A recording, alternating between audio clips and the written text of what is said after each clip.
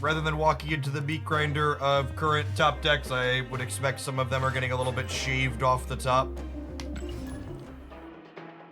So we'll do that on Friday after they get adjustments on Thursday.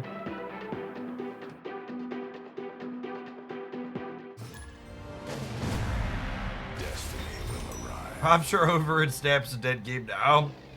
Yeah, I don't know that I've ever played in a live game on stream before.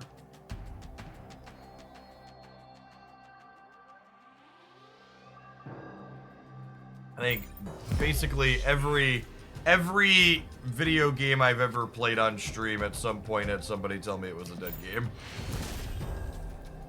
Victory.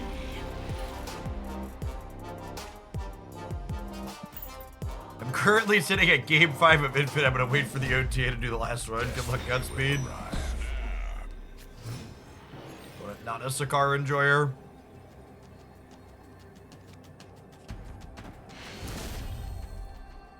They are sweating in these proving grounds, chat.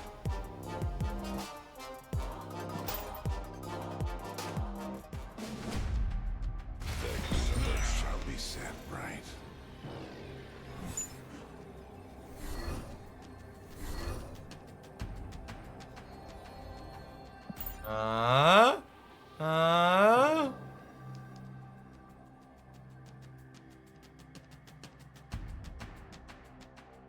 Eitai Pisk, thanks for the brand new primer. Good morning, good morning.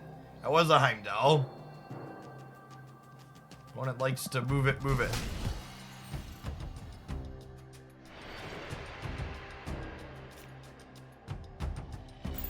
We're not playing the power shootout because I don't really want to killmonger it. Having an extra card in hand to avoid discarding Hela tends to be ideal. Being said, I think this is just a tempo killmonger.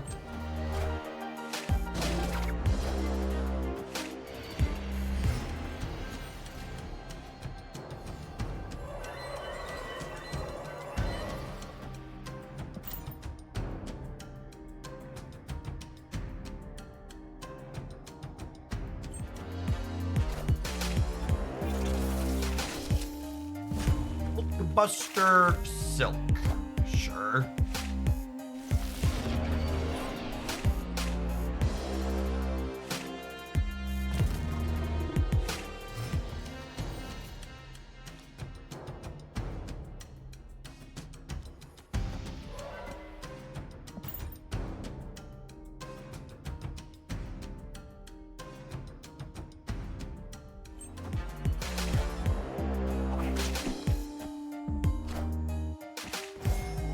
Oh, Chris, thanks for the 2 buds.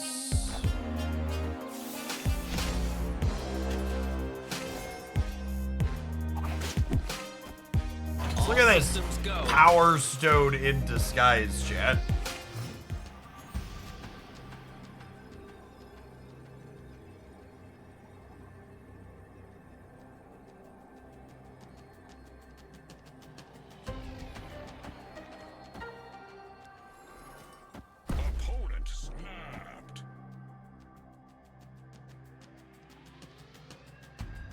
It's the Proving Grounds, gamer. Of course we'll play for 8 cubes.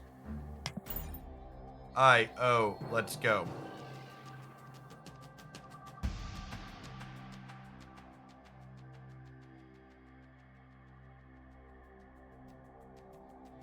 Is the bot struggling again?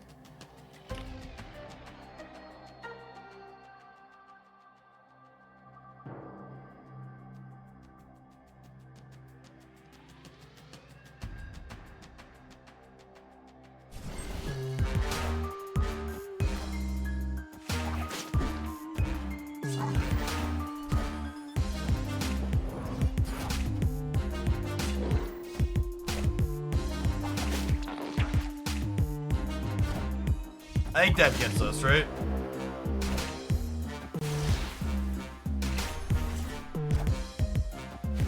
Oh, babe.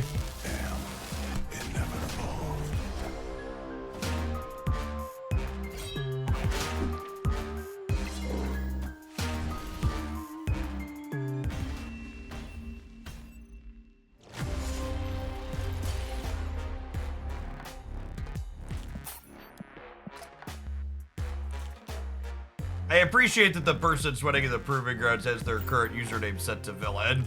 That seems appropriate. Oh, speaking of usernames, was I able to get Jeff Hoagland again yet? I forget, exactly what that timeline looked like.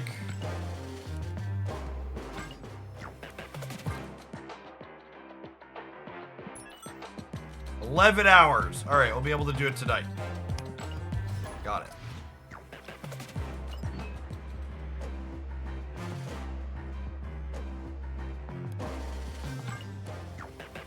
Hey, Anonymous.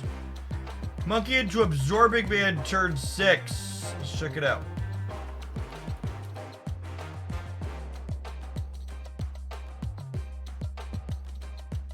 Patriot, Surfer, Hit Monkey pile of cards. Got some stuff going on here. I did get a Samurai variant in the shop. I got this one. It's fine. I'm not really in love with any of the Samurai variants, if I'm being honest, but I wanted a not default one. Hey, nerds, thanks for the raid. Hope you had a good stream.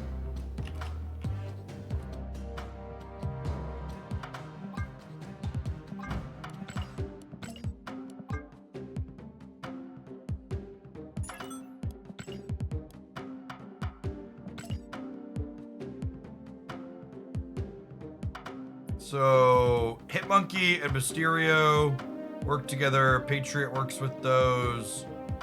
Forge is okay. It works with Sinister and Brood, which also work with Patriot.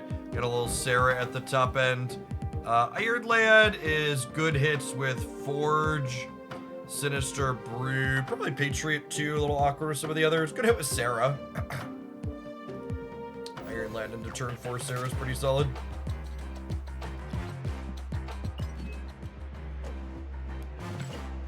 Alright, let's start in the Proving Grounds and see how high our viewer pile of cards can get, huh?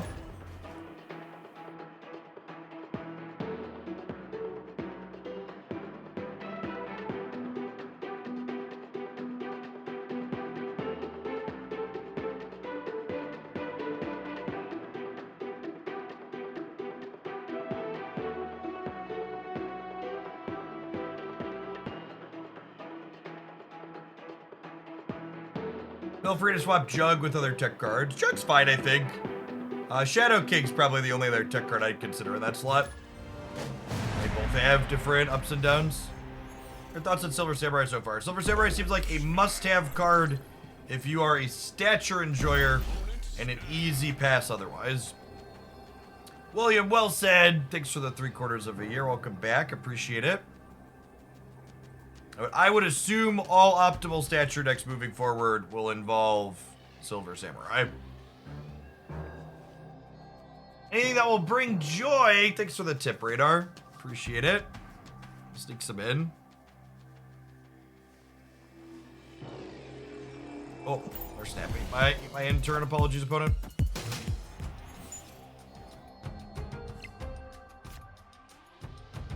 Now, one thing to note about this deck is that Forge with Mysterio is not a combo.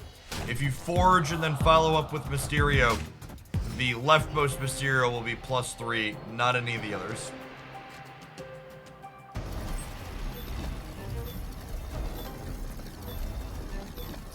That's an alright curve for us. You get to go Forge into the Sinister here, into Absorbing Man, the Sinister on the right.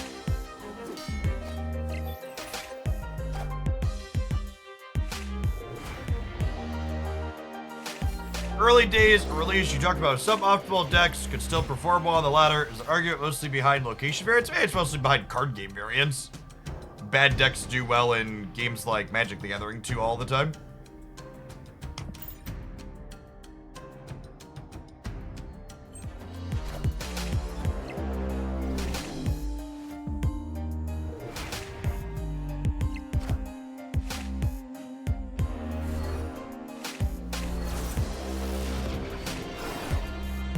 Oh, that's weird. Why doesn't the Sinister clone get the Monster Metropolis bonus? I thought we were gonna get... I thought I was gonna get an 8 power clone. And it showed 8 while it was copying, but then it was only 5. That's really strange.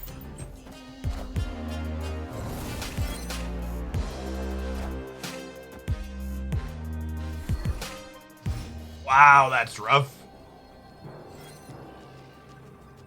They like completely picked us apart. I think it's just this. Kind of assume they can't compete with a full 4 here, and then Hitmonkey gets a 6 here. And that's another +2, so that's 21 on the right. I think there'll be adjustment 2 of the OTA tomorrow. Yeah, something to the movers deck. I'd be shocked if Legion kept 8 points of power. I think he's the easy target. I think they shot high on his initial starting stats, and he's been everywhere, so I expect they'll dial him back. Penguin Drew, thank you for the 5 months. Appreciate it. Alright, crunched him here, thanks to Brood.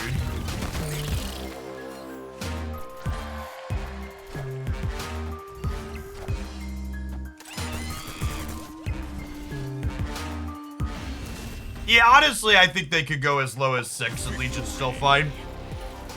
Legion is one of those cards where there's a lot of games that he wins where his actual points of power don't matter, right? It's just like this extra, all his power does is like give him a higher floor. There's a lot of like blowout Legion games where you're like copying things like Luke's Bar or Quantum Realm or Death's Domain, where his stat line was irrelevant. Yeah, it's got some vibes similar to Arrow, old Arrow, only with a little bit more variance, right? Because like whether or not that can happen depends on location variance.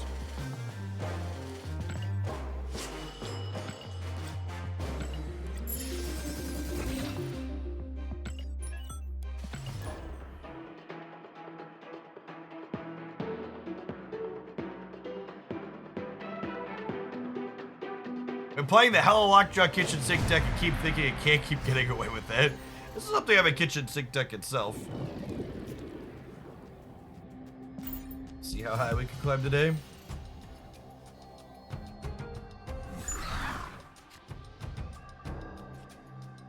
Nice, nice.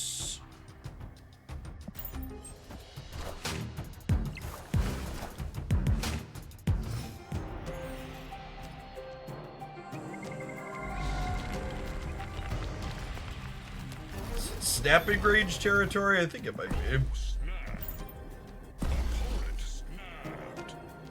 Sure. Our Iron Lad has almost all bangers to hit next turn. Like Wasp and Juggernaut are kind of mid, but the rest are phenomenal.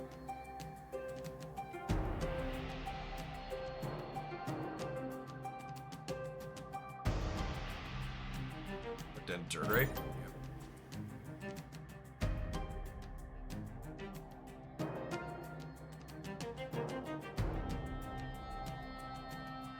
Forge works not profitably with Mysterio. It gives +3 to the leftmost one. That is it.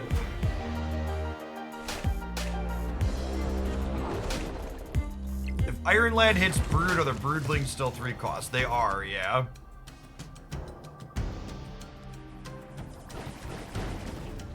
Fortune that Goose keeps us out here. I don't have any paths where I can get all the Broodlings if we hit Brood, but I think this is definitely still the play.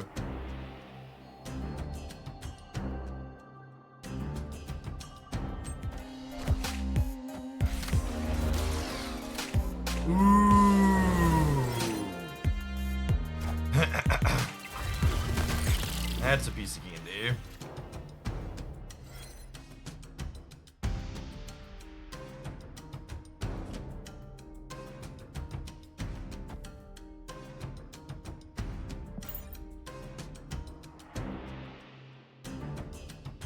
One Sarah is good, 2 must be better, right?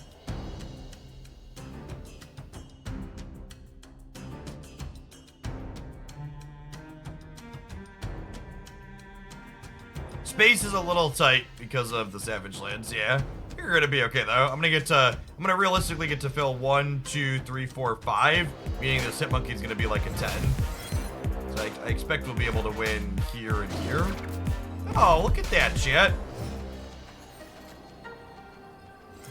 They cleaned us right on out.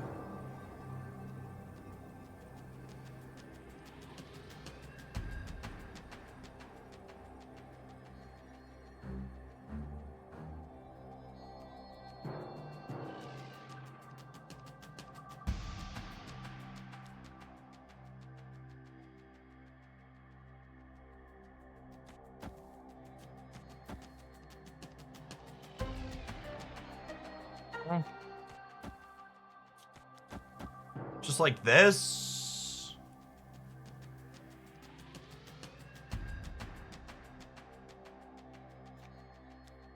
I probably put the real Mysterio opposite the Hitmonkey.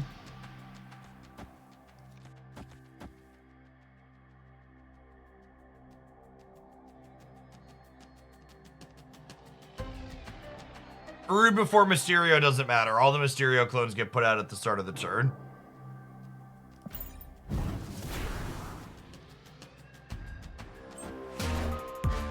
Oh. I guess they only have 2 plays, right?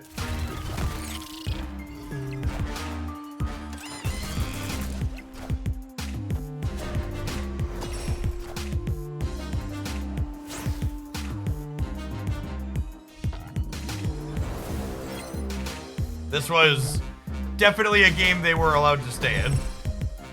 They did manage to narrowly win the left.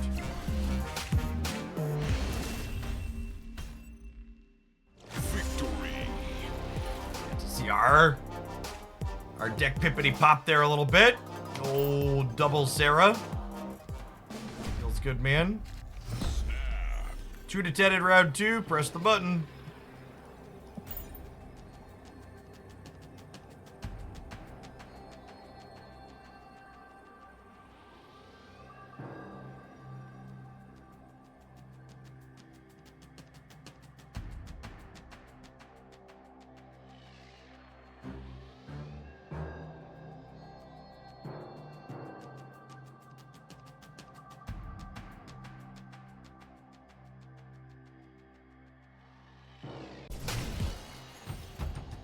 Loves the rope-a-dope, chip. They live for the rope-a-dope.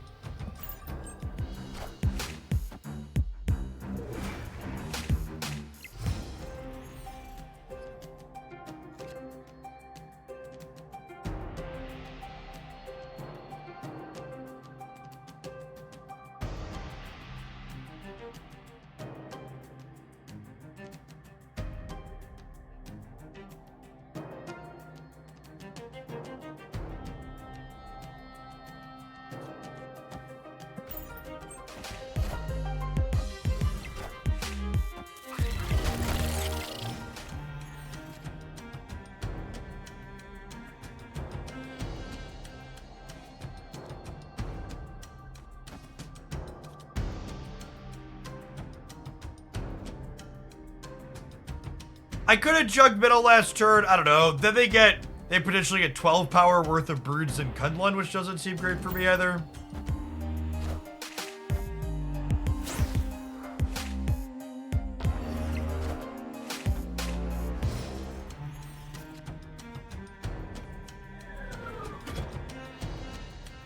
Sarah, Brood, Forge, Absorbing Man. Couple of stinkers.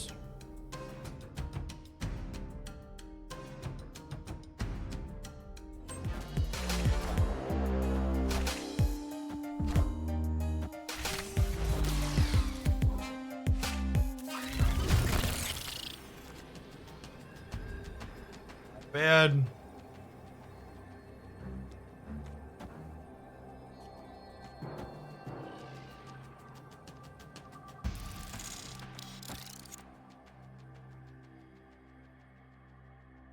This is Juggernaut here is 10. Hit Monkey is 2, 4, 6, 8. 18. Surfer is 22. So we tie them surfing here. I guess their Jeff can move into here though. They're all in.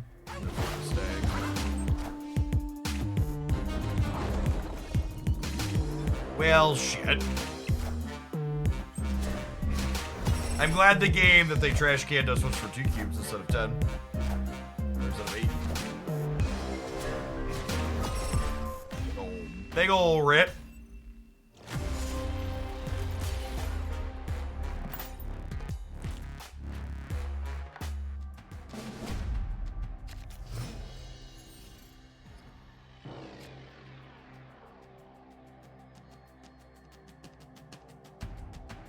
Oh, you know what? Let's add a link to... add a link to this morning's deck highlight to the Samurai Verdict command.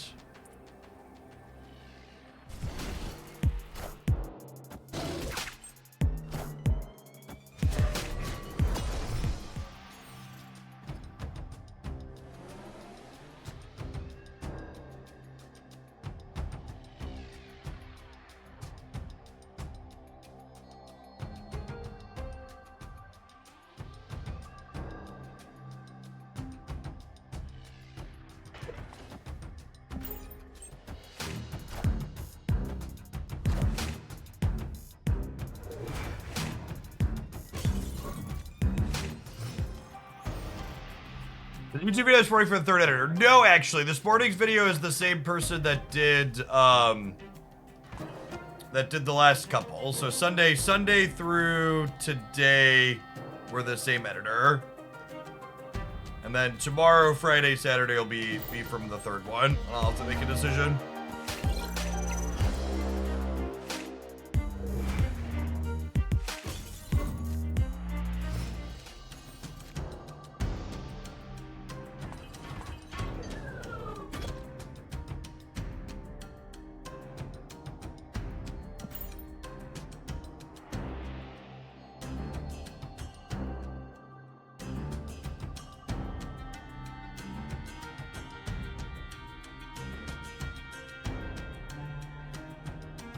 Yeah, I think the editor doing today's stuff started a little bit too strong on Sunday, and I think they ended up in a pretty reasonable spot overall. Pretty happy with their final work in total.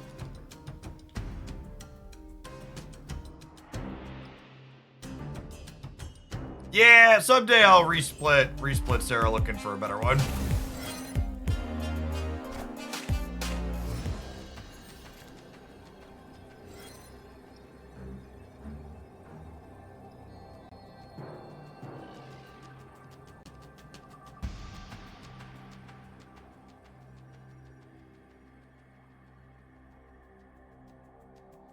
No hit monkey this game, huh? It's kind of sad.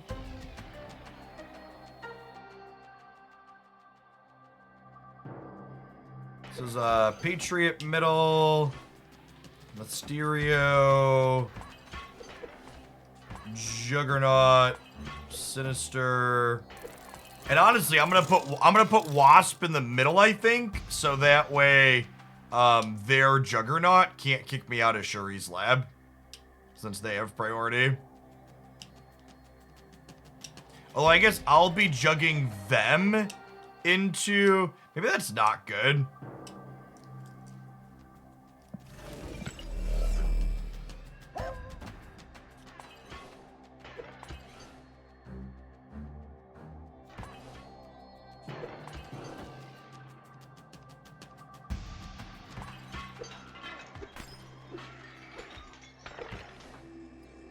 Do this.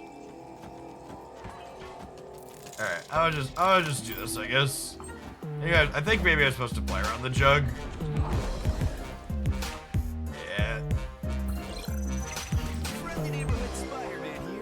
Would I have won? Would I have won with my first line? I think I won with my first line, right? My first line would have been 8,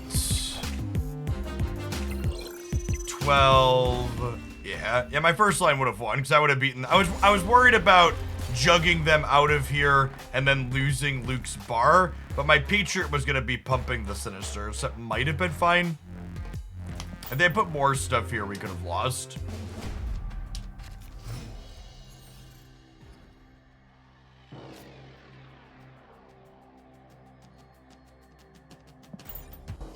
If you're gonna be doing Marvel Snap and looking at bundles, I'd really encourage you to just like learn how simple ratios work, and then you won't need to ask me or anybody else like when a bundle is above or below rate.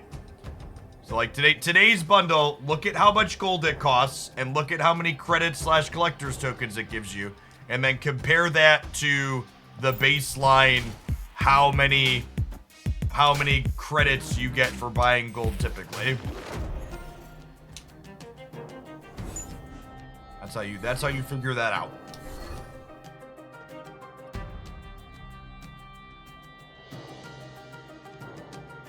I believe Juggernaut kicks in a random order, not in... I don't believe Juggernaut pulls things in the order that you played them out. Pretty sure it's random, but maybe I'm wrong about that.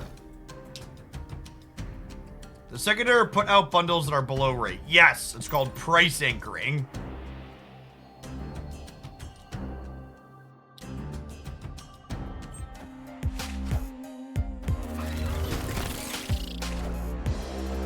I actually disagree that Snap.fan necessarily makes it easy to parse the bundles, because not people value different things for your collection.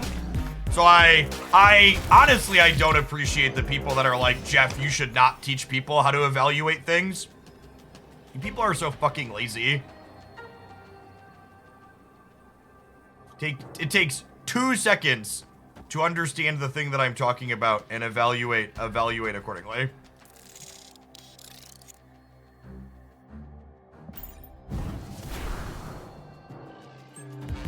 The Snap.fan are like, okay, super at a glance, but they don't help you if you care more about credits or care more about tokens or one or the other. And like taking 30 seconds to understand how a ratio works is like really straightforward.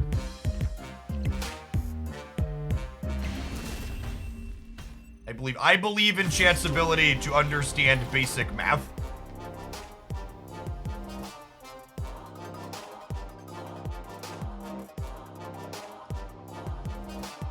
Rubber Dan TV, thanks for the half a year. Welcome back.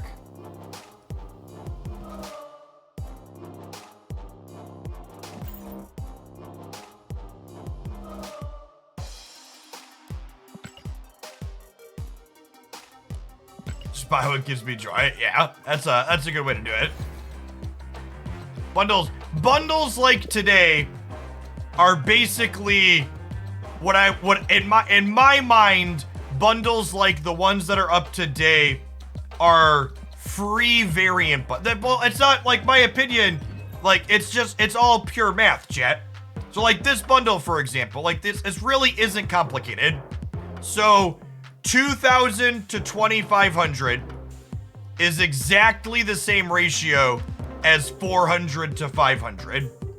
If you multiply this by 5, it's the same as spending 2,000 gold to get 2,500 credits. So if you're someone that was going to periodically buy any amount of credits for gold in the shop or refresh missions for gold, this is the same rate as doing those things, only it comes with some variants and some avatars and some boosters. So this is a free variant bundle if you're someone that's loosely spending money periodically on Marvel Snap to buy extra credits. So like these bundles are like the most baseline of fine, where like if you like the variants, you're not losing collection progression to buy this. So if you like what these cards are cosmetically, this is a fine bundle to pick up. Is it good value? Nope. Is it bad value? Nope. Do you like these chibi things? Then knock yourself out. You don't have to feel bad about picking it up, but you're also not getting a deal. I bought the Black Widow and Spider-Man anime bundle that ran in the shop not long ago.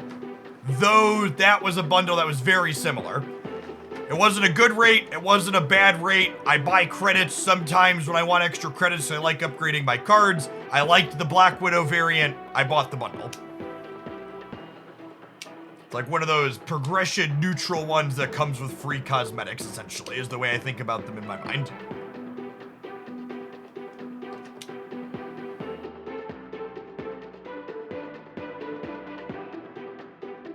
Ooh, that's a great way to think about it too. If you're someone who's Series 3 incomplete, picking up a neutral bundle like that gives you Jane Foster early, technically.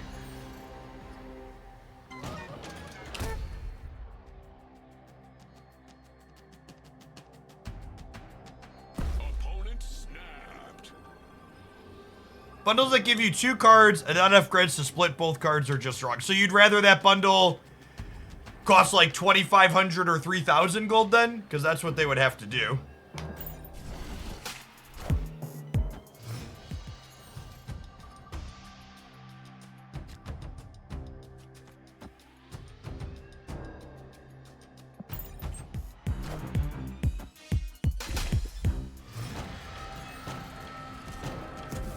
You want all the variants. That's an expensive task inside a Marvel Snap. All hail the Kraken. And it's very good at this point. You have to go Forge to Brood to Absorbing Man.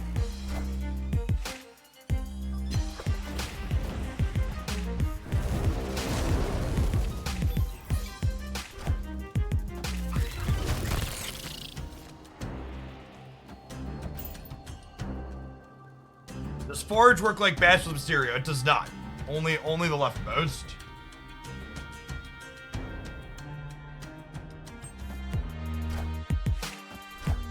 Hey, thanks for our next deck submission this morning. It's like a silver samurai pile of cards. Check that out after we're done later today.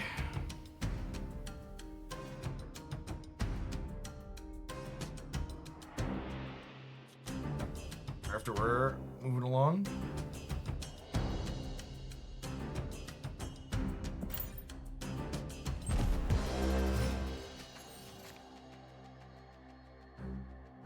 So one of these 2 cards is gonna blow up here, right? The end of the game, destroy the last card to get here.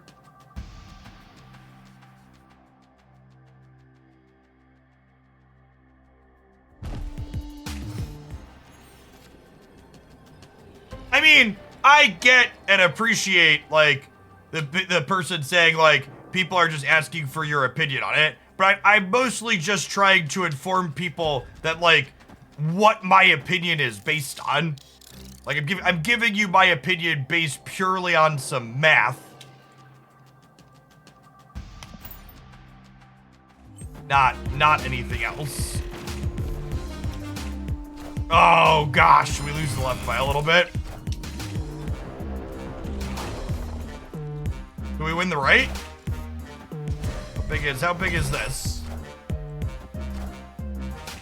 Got him.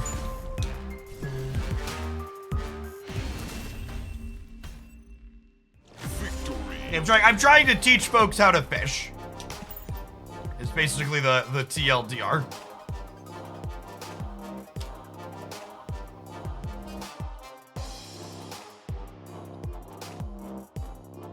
Green Goblin blew up here on the base.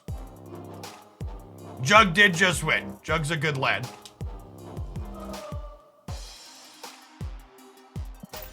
Oh, they retreated. Got it. All right. I guess won the silver conquest. I think we're just gonna run it all the way down, chat. We're through silver. I'm just gonna let it keep going and see how far it can get. It earned a gold ticket. It's gonna get to play the gold ticket.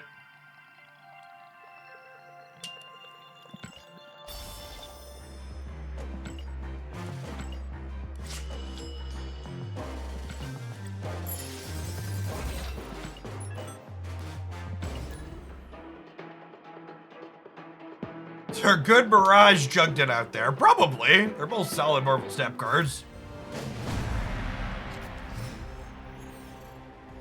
The credits in today's bundle got me a gold split Angela just in time for her to be nerfed to a 3-2 tomorrow. I would be shocked if they touched Angela. Out of all the list of cards, you said, Jeff, list the cards in order you would take points away from in the Little Movers deck. Angela is like almost the bottom of the list, if not the literal bottom.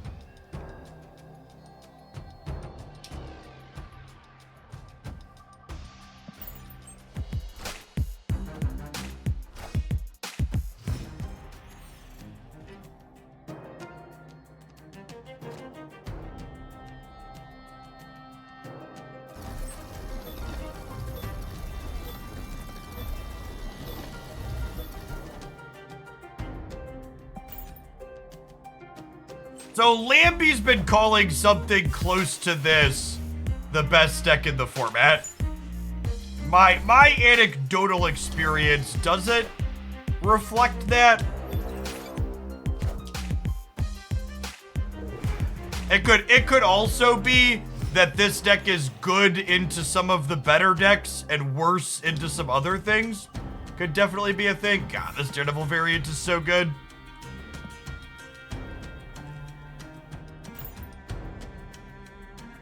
Good players playing bad people. I don't know, it could even be good against like good players playing good people too. I think one thing a lot of mid-tier Marvel Snap players haven't accounted for yet is that Shang-Chi is not a good Marvel Snap card in the current format, and you need to adjust accordingly.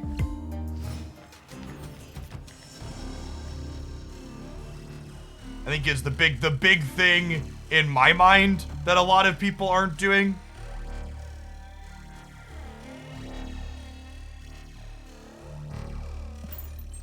Hey, Python, hope your second round interview goes well.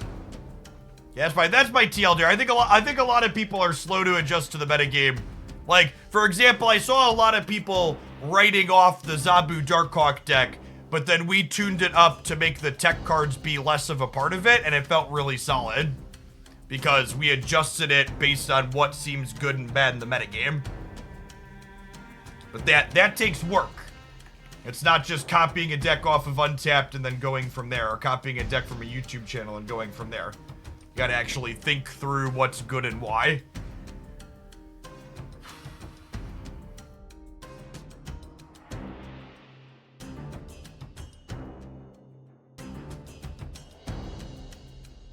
Yeah, I think Iron Lad and Proactive Numbers, like the stature build that we played a bit of, is really solid.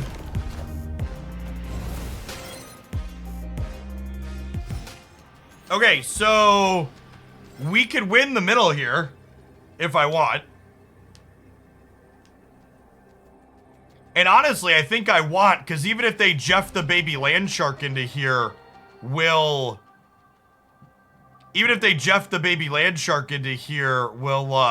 tie them, right?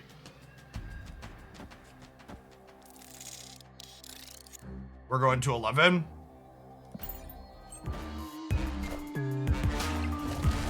Magento, imagine losing to a single surfer.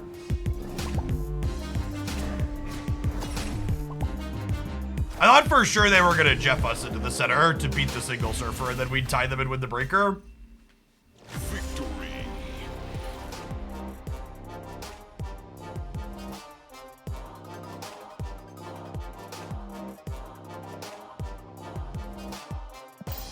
I cut Shang-Chi, and then I went into Infinite Conquest and played into Red Skull, Shuri, Barry, Taskmaster, couldn't compete. Yeah, I mean, that's why Conquest kinda sucks for brewing, chat. You should just play the best decks. Because when you try and be cute and metagame, you're gonna run into someone playing an off-meta thing, and then you're gonna have a shit time playing into the off-meta thing. But it's still factual to say that all of the top decks in Marvel Snap right now are decks that are defined by their ability to duck Shang-Chi. Yeah, I only played 1 3-cost cards, Derek, but the established Forge Mr. Sinister deck right now is a Surfer deck. So like if you see Forge Sinister or Forge Brood, you should assume your opponent has Surfer in their deck until you know otherwise with certainty.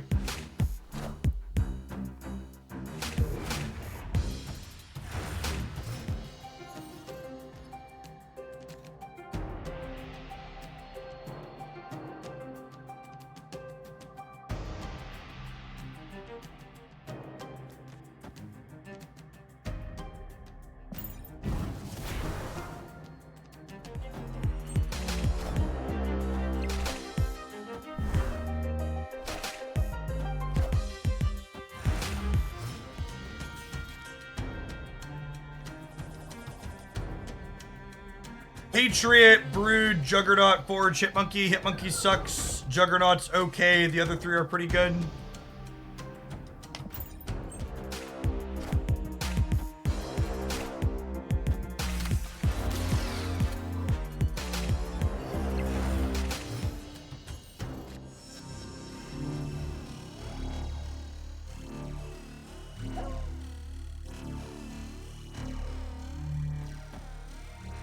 If I play Sarah here, and they Professor X here. What if I do this to hedge Professor X? Because then if they X here and move Jeff over there at 9 and I'm beating it, and if they X here, I guess I'm still getting shit canned by Professor X here regardless.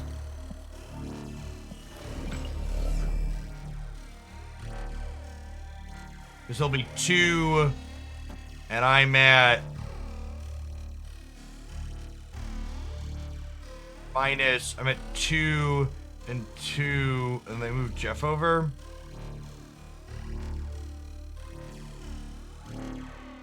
Yeah, there's no good way to play around X here.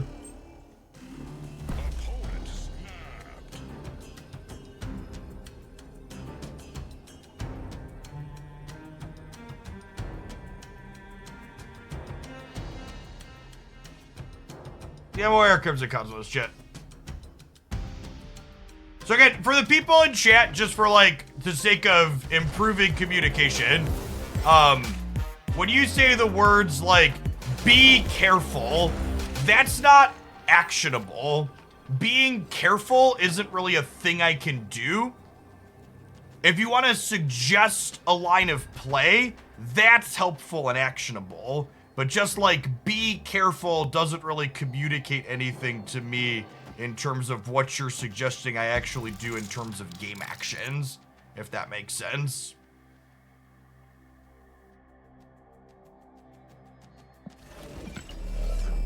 Is it like Wasp, Hitmonkey, Patriot Surfer?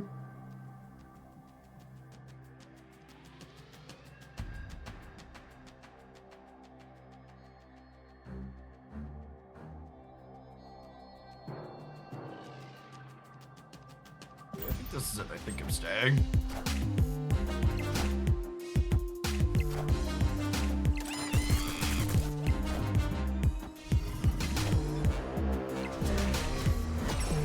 Yeah, we gotta buy one in the middle.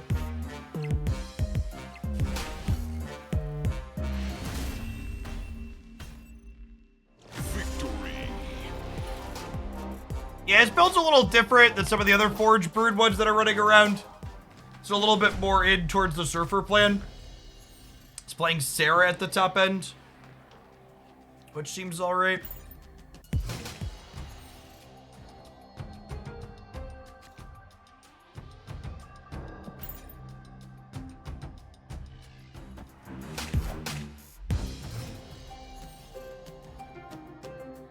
For people asking, this archetype is very good. This deck list as is very close to one of the established decks that's performing good metrics in the format. The Forge Sinister Brood core with Absorbing Man and Iron Lad is something a lot of folks are doing to great success. I can't believe it. My hand really sucks. Take your 1 cube. Escape.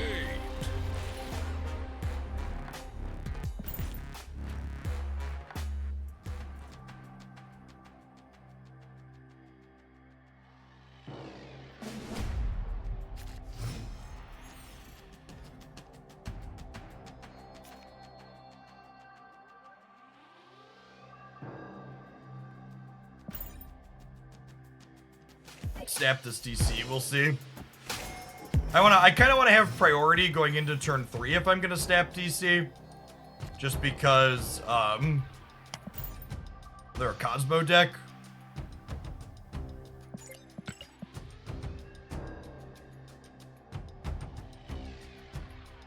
Cerebro Zero from yesterday's video was truly more art than content. It's very, very good.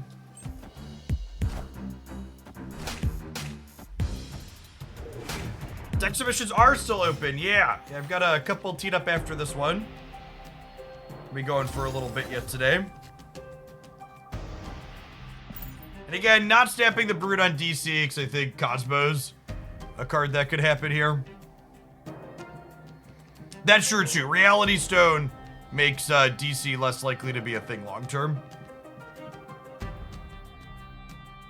I'd love to draw Absorbing Man or Iron Land next turn so we can play into Crimson Cosmos.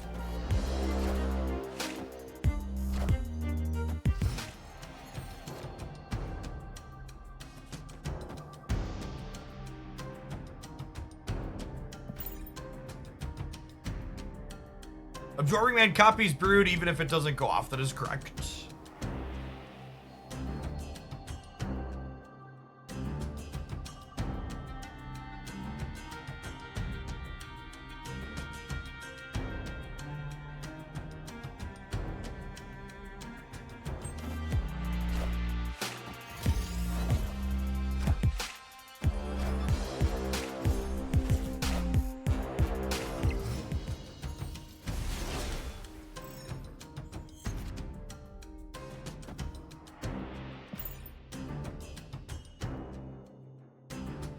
A little weak to Professor X, but Arian's alright.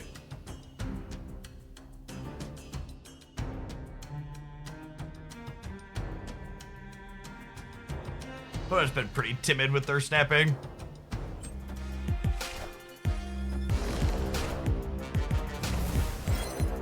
Yeah. I think I would have left if they snapped, but this is definitely an atrocious non-snap.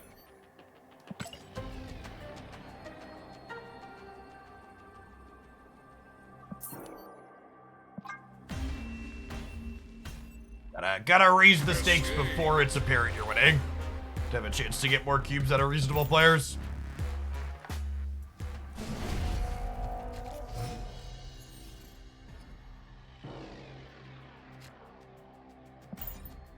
Snap. They needed to snap before Cosmo. Yeah, to get a second cube out of me, they probably needed to snap before Cosmo. It's a good take.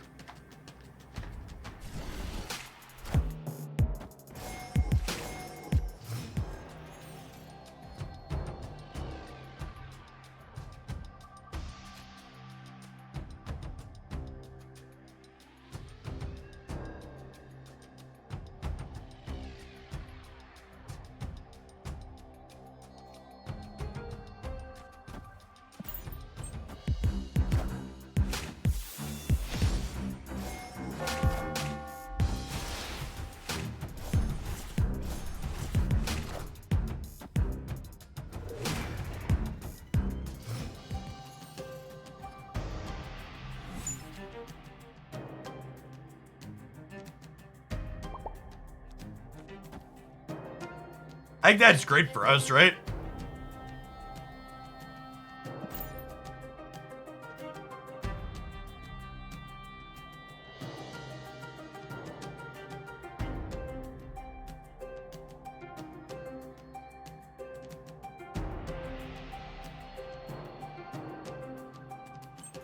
I'm feeling good about our step.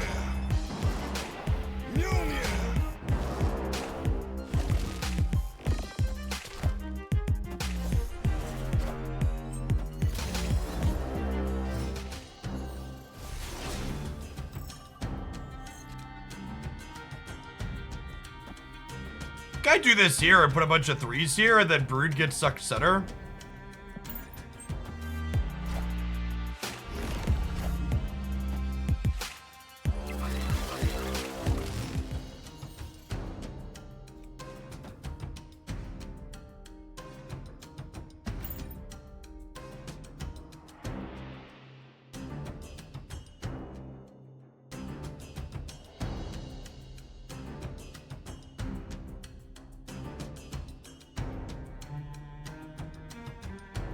I see my best little movers deck.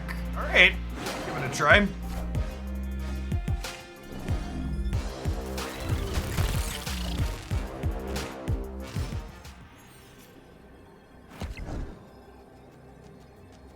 I think the next most important skill in Snap is counting quickly. I routinely see you math out 3 to 4 turn 6 iterations while I can only do 1 to 2 thoughts. I actually don't know that I agree that mathing quickly is super important in Snap, because I think Snap actually gives way too much time on the clock at the end. I think on average, Snap gives you copious amounts of time to be slow. And most of the good decks you don't need that much. And you get saved by the Asteroid M here. Maybe I wasn't supposed to Wanda. She could fight us technically. Okay. Victory.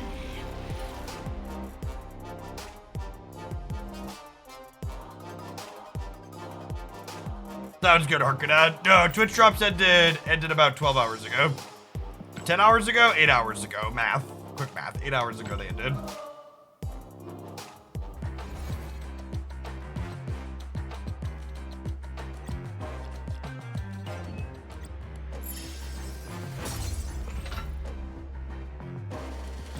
Asteroid M definitely has a high density of misplays. Agree.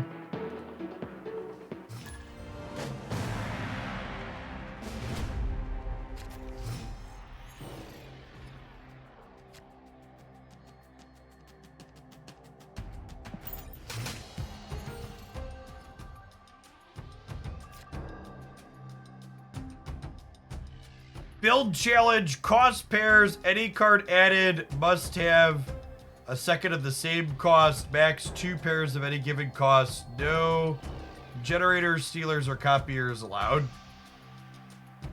So no cards that have random generation is what you're saying? That seems fine. 2, 3.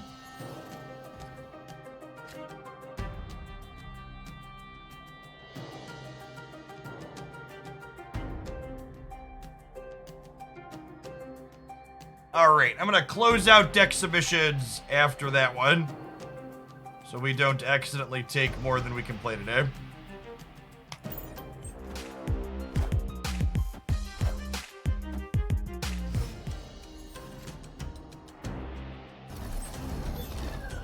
Sarah, Brood, Mr. Sinister, Mysterio, so 3 excellent hits, 1 shit one.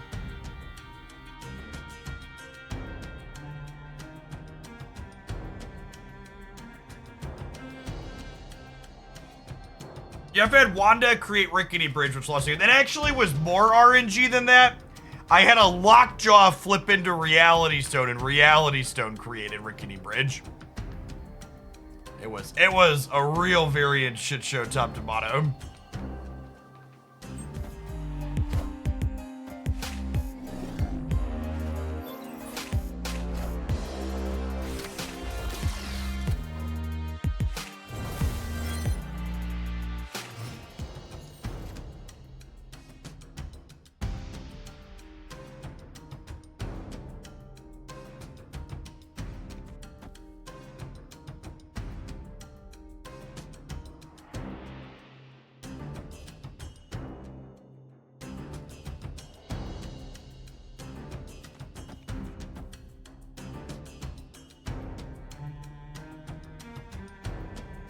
You can't Absorbing Man Sarah, chat. That's not how that works.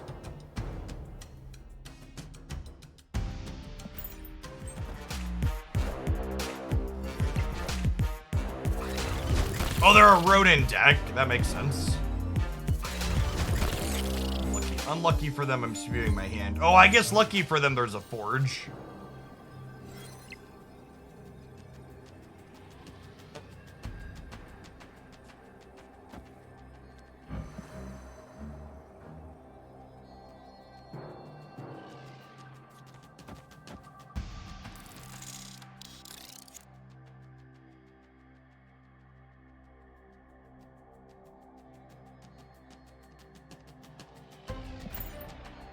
That's the play.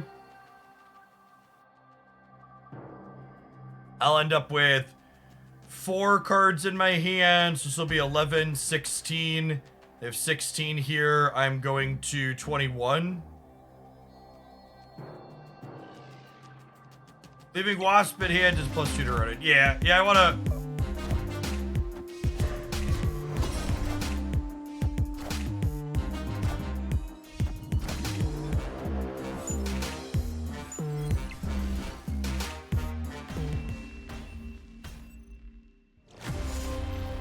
Yikes! Alright, so we should have flip-flopped these, huh? Wait, what? They got us and then they left? What a drive-by. Must had somewhere to go? Sure. They proved their point.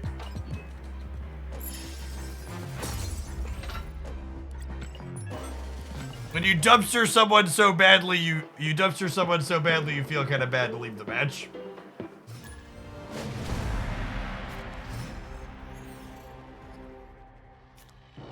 It's not about winning, it's about sending a message, exactly.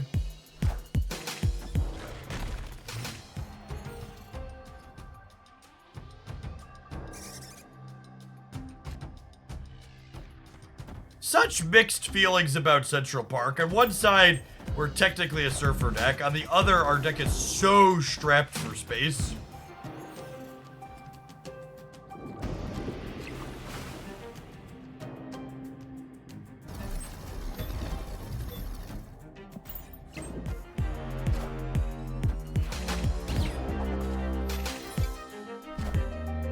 Oh, Thug, you never have to leave if you queue into me. The courteous thing is to close/pause/mute the stream so you're not getting extra information, but never feel obligated to give me a win.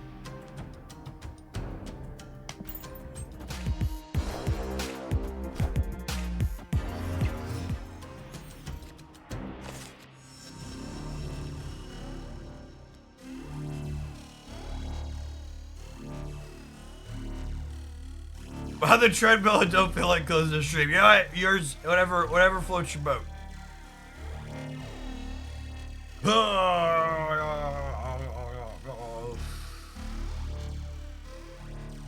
think it's just a pig somewhere, and then it's like Hit Monkey, Surfer, Wasp on the last turn, right?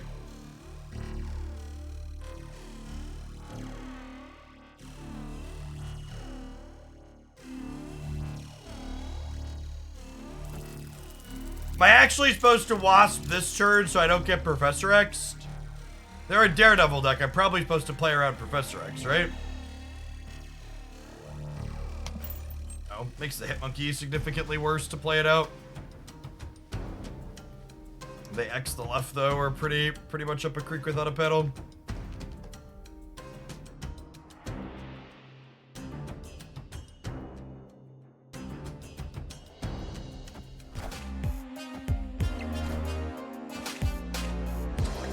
Well, I mean... Okay, fair.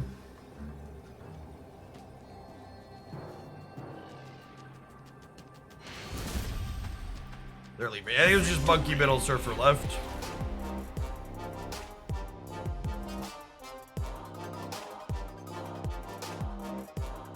In general, for people coming in and asking me how I feel about this deck versus established variations of meta decks, that's not really what I do here on this channel. I'm not someone who's hammering variations of decks 12 hours a day, so I don't really have strong opinions on variations of them.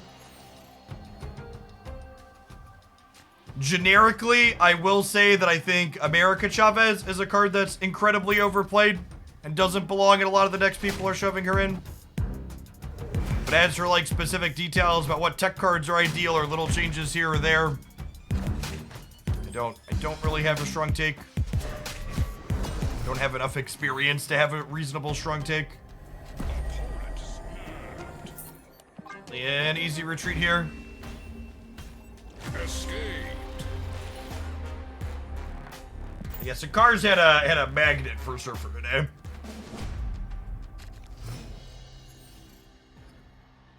I will say that decks that feel consistently good are decks that have the ability to duck Shang-Chi. That ducking Shang-Chi feels like a defining factor of good decks in Marvel Snap right now. All of the good decks are getting to turn 6 and going, I don't care if you have Shang-Chi, he doesn't matter here.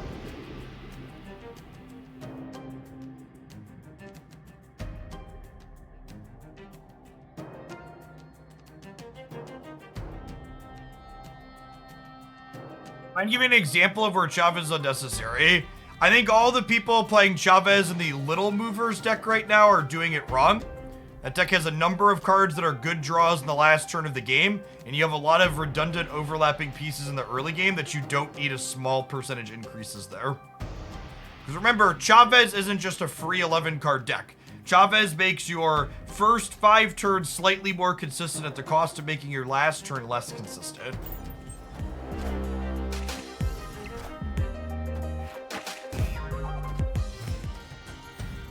Well, as I played a Sarah deck into a Spider-Ham deck, still feels like rancid dog doo-doo. Doesn't feel good, boss. Does not feel good.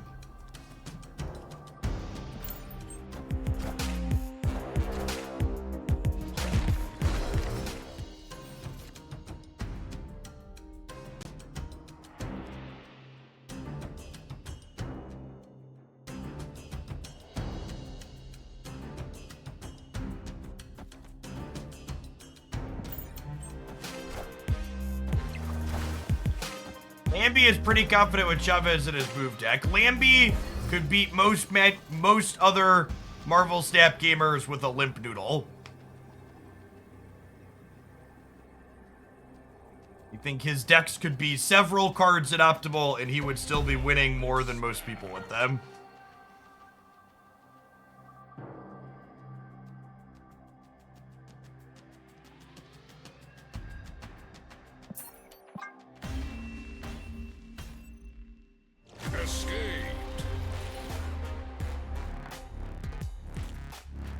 I would not replace Juggernaut with a bad card like Dazzler. If you wanted to replace Juggernaut, probably another tech card like Shadow King.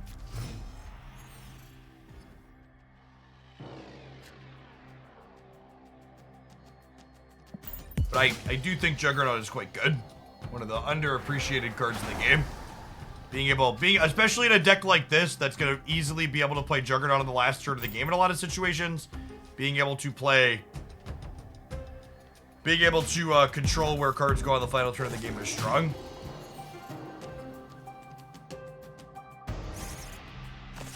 This deck is another good example of a deck where people are currently overplaying Chavez, in my opinion.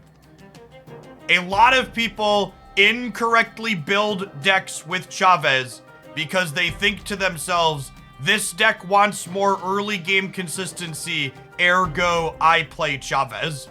Every deck in Marvel Snap wants more early game consistency. The question you should be asking yourself on if your deck is a Chavez deck or not isn't do you want more early game consistency? It's how many cards do you have that are good to draw on the last turn of the game? And take this deck for example. If I list the cards that this deck is happy to draw on the last turn of the game, the list is Mysterio, Patriot, Silver Surfer, Hitmonkey, Juggernaut. Sometimes I'm even happy to draw Brood or Absorbing Man or Iron Lad. Like, most of my deck is cards that I am happy to draw on the last turn of the game. And that is why this deck is not a good Chavez deck, because most of my cards I'm happy to draw on that final turn. Sinister's a great pickup here. I can go Forge into him.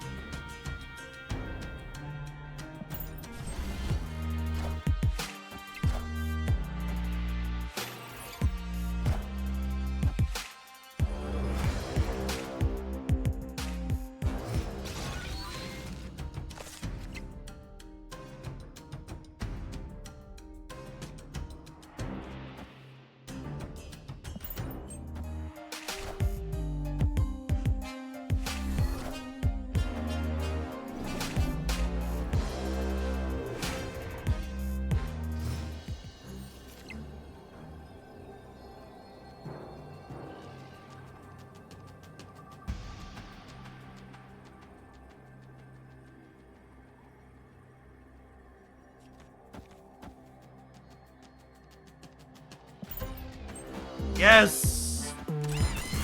Could lose middle here. Or and the right.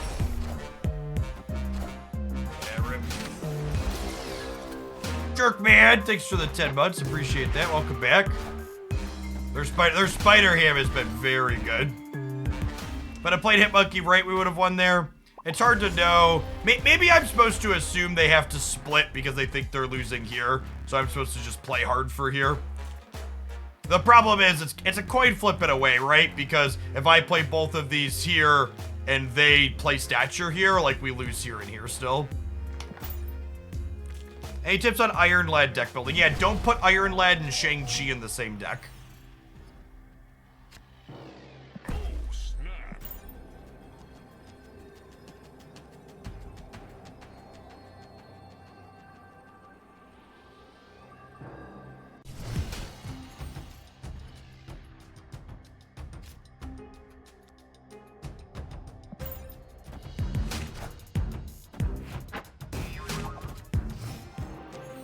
Why not?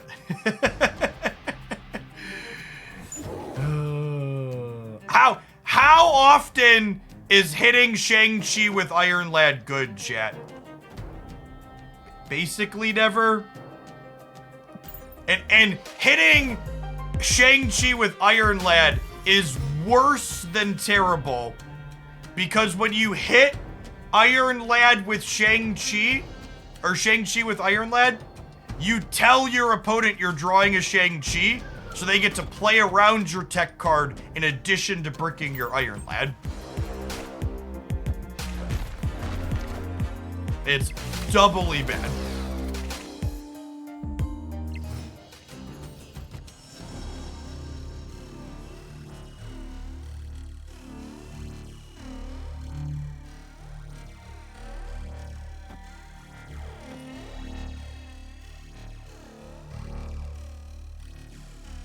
Don't really have good plays here.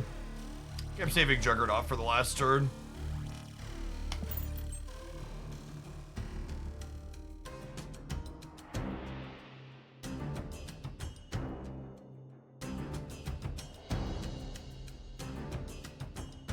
I think that take is super ignorant. The person that's like day 2 after Samurai released and he's already gone. Chat, if I only played the same Silver Samurai decks every single day, I wouldn't have viewers.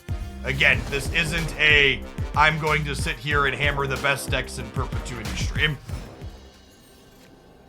I think Samurai is a very reasonable Marvel Snap card that will likely see a good amount of play in stature decks and other moving forward. It doesn't mean I'm going to sit here and play it all day.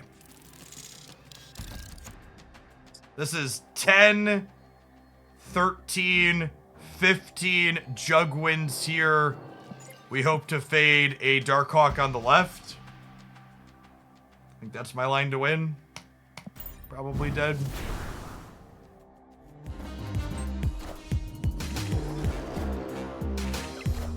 GG.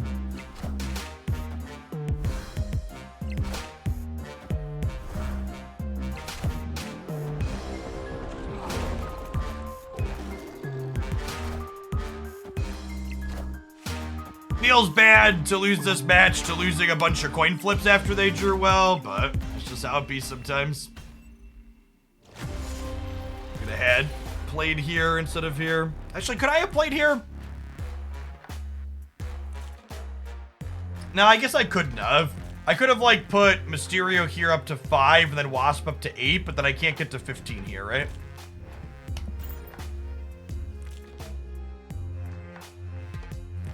It actually does neither of those things, Sir Miss-a-Lot. Forge buffs your next card played. So the next card played if you play Mysterio after Forge is the leftmost Forge.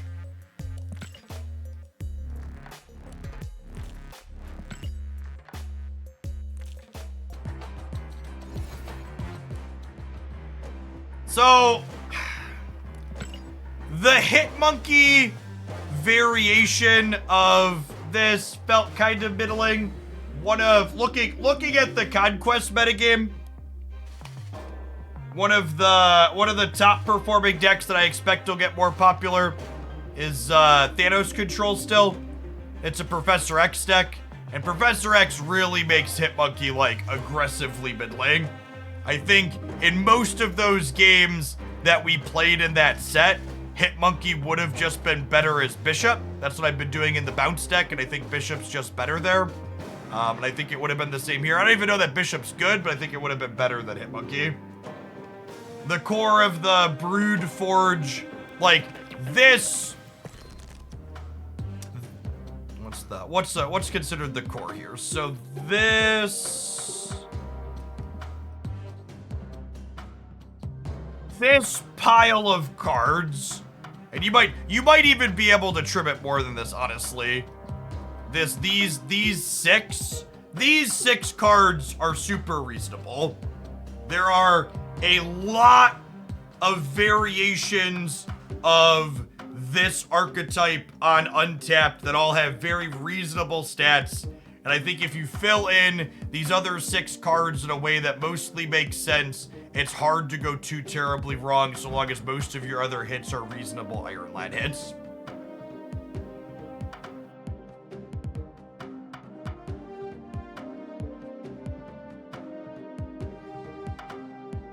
Yeah, I think Hitmonkey not seeing play is less of a symptom of his nerf and more of a symptom of just like lockout effects, or just like he's not good into it.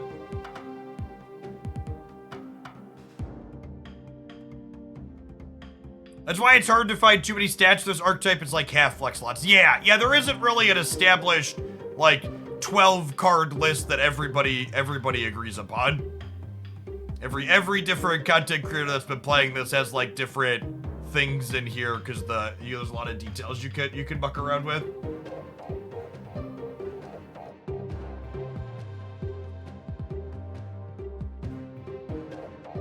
All right, let's grab our next deck list here.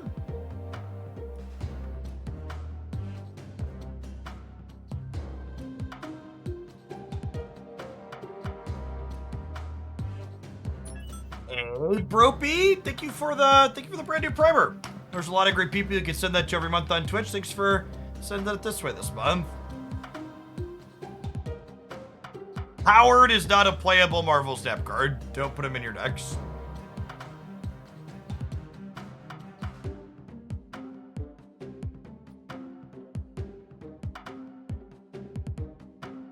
Is this a Chavez deck?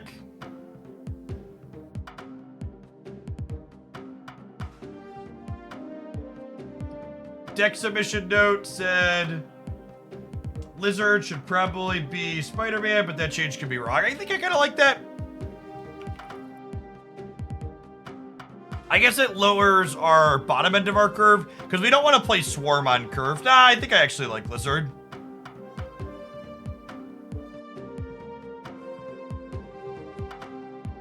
I like Lizard.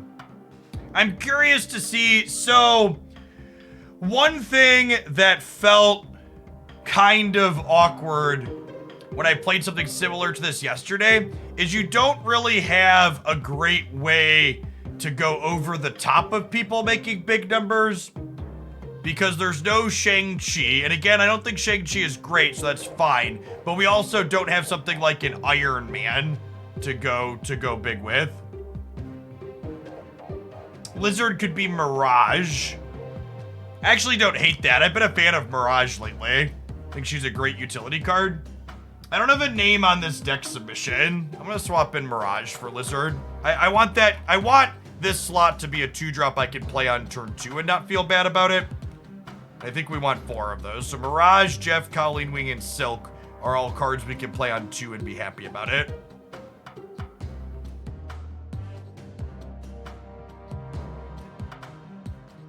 I did get a Samurai variant in the shop last night. It's all right. It's fine. Not one of my favorite pieces of art, but not a bad piece of art either.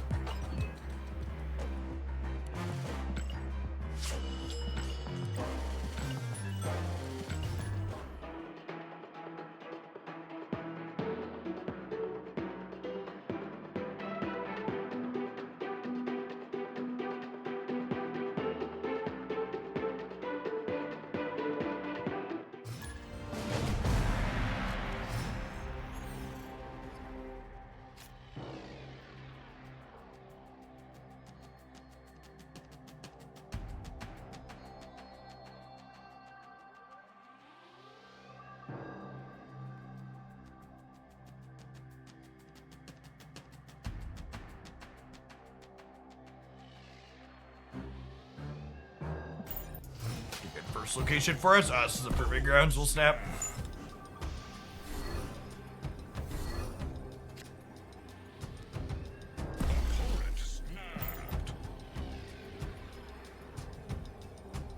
Does anyone want to see a variant animation before buying it? I think there's a website. Boomflex, are you hanging out? I think there's a community site that has animation stuff on it. I don't have the URL offhand.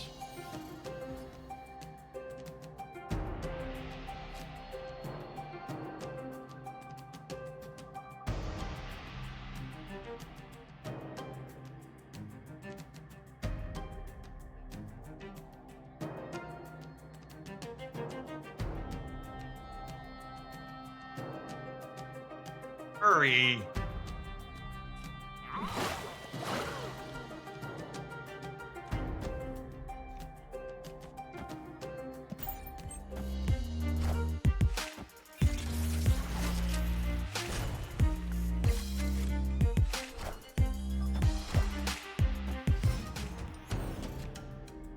Watch your video from this morning. I was wondering, is there an alternative to Mirage? I don't have. You should check the pinned comment on that video.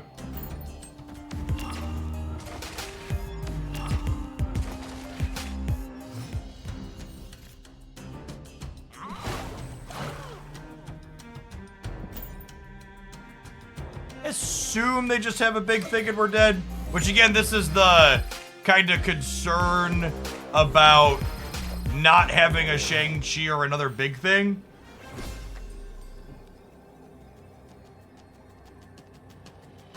Maybe we could get them here.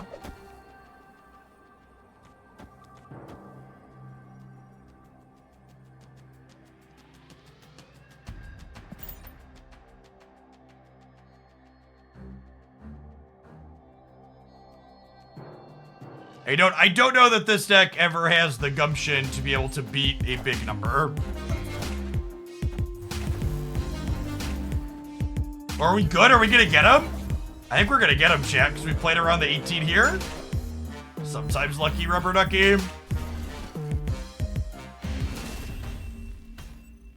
Never mind, Jen, it's fine. Mirage is correct. We beat their big number because Mirage is correct. She's so perfect.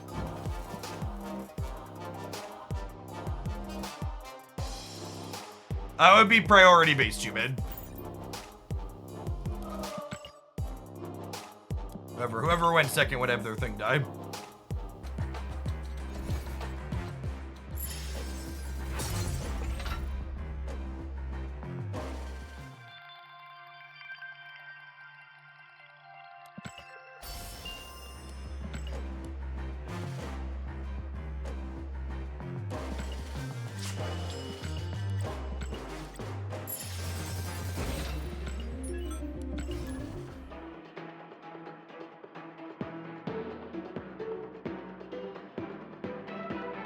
Oh, one piece of feedback I was looking on for something we did for the first time in today's video is I'm trying to figure out what I want the deck intros to look like with the new PC UI. How did the regulars feel about the card images appearing on the right side of the screen while the game played? I think that's my favorite thing I've done with it so far.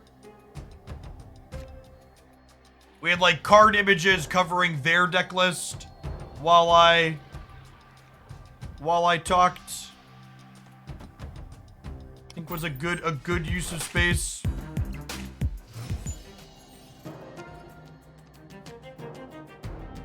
Icebox hitting by Swarm is truly unlucky.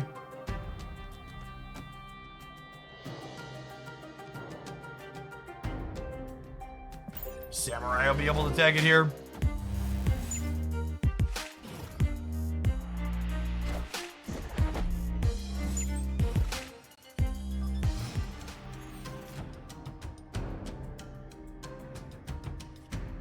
Okay, I think I take the coin flip on Swarm versus Jeff here.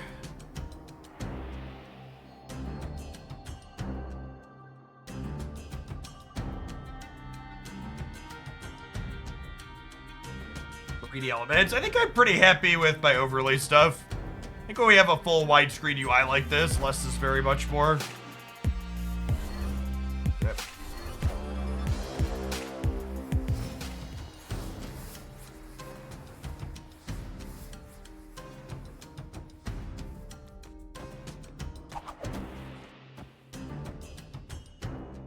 If we can win the second coin flip.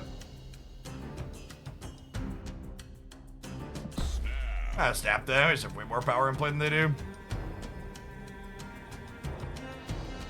Swarm is 3. Jeff is going to be discarded anyways. I'm going to time you out so you can have a chance to read Silver Samurai. I'll pull you up on the screen here. I promise you I am correct here and you are not, because I am capable of reading. Victory. Silver Samurai is not symmetrical Black Bolt. Has different text box.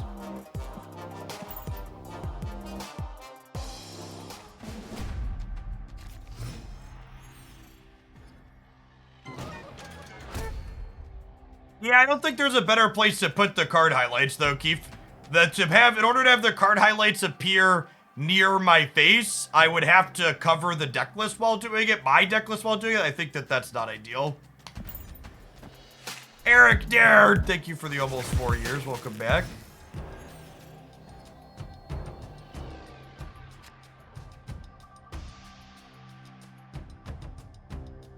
With Murder World, I just can't play Silk anyways, so we'll play this out. Super unlucky Iceman and Icebox hits today.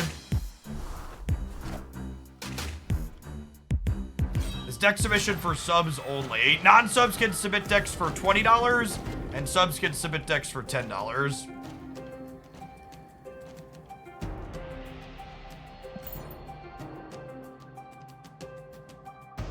We'll wait and see if we see another card out of them here, but this is looking like a retreat angle for sure.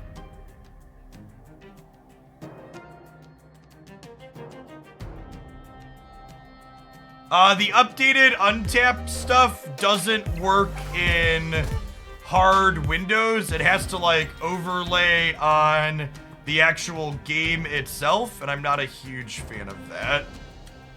I'd rather have them popped out, I think.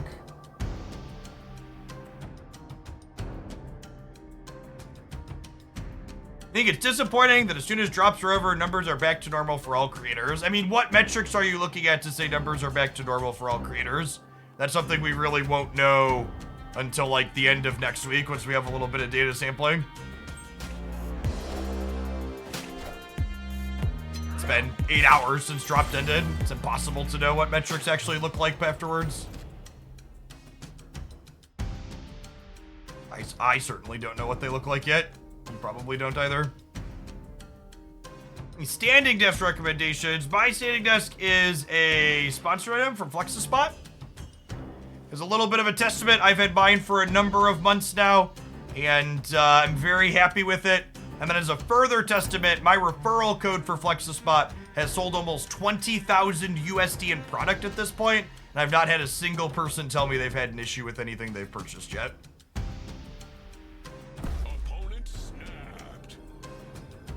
I think I'm staying at this point. My Dakin's going up. I have Stature and Mirage and Jeff for the last turn.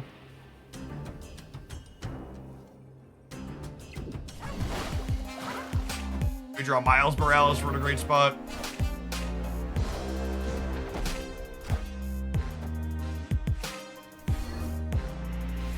Their lowest power card was Silk. Oh, I'm not drawing Miles next turn because there's Chavez in this deck. Noted. I knew that, chat. I knew that.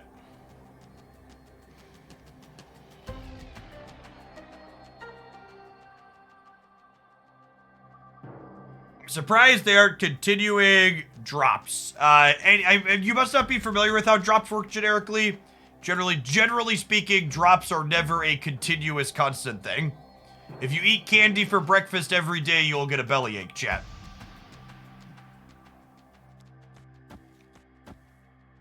Did you change your opinion on Mirage since release? What do you think my opinion on Mirage was when she released? So I've pretty much been a proponent of her being a very playable, very reasonable 2-drop since she released.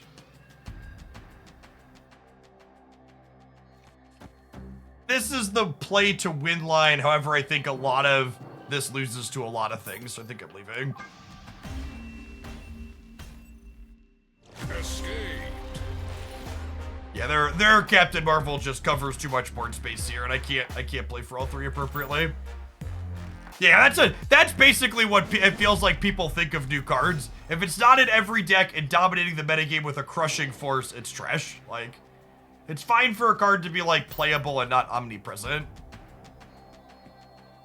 You're debating on buying Mirage or Mobius.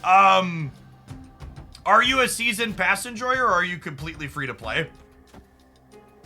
If you're a season pass player, you will realistically have another 3,000 tokens by the time Mobius releases. If you're going to zero now to buy Mirage, you get about 3,000 tokens a month if you're buying a season pass. If you're spending your gold on Token Tuesdays, you get about 2,000 a month free to play, loosely.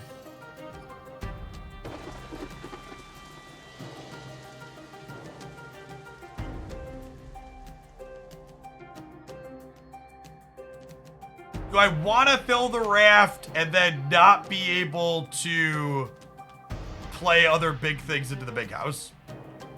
If I fill the raft, it would be 8, 13, 19 points of power here. That might be enough.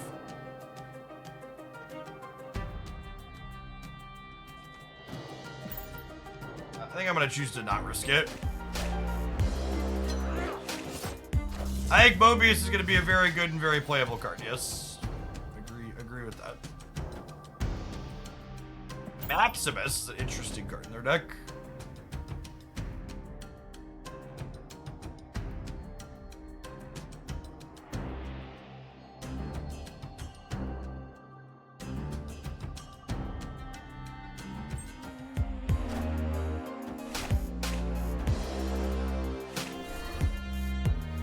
Think of X23 instead of Mirage. I don't think this deck would really benefit from X23, and I think Mirage is very, very good. So I would not cut her. Snap them back here, because even if they fill the raft this turn as well, Black Bolt takes it away from them.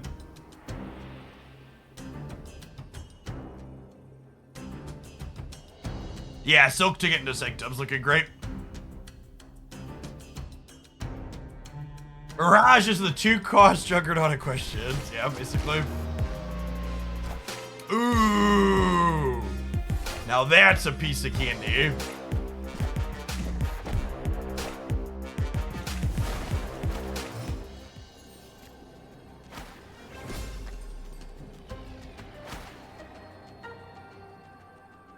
Ah. I've lost the game.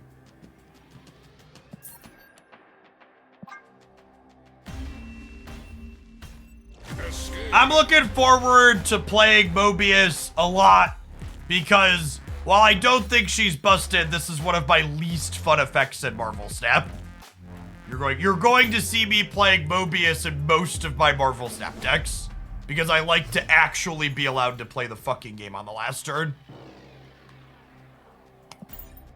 It's this weird kink I have, enjoying actually playing the game. Well, Wave no longer always win. My assumption is that Mobius beats Wave.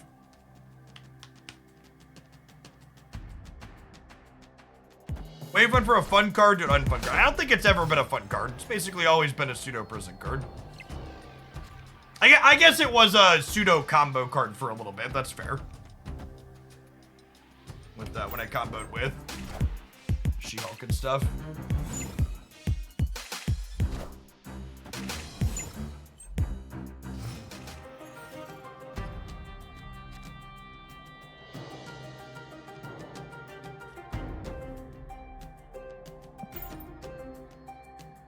AK tokens and almost collection complete Mirage worth buying. Yes.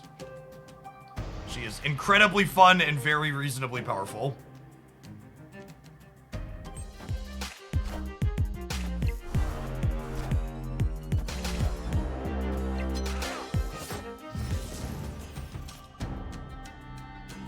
Mobius and Mobius overrides Wave. We're gonna see a lot more Wave. Yes and no. It's like a double-edged sword, right? If it overrides Wave, you could combo him with Wave, but then if everybody's playing Mobius, comboing him with Wave doesn't accomplish anything.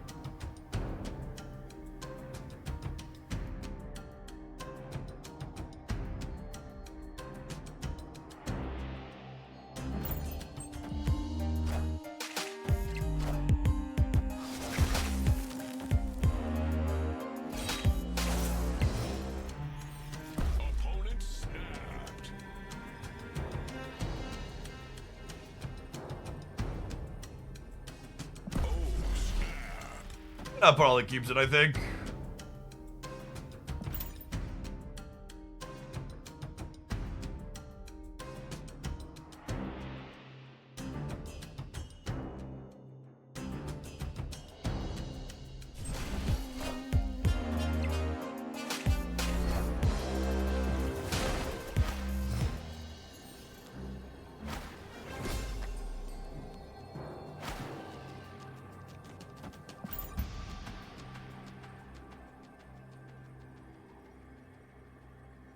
Current data mines show that Mobius, Mobius, and Renslayer will both be direct to Series 4.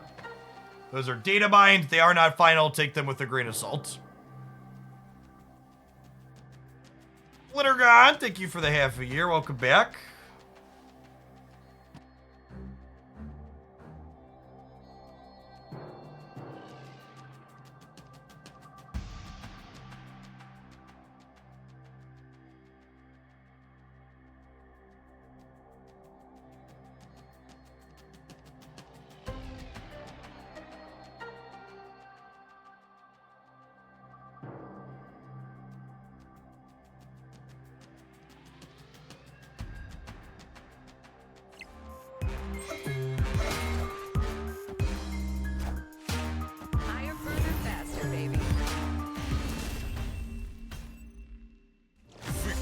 Like, I get that Wave kind of got us in the one game where the big house was a location and it was Sanctum and she locked us out. But the opponent's deck really does not seem like a good Wave deck, right? Like I don't know what the game plan is that they like. Are they do they have a Doctor Doom that they haven't seen it? They just haven't been drawing. Like, maybe that makes it okay. But like, their deck is also one that wants to play out a few cards on the last turn. Wave has the highest priority. Mobius will not work on the Wave turn. I think anybody expecting that to be the case is going to end up being potentially very sad.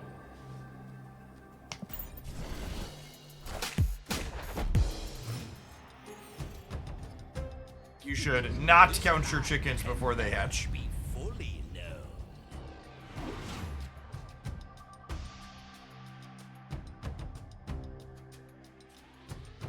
I guess Khalina to Swarm's not even very good here because, be short on space.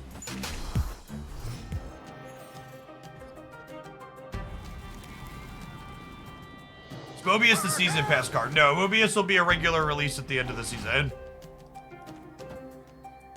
Season pass card is Loki, who looks really sweet. If you want a full review on all of the upcoming September cards, what series they're in, where they could fit in, my full review of all the September stuff is here.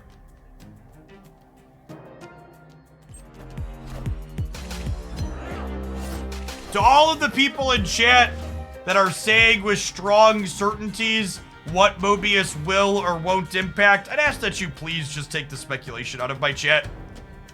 I get that it's not exciting to say we don't know and we should wait and see, but that's the answer. We don't know and we should wait and see.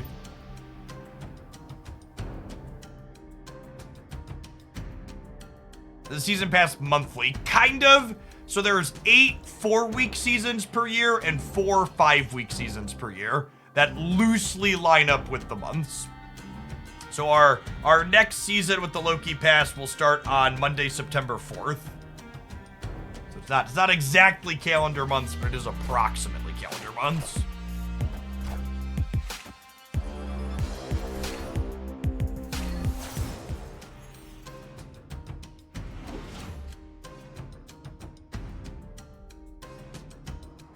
Am I taking Labor Day off? I haven't decided yet. I gotta talk to the boss and see what our plans are.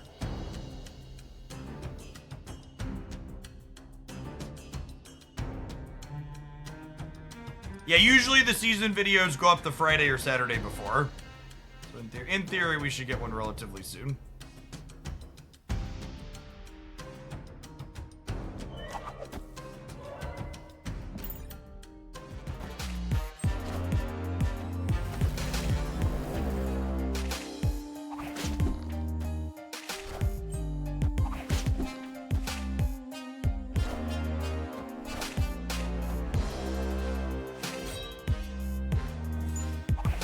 OT update on Thursday.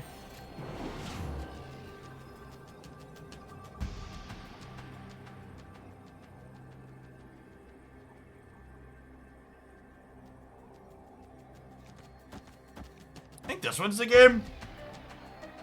Puts me to 11, puts them down to 7. They need a 5 power thing. Probably doesn't win the game. Let's do this.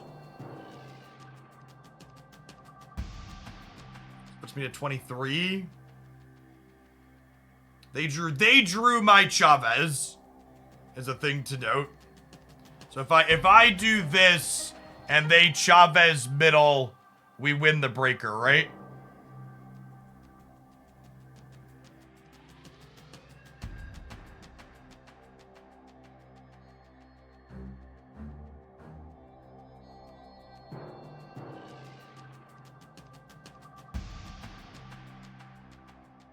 Jeff could win the left. Yeah, that's true. I don't think that's good, though. I think I just do this and play to beat Chavez middle. Yeah.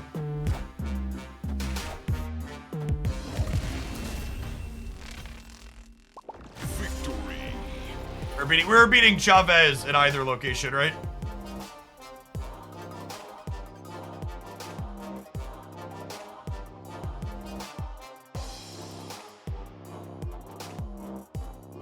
The other line here that could have been possible is I could have gone swarm right, Jeff left, swarm middle, and that would end with their Silk not in here and my Silk and Jeff here winning here, and then we hope that 20 wins here. There could have been a reasonable argument to taking that line too. And it is a little weird that I agree, they were definitely not out of this. 1 cube to 4 in high stakes rounds. They only have to win 2 in a row. Teach their own. I think it's only Silver Conquest, right? So I just value their time more. Reiner Loot, thank you for the 14 months. Welcome back. And hey, OB, thank you for the 2 months.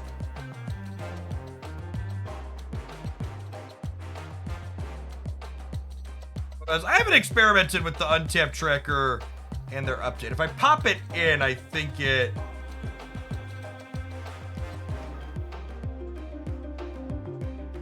If I do this, does it show up now?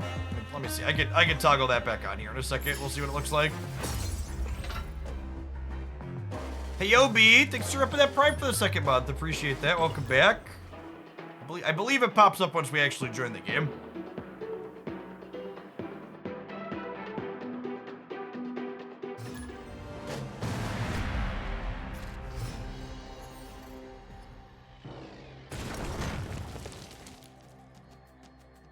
Did it not pop up? I gotta click on it. I gotta click on it. And then it stays up. Oh, it's kind of cropped. Oh, that's awkward. Yeah, I'd have to fix the cropping because I've got black bars on the side of my screen that I crop out, but this is over those black bars, right? It doesn't look bad. I'm just gonna have to clean it up. That's not something that's gonna happen today.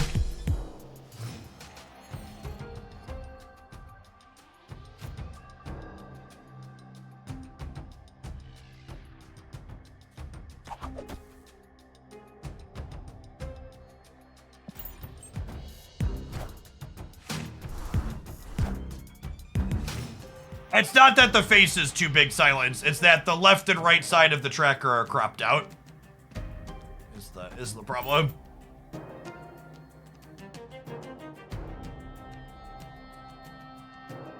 Mean thing I need to adjust. Friendly neighborhood Spider-Man here.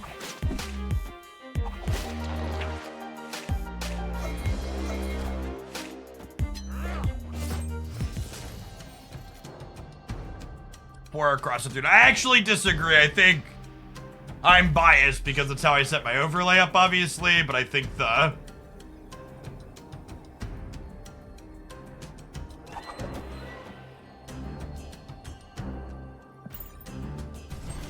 think the 3x4 fits much better.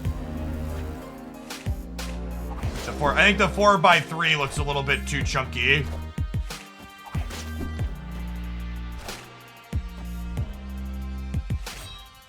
It doesn't. The 3x4 fits eloquently inside of, like, next to the energy and next to the cube. Whereas otherwise, it does not fit in well there. Yeah, it could be Cerebro 5 here for the opponent. Which actually means Silver Samurai has potential to be a solid sniper here, right? When do you snap with this deck? The same way you snap with every deck. You are about to be ahead, but your opponent doesn't realize you're about to be ahead. Chase Townley, thank you for the quarter of a year in advance. I plan to be here. Thanks for keeping me around. Getting a peekaboo here at why Chavez looks super awkward in this deck. I wish I could have drawn a real card on the last turn of the game, but instead I've drawn this 6-drop that doesn't do anything for me because I want to play Stature plus other things. We gotta go here. Looks like we're kind of dead. Generically, the answer of when to snap with a deck is not a clean-cut, like, this is very easy to do, you follow these heuristics. Unless your deck's incredibly linear, meaning you're just executing a game plan where you're ignoring your opponent, a lot of the times when you snap is determined based on extreme context inside of the game. What do the locations look like? What does your hand look like? What does your opponent's board look like? What do you think your opponent's output range of their other cards is based on their board? Snapping and retreating is one of the more complex topics in Snap that keeps the game very interesting, but also isn't easy to pick up. It's one of those things where just like experience plays a big role in understanding what to do. Yeah, I think this deck is probably an example of what I frequently talk about of Chavez being very overplayed. I think good Marvel Snap players play Chavez more than they should right now, because they think it gives them this edge in their mind that it doesn't really give them. It comes at a real cost. I think a lot of Marvel Snap players view Chavez as a free edge when she really isn't a free edge. She has a real cost associated with her.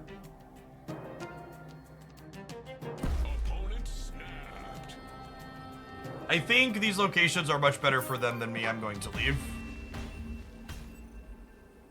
Escaped.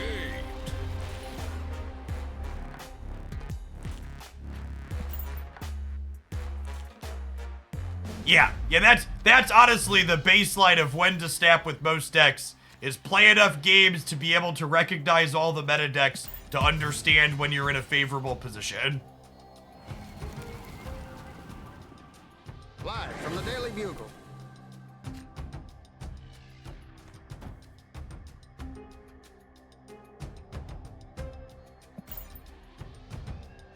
English only in chat, please. I don't have moderators for non-English languages. It's important that the chat be moderated. Thanks.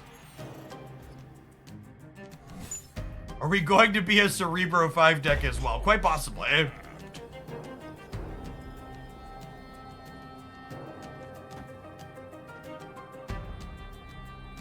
I'm gonna play my Cerebro out, and then I'm gonna Silver Samurai them.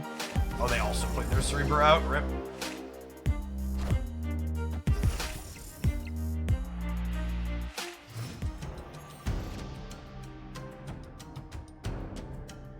I don't think we can beat them when it comes to being a Cerebro deck, Chip.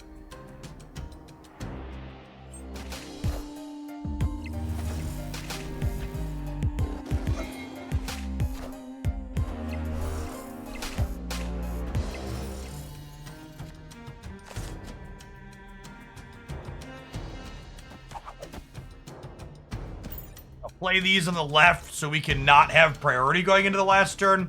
So if I can avoid having priority going into the last turn, we get to control where the silks end up at, which is ideal. Anyone have the game mess up the count like being 1 or 2 points off? No. The game's not off on its count. You're probably just missing something on the board.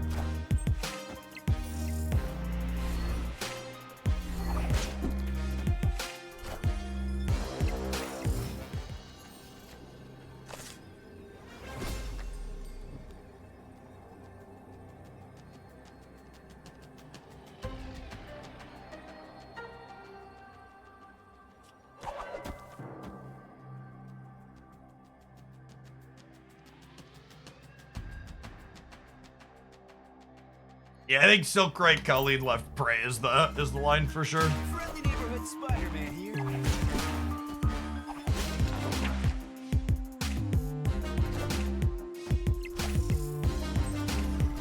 And we're dead, right?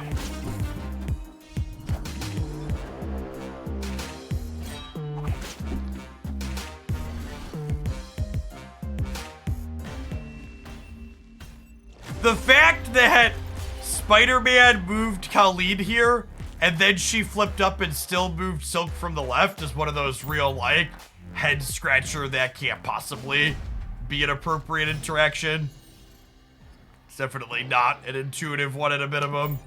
Should probably look a little different.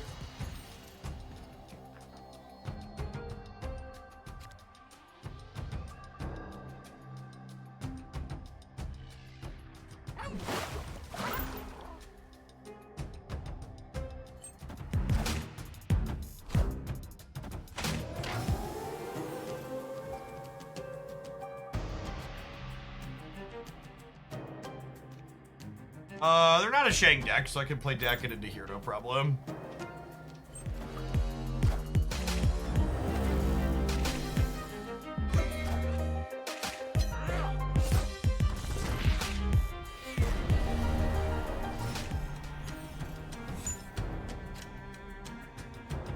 Silver Samurai not discarding discounted cards the way it's supposed to. Silver Samurai is not Black Bolt, chat.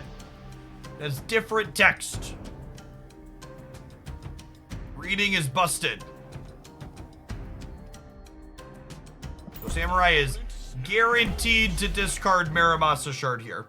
You're not flipping a coin with Spider-Man Miles Morales, his lowest power.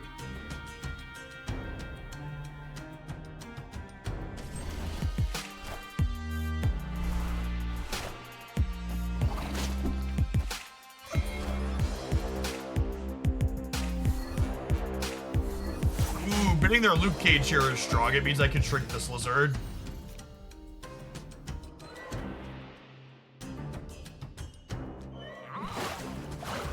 Yeah. And then thankfully, I have a bunch of cheap cards in my hand here already, so I'm not worried about drawing Chavez, but this is not going to always be the case. Oh, I didn't have to move Jeff because I was moving Silk. I could have waited on the Jeff move. Thought here. Forgot their Silk was gonna trigger.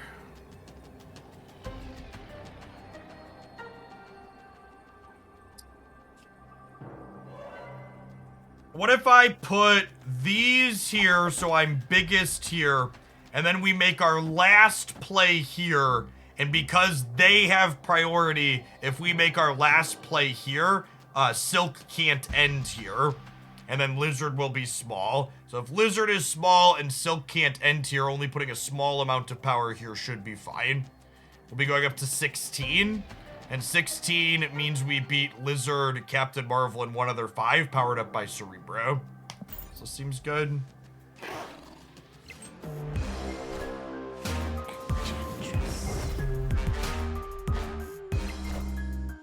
We also cover that line.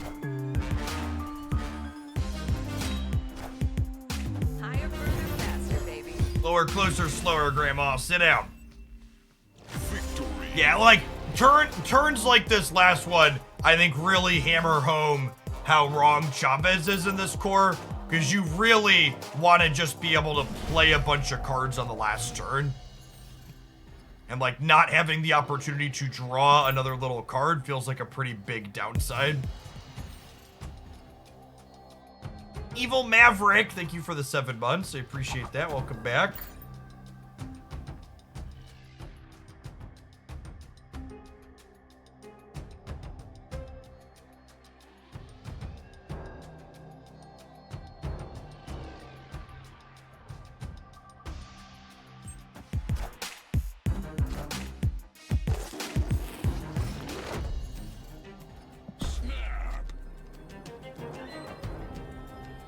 I'll go ahead and throw my last cube in. Our hand's strong. Realistically, we just gotta win like this one, the next one, and then one of the 2 after that.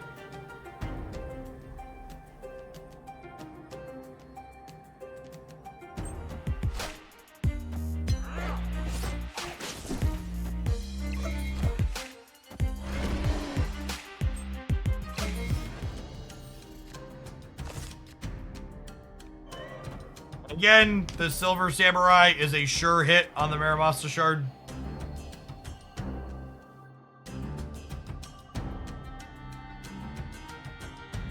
Yeah, I like the Stegron a lot. If, I think this Stegron avatar is going to be the first one I play for an Infinite border on Friday when we play Infinite Conquest.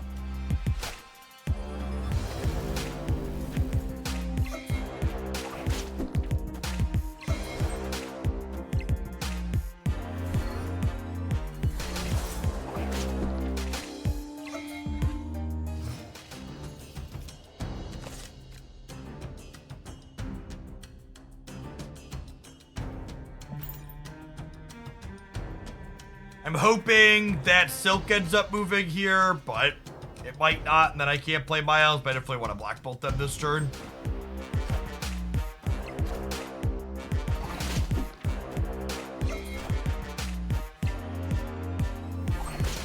Okay, well, they didn't have Luke in hand, but they could top deck him.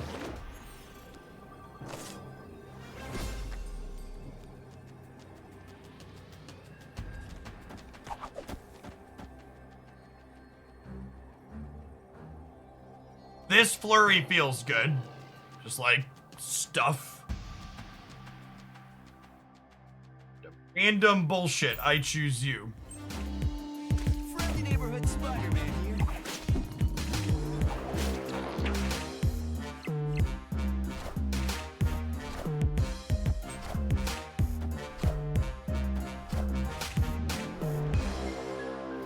Higher, further, faster, baby. Victory.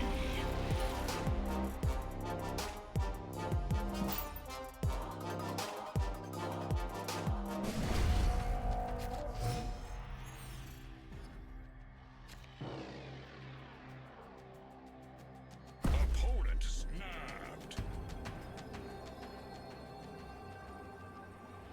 Yeah. Okay, if we manage to win this one, we then have to win one of the next two. This one's important though. Aye, Silver Samurai. I can't decide if I want Silk to bounce around for them or not. So this seems good for them. It seems great for us. Honestly, I think I'm vibing on the Silk for now. I think it's just like Dakkit Samurai Black Bolt curve.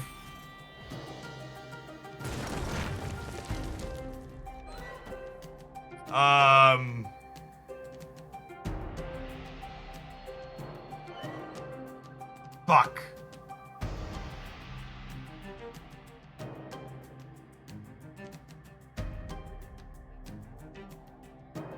The problem is, with the Strange Academy in the middle, I can't just go Dakkit Samurai Black Bolt, because I can end up with both Dakkits on Sinister London.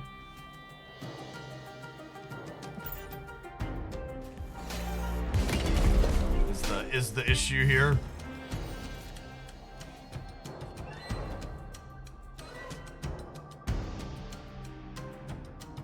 Oh gosh, and now, because I didn't play the Silk, I can't get two shards. That's actually a huge mistake.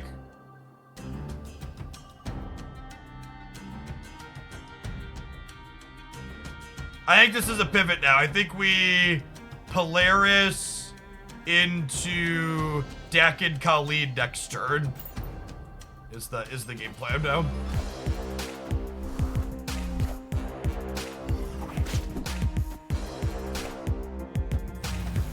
I no longer get to shred their hand, but it's just gotta be good enough.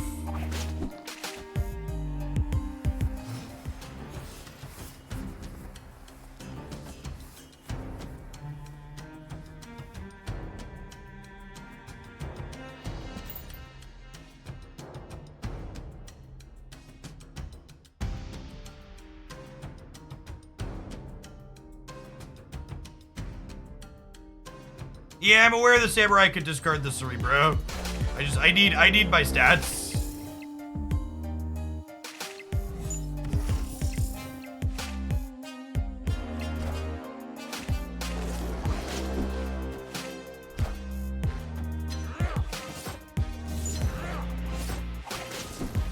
need the stack in that spawned middle to win the second coin flip and go right.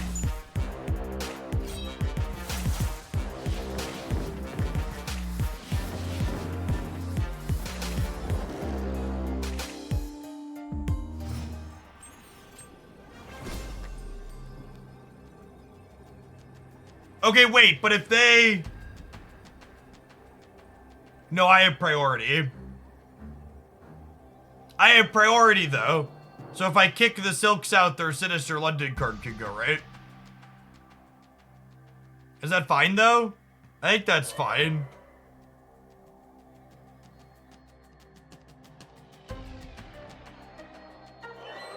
This is the most numbers, right?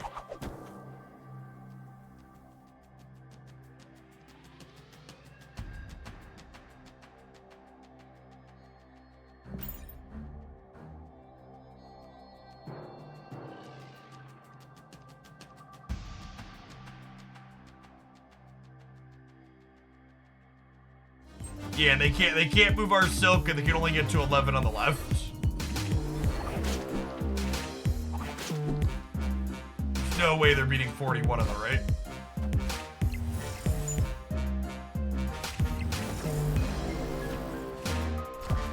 Oh, but their Silks just push back at this point, right? Yeah. Because they have a card middle.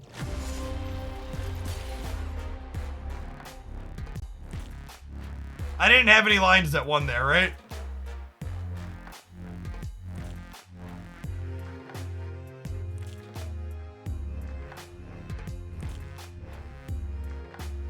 It really sucks that we lost both of these coin flips. On the Sinister London, it could have gone here, and on the Strange Academy, it could have gone here.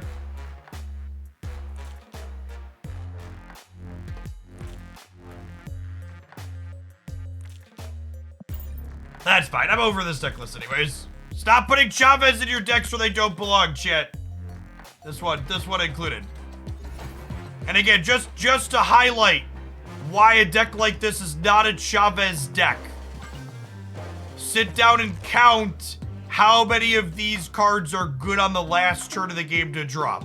Stature's a good draw on the last turn. Silk's a fine draw on the last turn. Miles is a fine draw on the last turn. There's spots where Jeff, Polaris, Samurai, and even Black Bolt are fine draws on the last turn.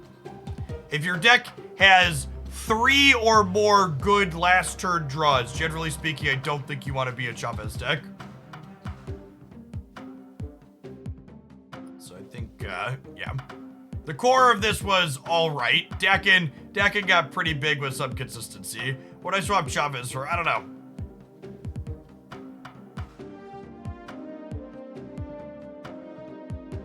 I don't have an answer offhand. Something else.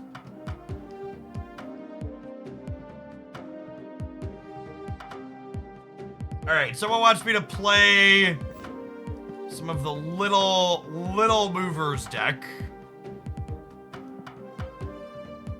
Do I have that loaded up in my collection? I don't.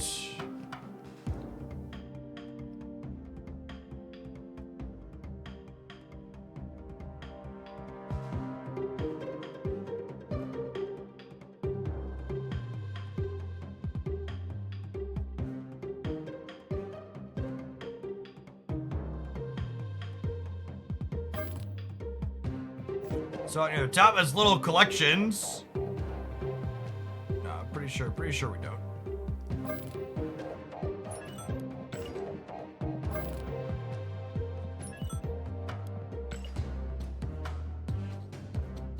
Don't think I want to be a Jean Grey deck right now with all of the Forge Brood decks going around.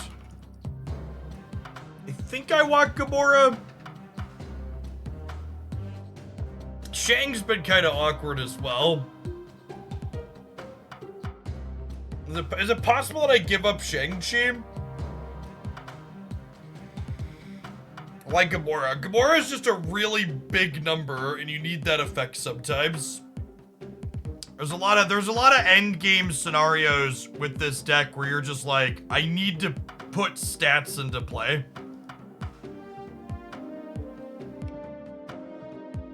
I don't hate Jug.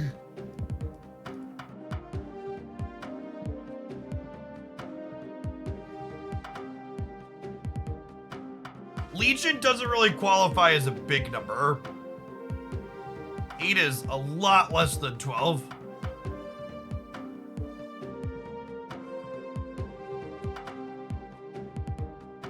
This could be Shadow King, but I also like Juggernaut, so it's probably fine. Armor's fine, I just also like Cosmo. Cosmo is better into the Brood deck. This deck is definitely not a Magneto deck. You want a 5-drop so you can play Miles.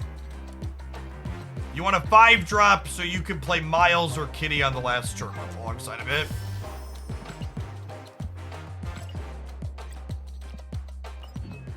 Shadow King is symmetrical.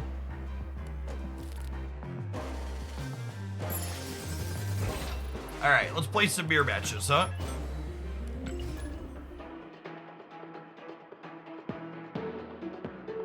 Shadow King does have some anti-synergy with their own things that buff, that is true.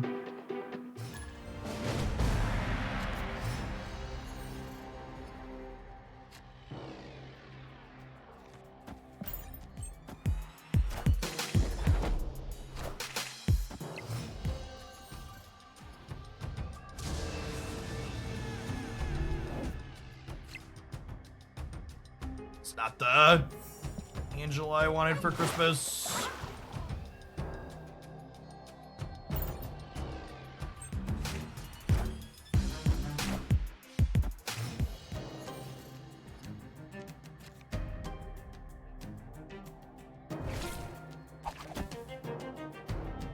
Do I snap them on this one?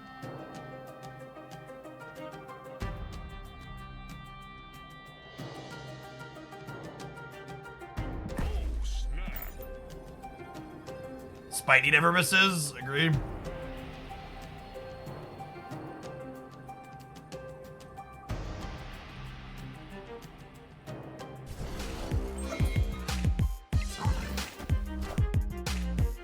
Friendly neighborhood Spider-Man here.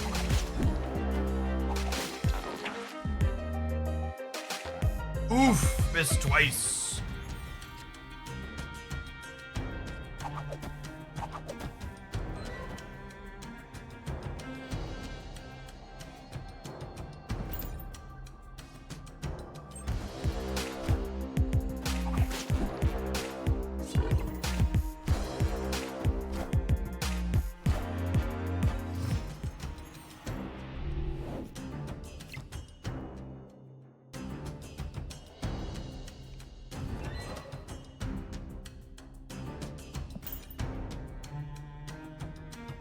It's a great Marvel split.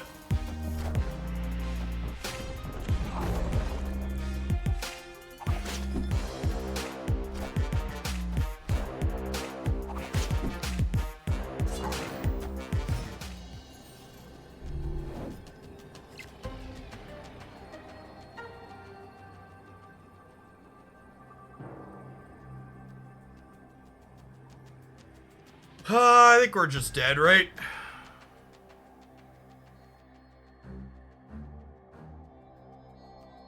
Or so just like hit every 50-50 perfectly.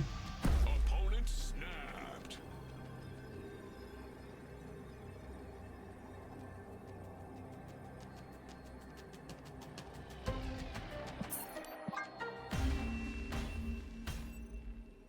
Escaped. I mean, to be fair, a lot of people probably pay them out for bad steps like this. I don't even know that it's a bad step if most people are paying them out. Like, when we talk about steps being bad, and like me not paying people out, I play very differently than a lot of the people are playing this game, as people are just like pushing buttons and collecting stuff.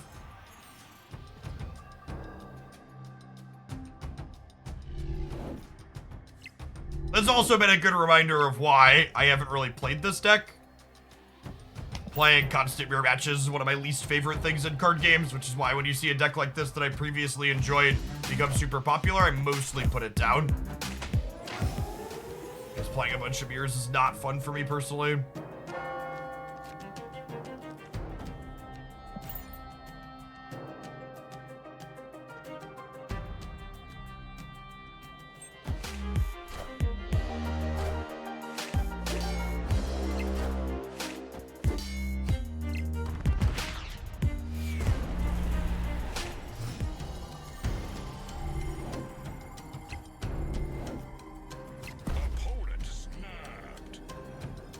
Most rematches come down to who's your better. Yeah, I mean, and this is honestly, this is again just kind of another bad snap for my opponent. If my opponent snaps before they show me Angela, I stay in. But like, they have Kitty, Angela, Craven, and I don't have all three of those, so we'll just leave, right?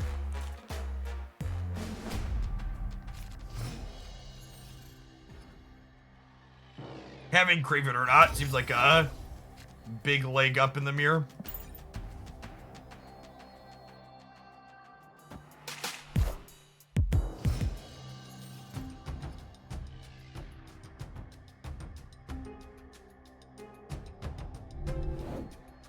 Opponent snapped. Sitting around bleed cubes for a little bit, but we'll wait for a good hand.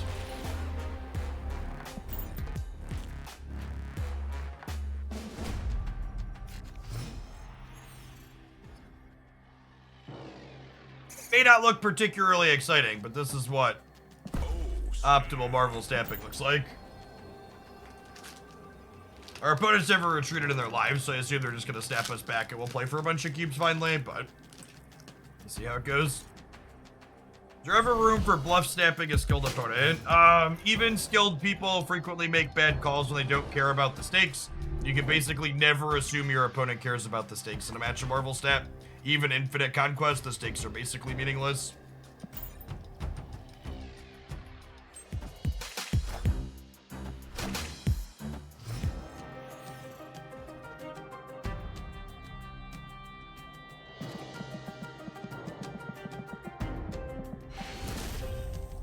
Thanks, bud. Victory.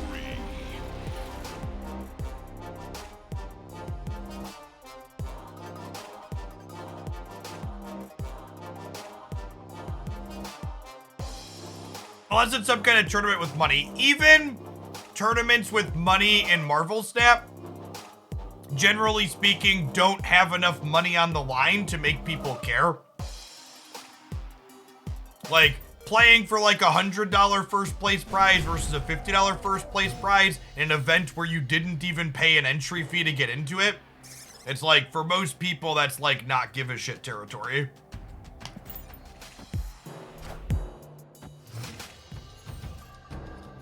Like, obviously, not all things all equal for all people, but...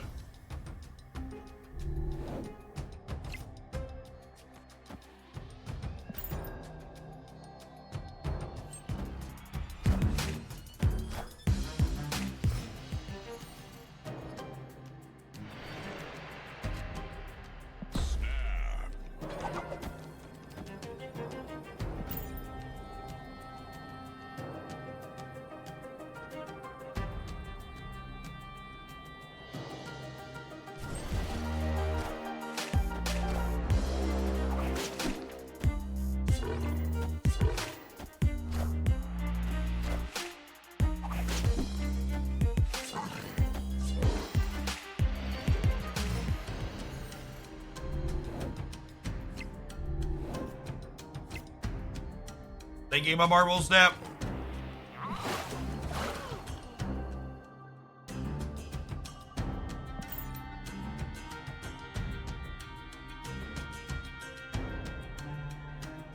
This mirror is kind of atrocious, huh?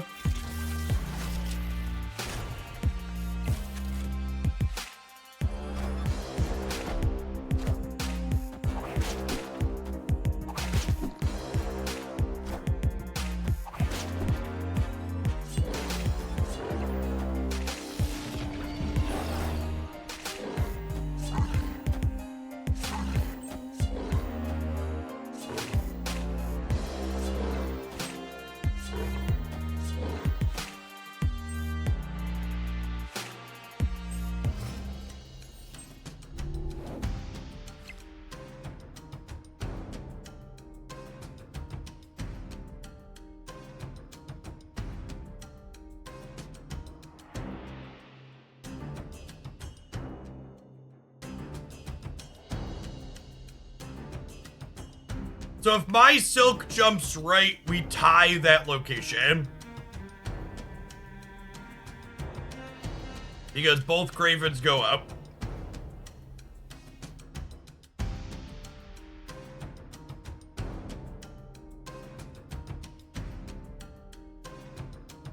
And if my Silk doesn't go right, I can win that location on the last turn with Kitty Pride.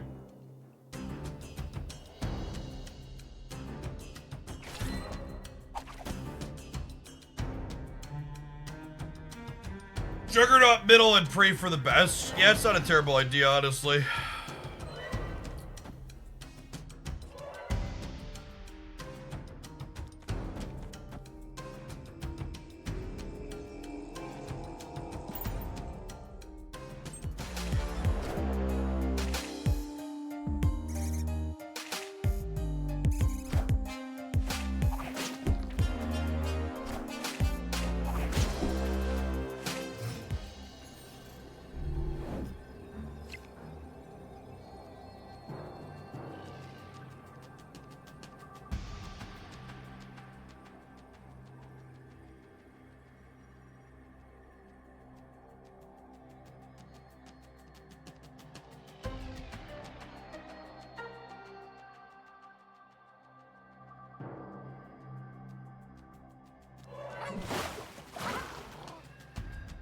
They Chavez here. They go to 17. And I'm only at 14. They Chavez here. They go to 19. I'm at 14, 17. So it just comes down to a flip on where they Chavez. No, I lose, right? Because if they Chavez here and I Gamora Kitty here, we end up 19 to 19 and then I lose the breaker, right?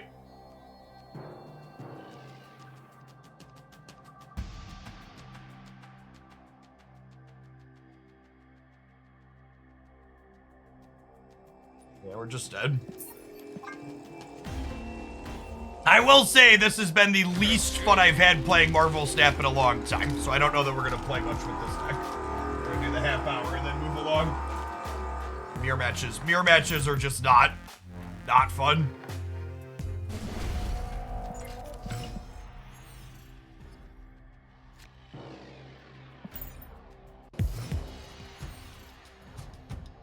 I burned one of our infinity tickets to do this. We're gonna play it out to the last one. We can run off 4 in a row, run a little bit hot.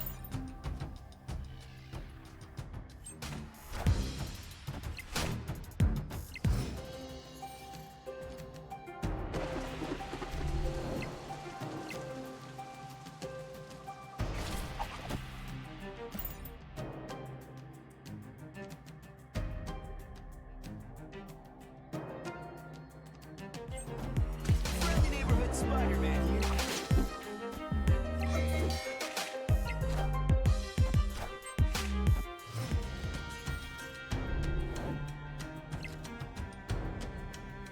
Yeah, that's true. Destroy mirrors are fun. This mirror doesn't seem particularly fun.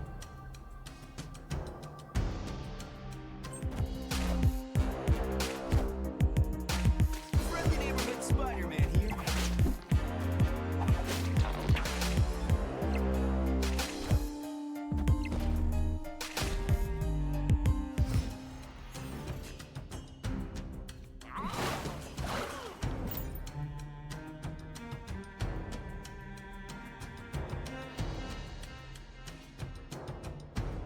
There's too much RNG for this mirror to be fun. Yeah, I think that's a good summary.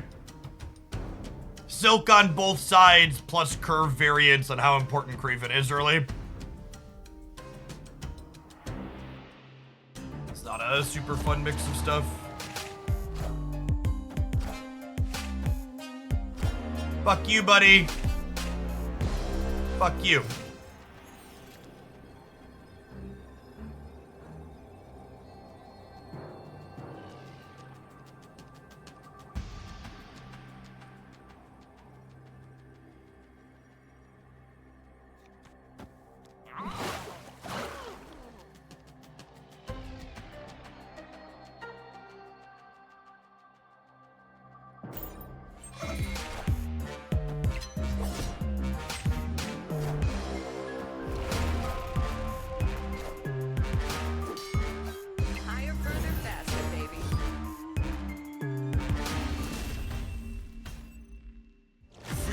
Legion breed the new leader breed, 100%.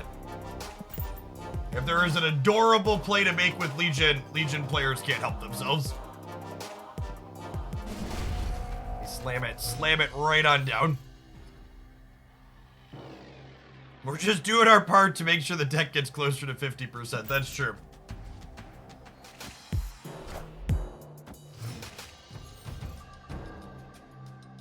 I would be shocked if Legion still had the same stat line in the upcoming patch. Absolutely shocked. I think I need to start kittying.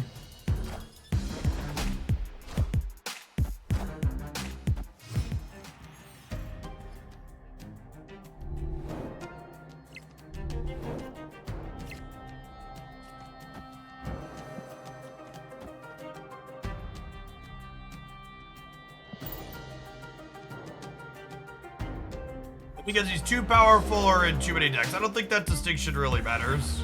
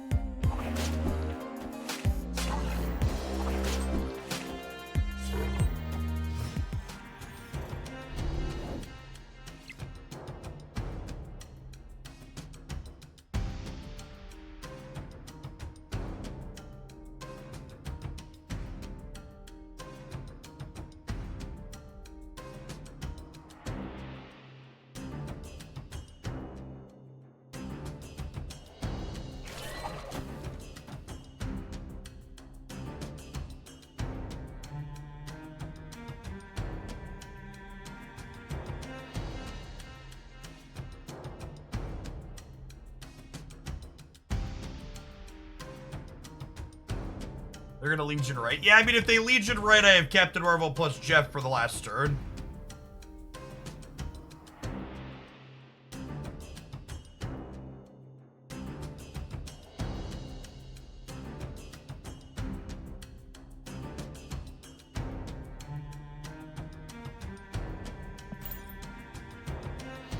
I want to kitty seconds, that way I can send the silks around the world. So I'm not gonna be able to play copies of kitty, chat. I was hoping these silks would go mid. Was the hope here?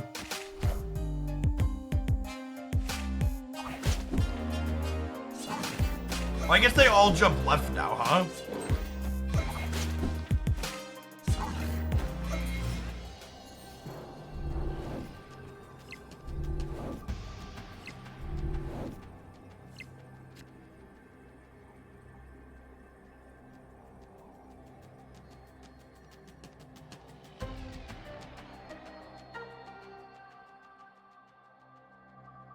But now Kitty can't be played. Yeah, I'm gonna play Captain Marvel and Jeff, chat. That's what we talked about.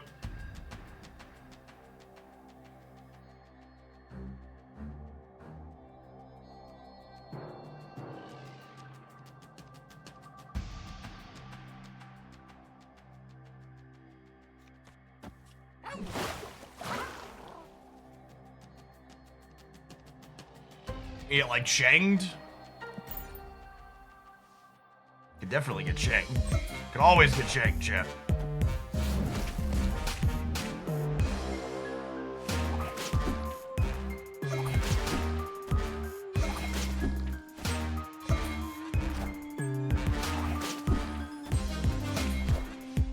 Higher, further, faster, baby.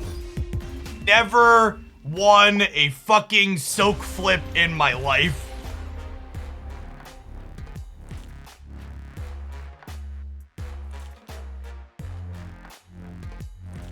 Ouch. Alright, that was the least fun I've had playing Marvel Snap in some time. You people playing this deck are masochists. This mirror is atrocious. My advice to you if you're playing it is draw your fucking Craven. Hope they don't have their Shang-Chi. I don't have any strong opinions on optimal cards in this deck. I don't really optimize best decks.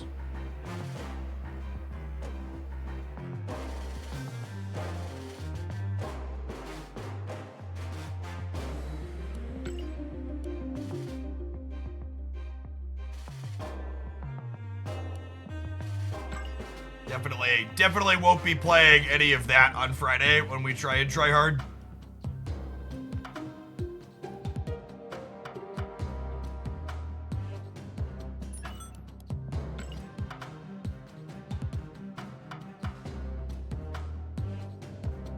Options to print, download, and copy are disabled on this file. The person who sent this in, it was anonymous. The person that sent me your deck link via a Google Doc. I don't know what kind of setting you have, but I literally, like, this is so fucking, I've never seen this before. I can see the text, but the option to copy it is disabled. Like, what the actual? What a weird setting to have exist. That's like, one, who checks that box, but two, like, why is this a setting that exists?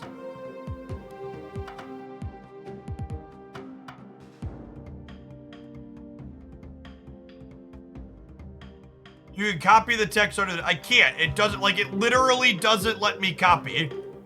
Like, there's no right click, and when I hit Control C, it doesn't actually pull it to the clipboard. It's still the previous deck on here.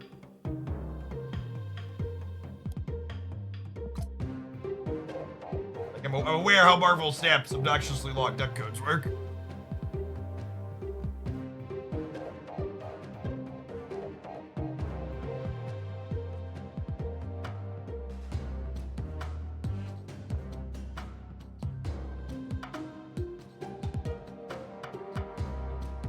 File, make a copy. Make a copy is disabled, chat.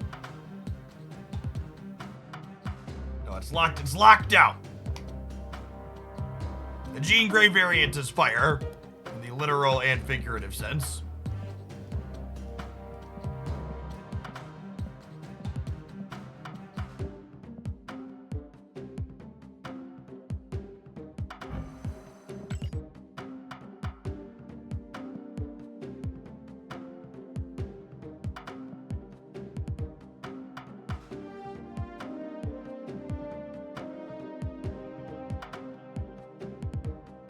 Invisible Woman's an interesting one. It's, weird Patriot. Oh, it's Valk Patriot. Sure. This is an oldie we used to play.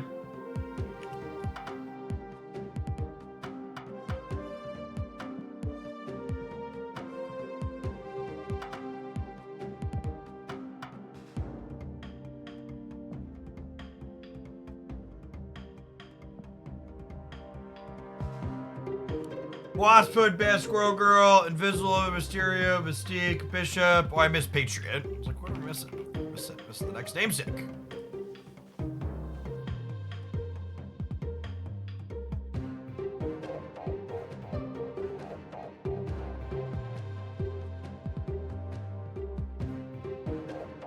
I think that Invisible Man, this mostly looks fine. Let's pop on it and see how it goes.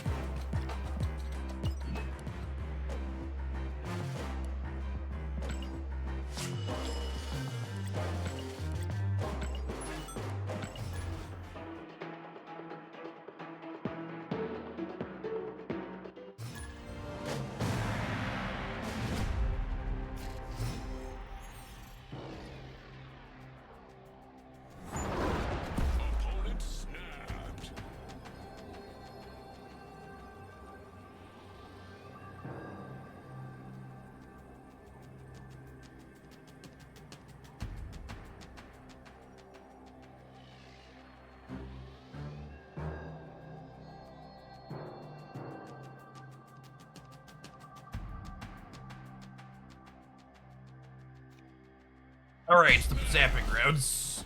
Definitely. Are we definitely basting on one? I don't even think I play on two. I'm gonna wait a turn to bast. So if I draw a Patriot or a Mystique or whatever, I want to bast that too.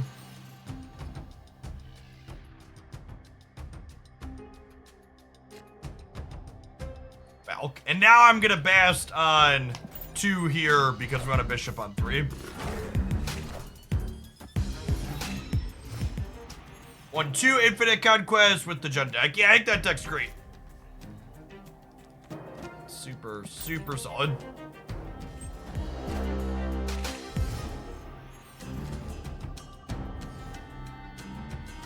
What's the Jund deck? The Silver Samurai Ghost Rider deck that we played yesterday.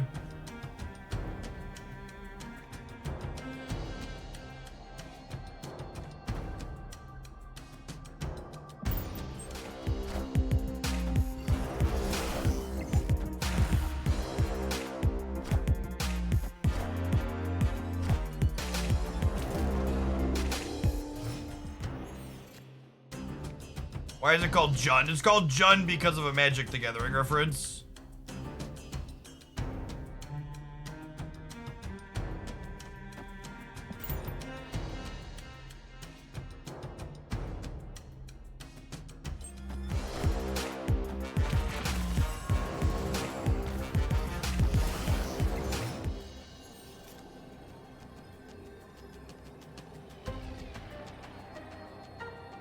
This is the play to win line. I assume they're going to discard an Apocalypse a bunch here, but I'd wager there's a good chance we can't win the left.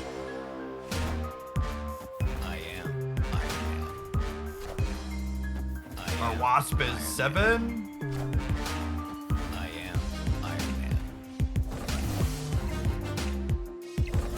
I assume this is like Bodakilla bullshit, right? Oh.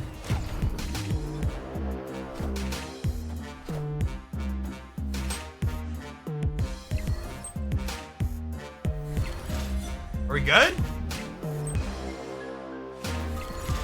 We have 2 cards in hand. We're good. All right, sure. Good. Bass holding down the fort on the right for us here. Victory.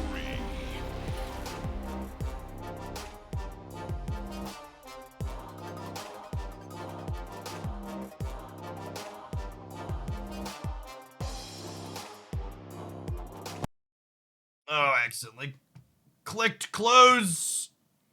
I wish I had a... Does anybody know? Is there a way for me to disable the X to close button on an application in Windows? Because I do that way too often. I'm like using a browser on my monitor to the right of my center screen, and I'll like go to click something, I'll like miss slightly and hit the X on the snap window.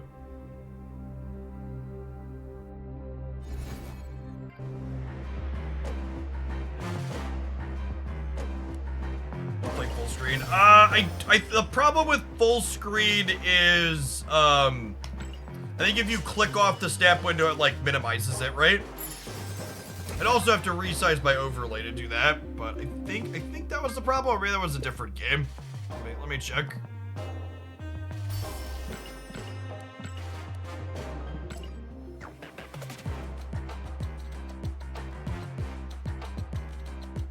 Yeah, that's something else. Yeah, I'll have to reset my overlay for that to work at some point. Oh, you know what? If I do that,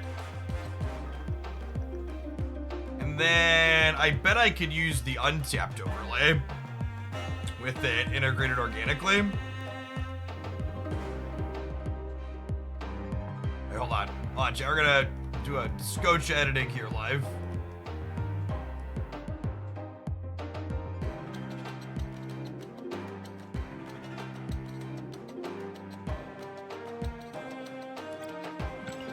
It's not the button I wanted to press.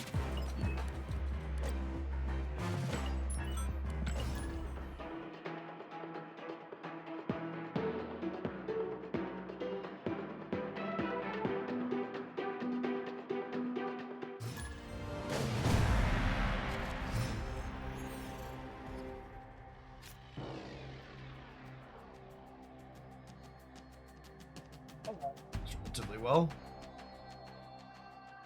Oh, that's annoying.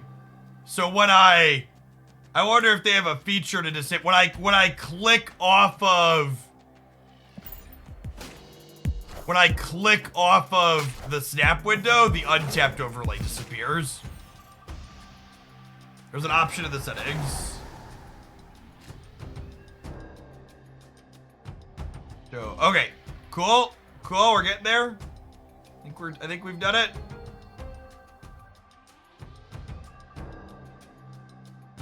Done it. All right. I can mouse over these to pop out things.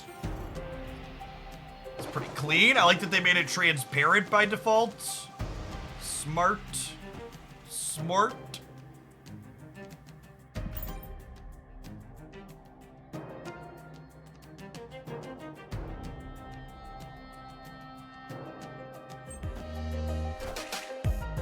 Wind aid my hand. I mean, the God's honest truth for being stuck and finishing up to Infinite is just play more Marvel Snap.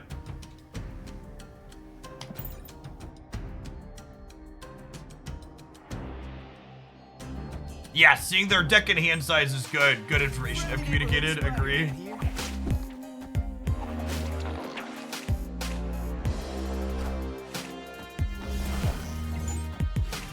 Alright, well, they lost that coin flip, so I'm gonna snap them.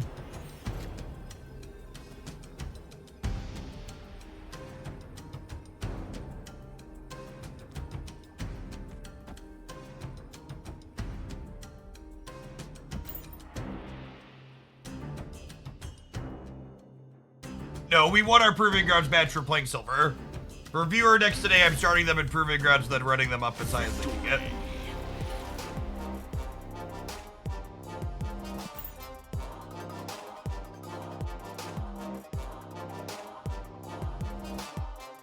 The Jund deck that I was talking about is on my Twitter. It'll be tomorrow morning's deck highlight, Grindel.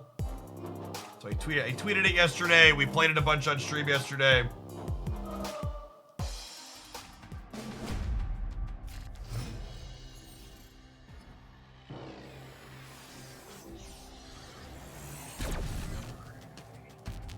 I post one deck highlight a day. YouTube's a silly platform. It punishes you for posting too much content.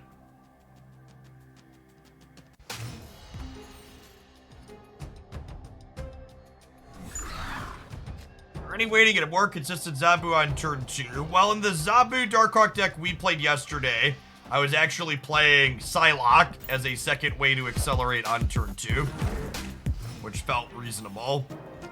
It's not as good as Zabu, but it's better than just bricking.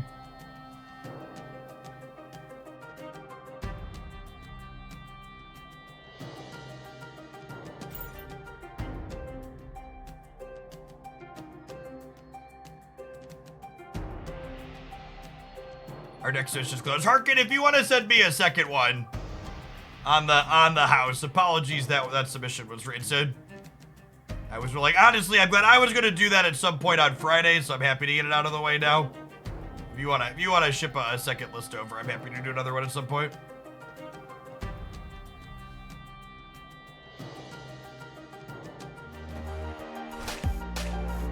Wind aid my hand.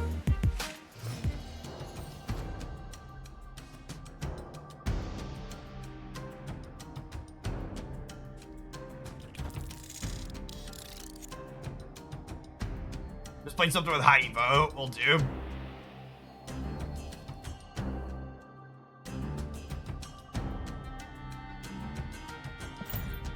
Looks like a jugged here. Just stinging boy. Sand is bad. I don't know. It might be fine. I believe.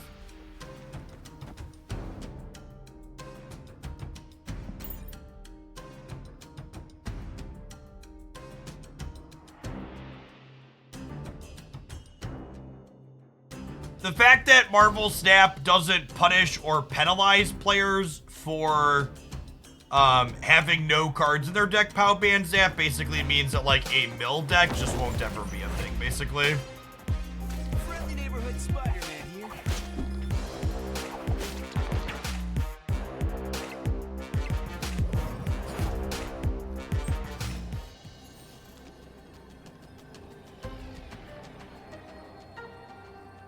That was certainly a thing that was able to happen.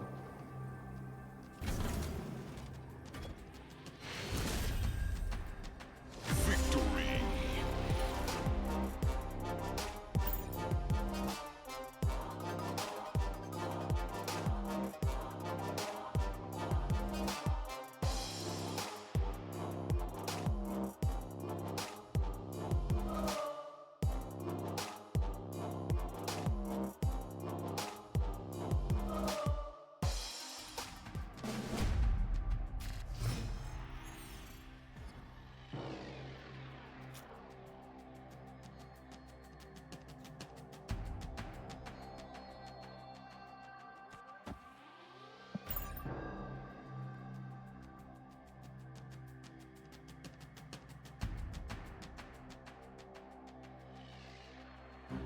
It's taken me some getting used to actually having the untapped overlay on my center monitor. Usually I have them off to the side, I don't see them, and I have to like look at my OBS to see the tracker. So seeing the tracker on my actual center screen is throwing me off a little bit. I'll get used to it eventually, but it's a weird adjustment for the time being. In Magic, if your deck is completely milled, do you auto-lose? Kinda. In Magic, if you go to draw a card and can't, you lose the game.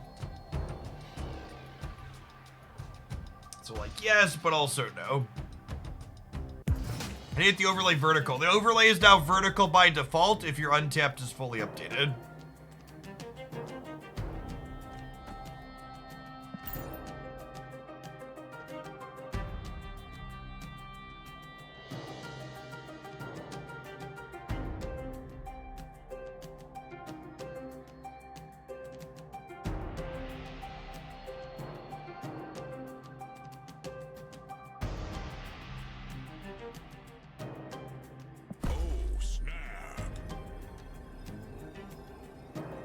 Untapped worked on mobile. Untapped doesn't offer a deck tracker overlay on mobile, but it will track your stats for you.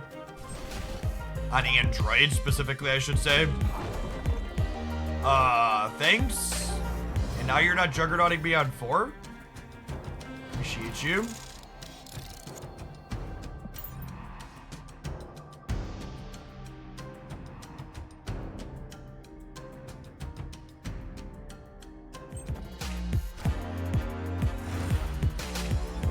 Everyone's about to be very sad when they learn how multiple Captain Marvels work.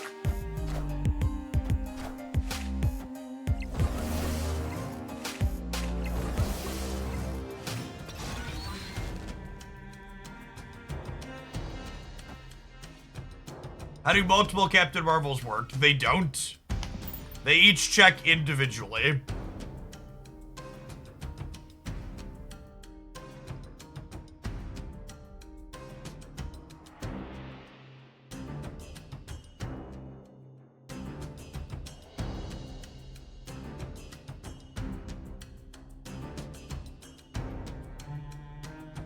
The deck tracker or track opponent's cards out of Weird World? Yeah. It knows like the difference between generated cards and stuff like that too.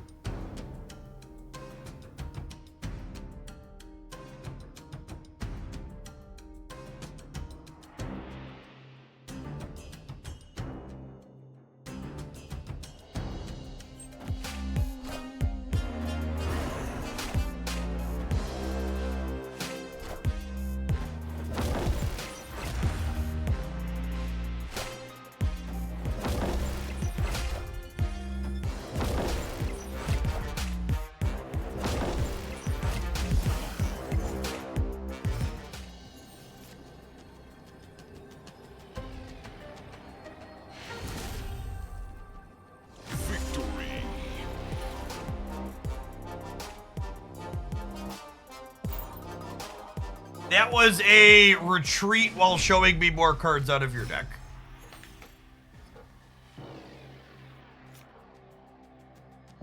Again, basically never basting on 1 in this deck because we want to give ourselves a chance to draw an extra card to bast on turn 2. That, perfect.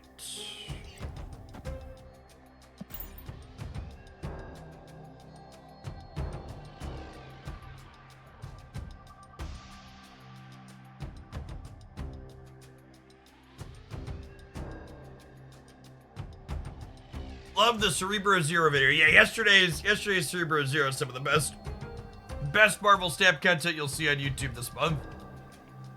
It's real solid.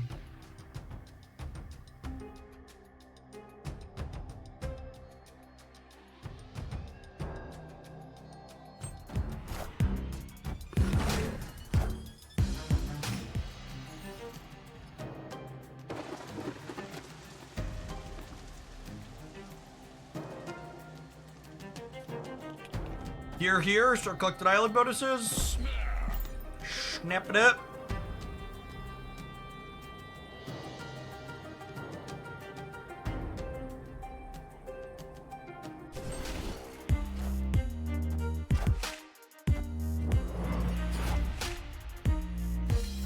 Being behind on priority here is great because it means there isn't a squirrel in the middle when dagger slides.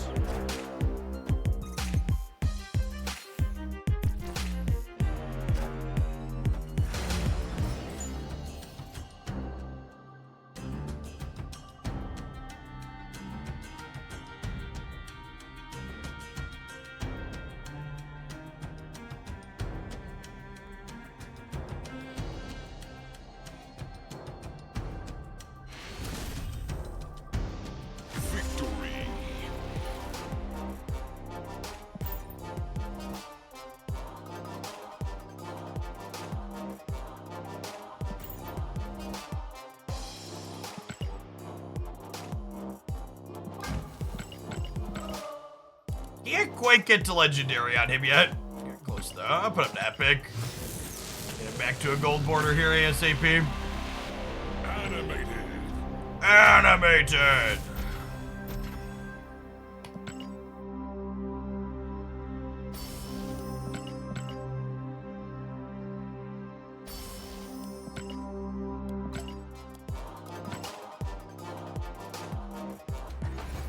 I wonder if I should stop opening reserves for the season, because I really don't want more gold tickets until next season. I think maybe that's going to be a thing for the small amount of cards I upgrade. We'll sit on boxes for the next 5 days moving forward.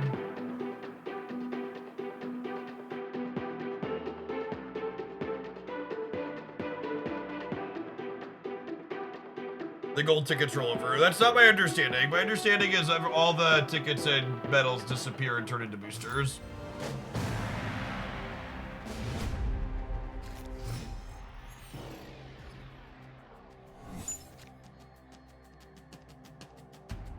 Yep. It's fine. We have Falcon for our hood. Must snap hood Falcon.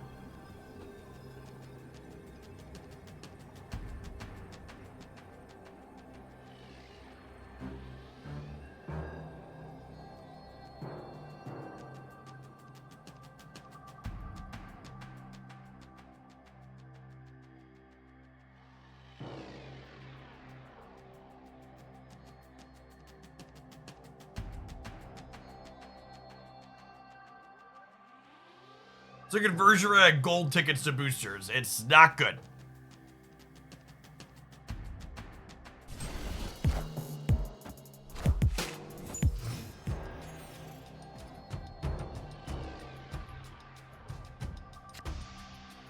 I picked up Jeff the baby land shark. Hope you enjoy your purchase. Card's great. Ooh, punished.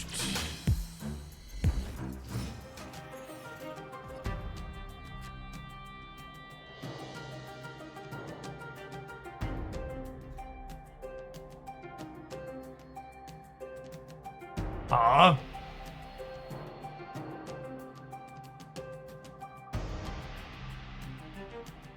can't tell if this is good or bad. I'm gonna play for the White Hot Room.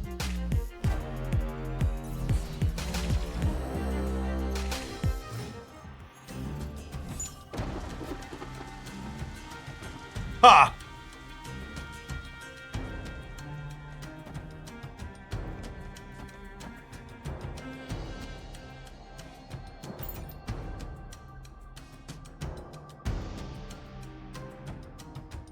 I'm ending on 0. I'm ending on 0. I'm ending on 0.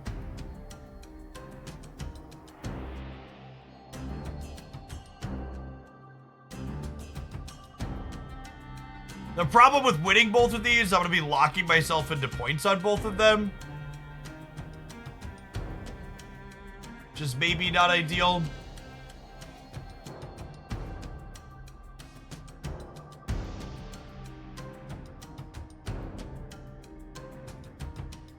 But it is taking their good sweet rope and dope.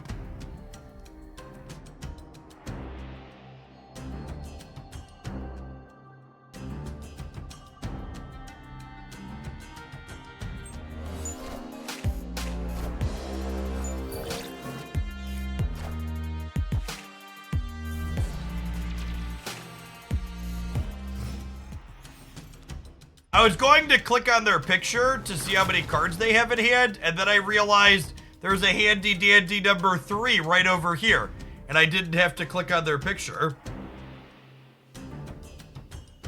That's so great. I'll get to know right away if they're an Agatha deck too.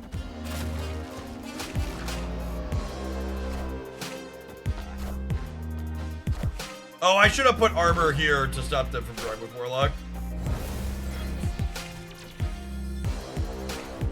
I don't know if my body is ready for the Killmonger they've had since their opening hand.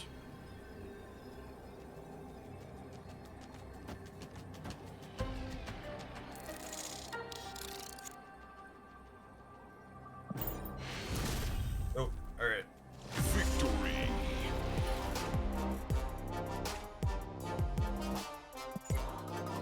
That's their deck size. No, it's deck size, hand size, destroyed, discarded. Are the 4 things over here. So you also get to see their Thanos without having to click a button. You get Thanos and Agatha info right out the gate, which is nice. All right, I'm super into the Untapped update, chat. It's great.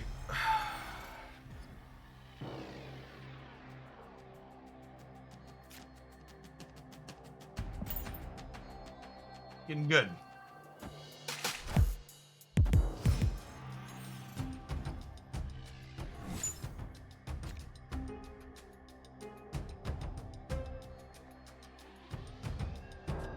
Opponent snapped.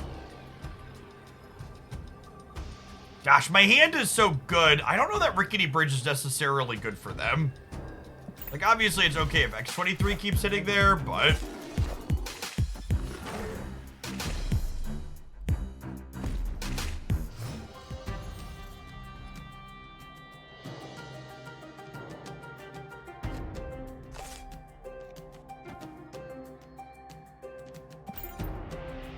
Ooh, Invisible Woman is actually really good with Squirrel Girl into Rickety Bridge, right?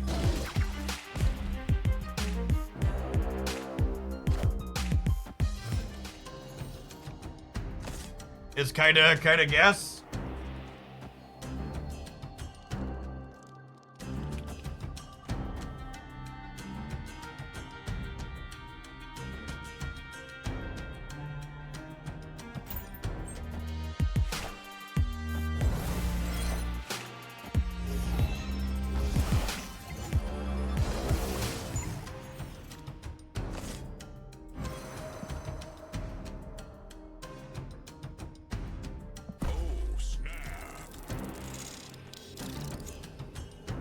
Do this, and then I just stick. Oh. Wait, I don't want to play the Wasp yet. I want to play Wasp on the last turn, so we clear this and then the scroll goes. Yes. And I'll do this, and then we'll, like, Iron Man. I think. Maybe I Iron Man, and I wait to Valk on the last turn to leave myself some flexibility in case I want to do something else. Because they could be a Darkhawk deck still, which means Valkyrie would not be good, but double Iron Man would be fine.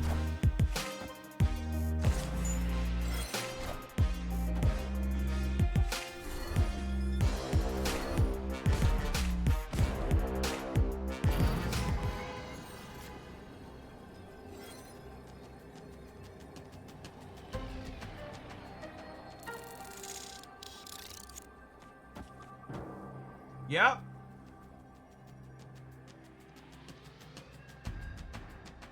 Yeah.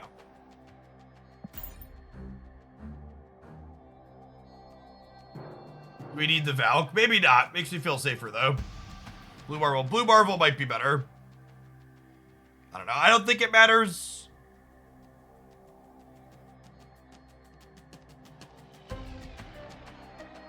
I don't think they're a Bucky deck.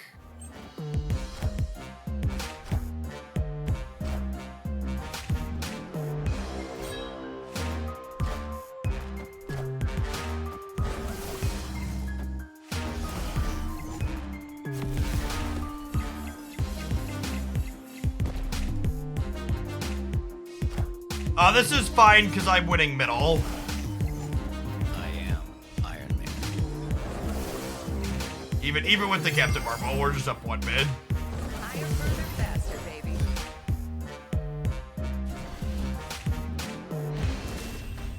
Yeah. Crossbones gamer, chat. Pixel Crossbones gamer. Invisible Woman, earning her keep there. Looking real good.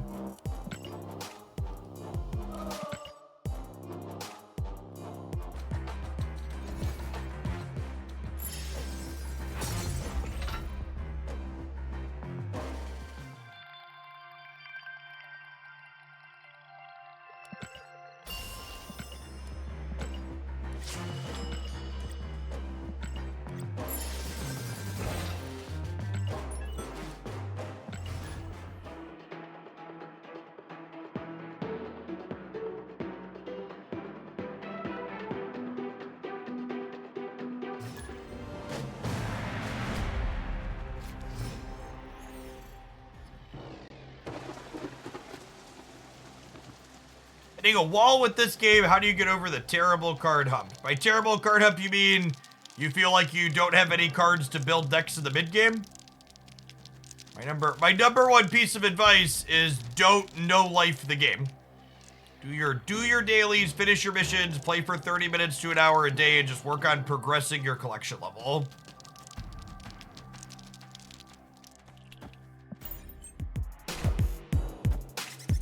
This opener's kinda nutty, chat.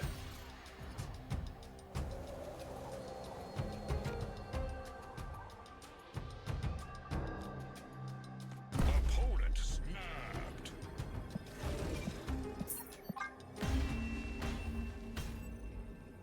Escaped.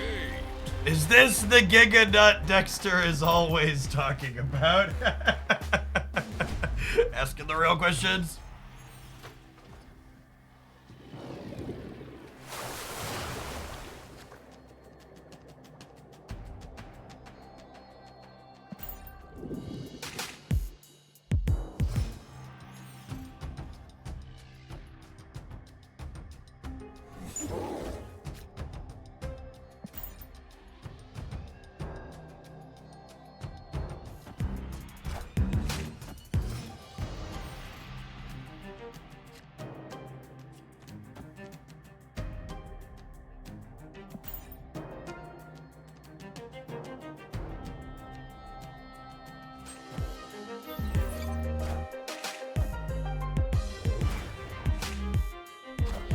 This matchup's alright for us.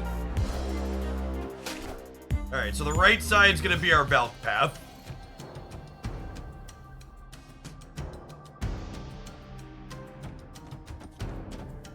So one of the things you kind of want to think about when you're playing a deck like this is you're like, alright, where is my Valkyrie going? Am I snapping? I think I'm snapping them, right? I usually don't have to worry about Shang-Chi out of a matchup like this. So our Iron Man setter should just be real, real good.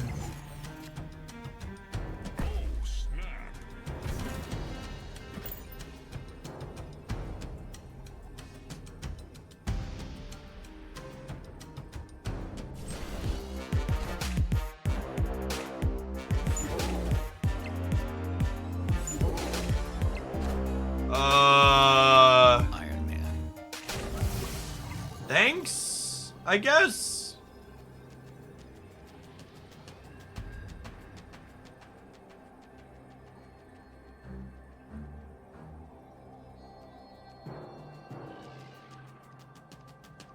Can I even play around Shang-Chi now? I guess I could Patriot these bigger. If I do this, am I beating Patriot here? Patriot gives them +4 up to 28. I'm adding 1, 2, 3, 4 up to 23. And then I only go to 20. That's not quite enough.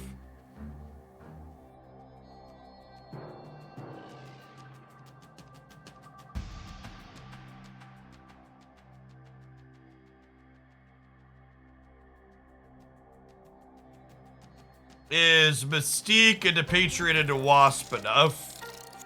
No, I don't think so. Oh, they already have Patriot on the board. Yeah, you're right. So this is fine then, right? Because Surfer doesn't make this bigger.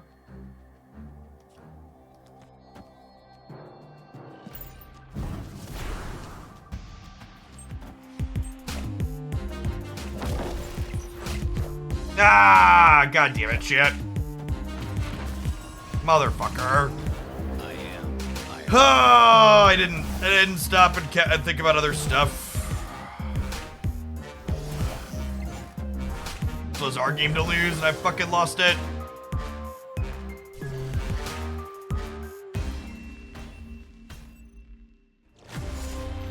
Blue Marble is more likely than Shang-Chi. I should have played around that.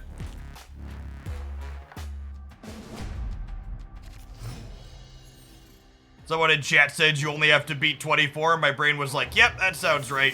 It was very much not right. These are my bans for the people letting me know that I should have made the other easy, obvious play. Feel free to go somewhere else in backseat.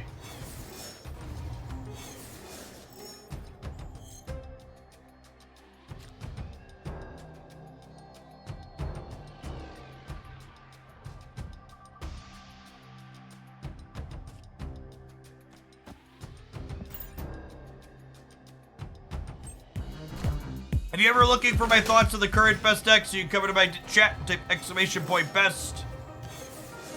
Whenever there's been a meaningful update to my opinion on the best decks, that video will get a refresh. And build up our Valk path in the center here. Although it's worth noting with Luke Cage, our Valk's a little bit worse than otherwise should be. Yeah, Quake. Quake's a very mediocre Marvel Sap card. That's why she does not see a lot of play.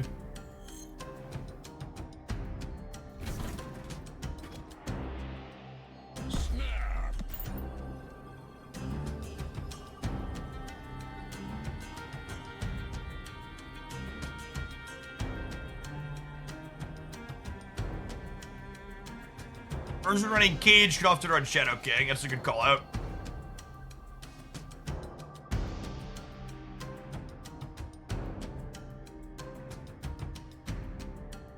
Mystique the Iron Man on the right.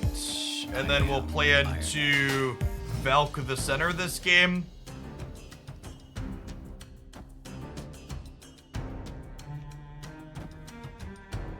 Go Valk Squirrel Girl on the last turn.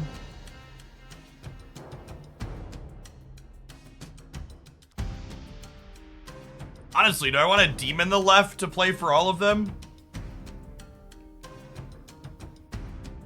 Nah, I think I'm just gonna play hard for these two.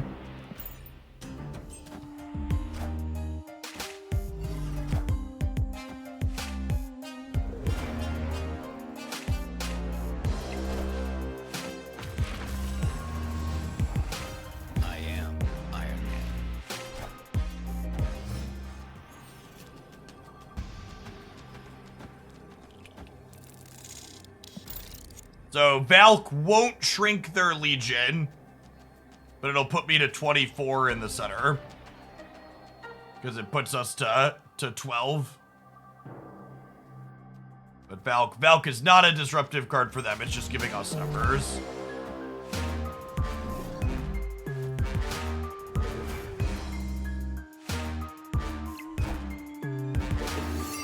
Actually gives them +1.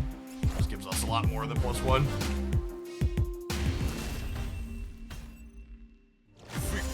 What does Storm say when playing? I think it's like aid my hand or something like that.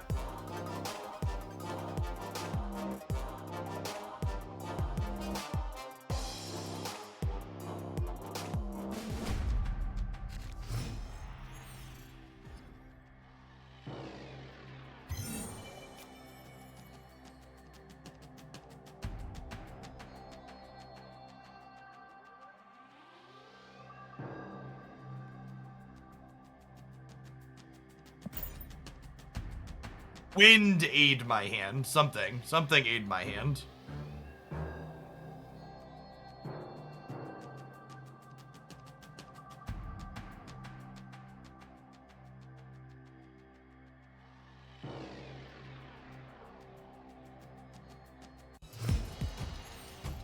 She says wind ate my hand. Does that make her a cannibal? Asking the real questions.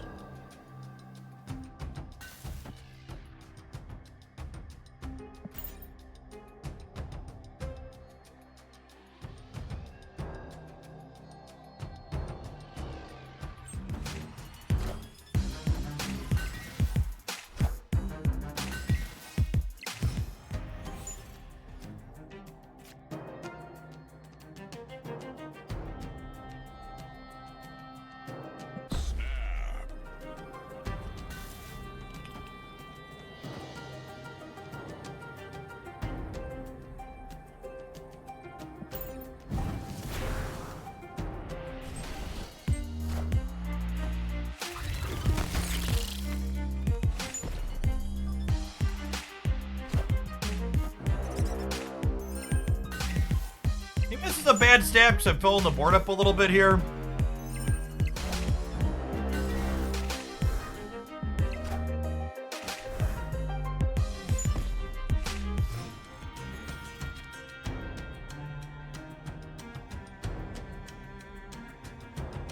I jump for Legion on Altar. Yeah, that's a good shout. So make sure I'm winning these other two then.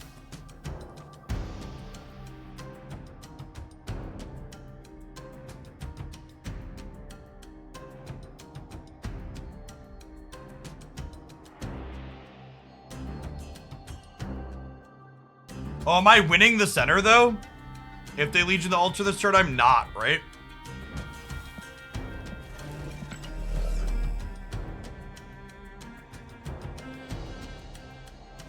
Opponent snapped. This is beating Legion on Altar, right?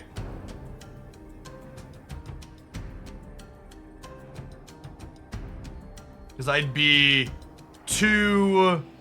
versus -1, +2, +3.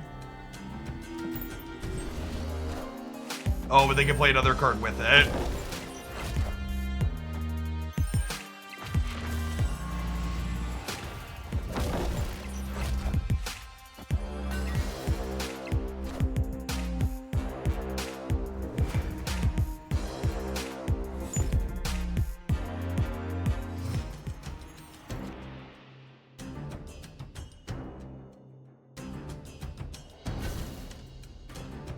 I'm just doing this to play around the Legion.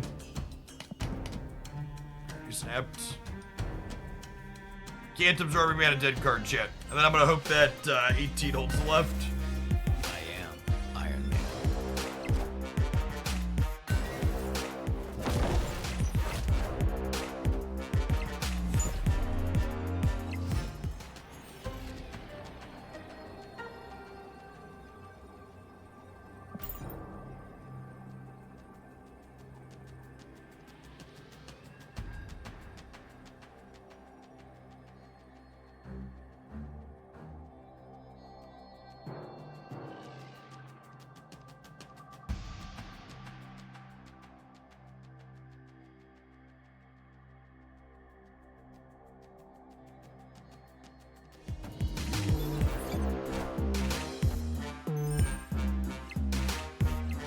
is just them conceding. I guess they didn't want to play 2 to 5. Victory. I guess it's just them conceding. Maybe they thought I'd retreat.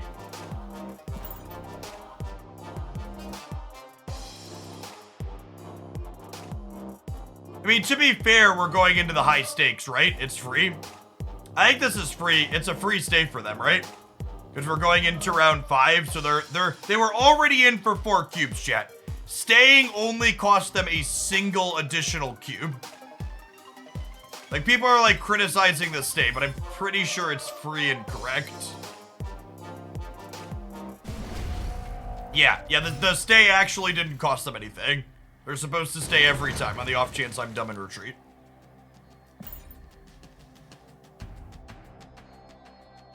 This isn't ladder. You're not just supposed to always retreat. Like, it was 100% correct for my opponent to stay there.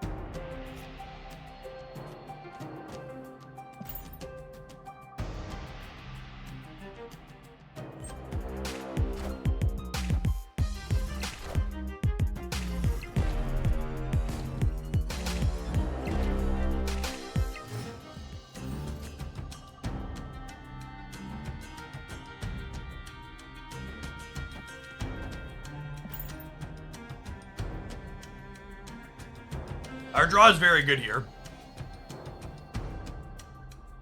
I have Iron Man on 5 into Valk Wasp Demon on the last turn. Obviously, we draw with Legion, because Legion on Rickety Bridge is silly, but...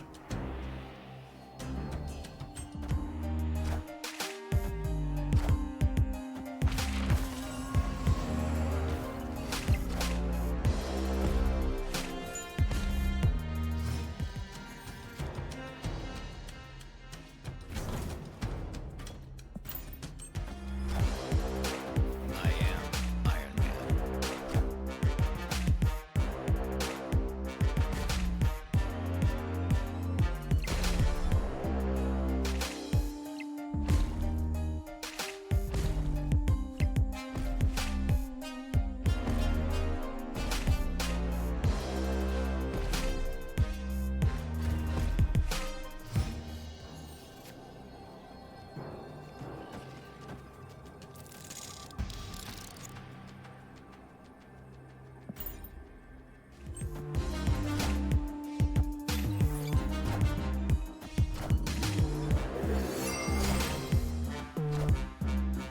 Gamers. To be fair, they were definitely losing this game without forcing the draw, so it's optimal for them to force the draw.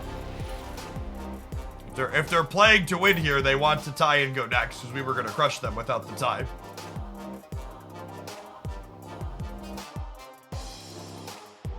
The destroyed pile of cards actually looks real good there. That's slick. Good job untapped. Real clean.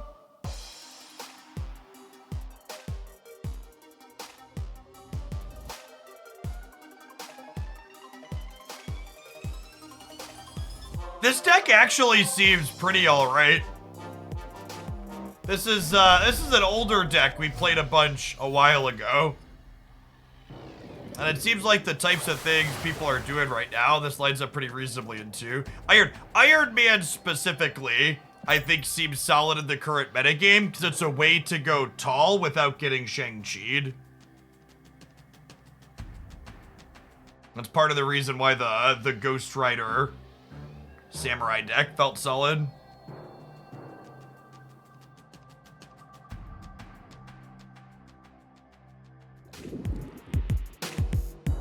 Skrill wants to play against this deck. Yes, you identified a tech card that's good against my Marvel Snap deck. Would you like a cookie?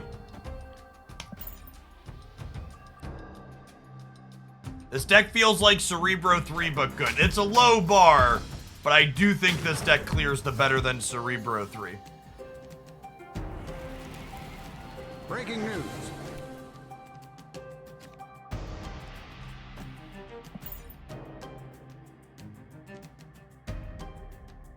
I don't get the hate for Legion. Is it real or sarcastic? I think Legion's just like, it's a really novel, interesting card, but it's also like has a lot of these over-the-top powerful moments, right? That leave a lot of people like, I'd rather not play against this singular card that won the game.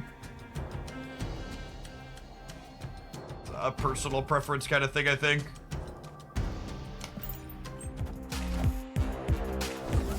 Did I order different for absorbing mana to hood? Oh, maybe I was ordering in case I drew Mystique. But yeah, maybe ordering to copy the Hood Demon is better.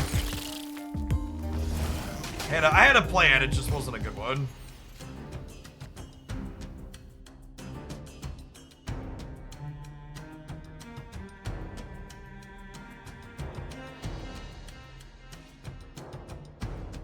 And much better.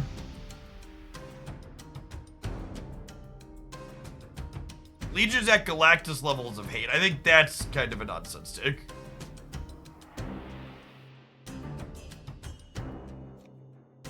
Gonna be dead here.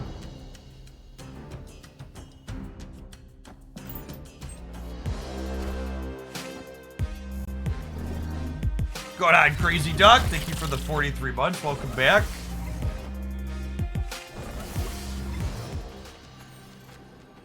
Maybe, so we go this, into this, into this. This puts us 8 plus 11 here. We go to 25.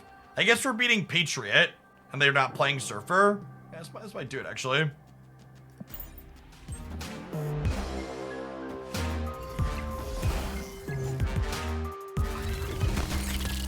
Oh, rip.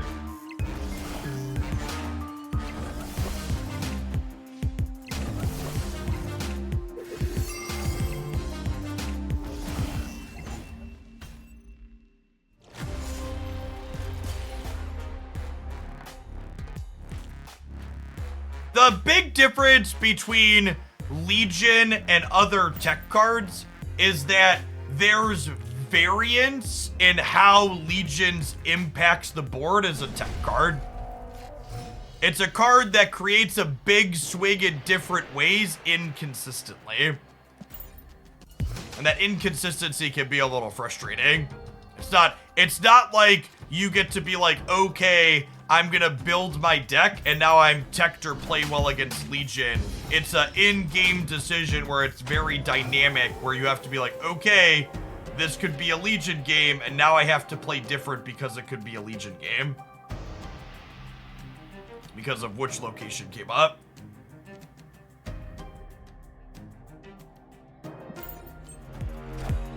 A lot of people dislike anything that's a certain level of good. I think there's a degree of truth to that.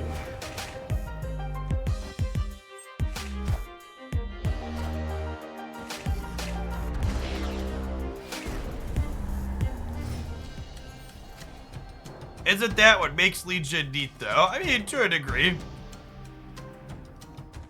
But it could also be annoying / frustrating for people, for sure. You know, anytime a card kind of has a singular I win the game button, it's probably going to be a fair assessment that there's a number of people that are like, nah, I'd rather this didn't exist.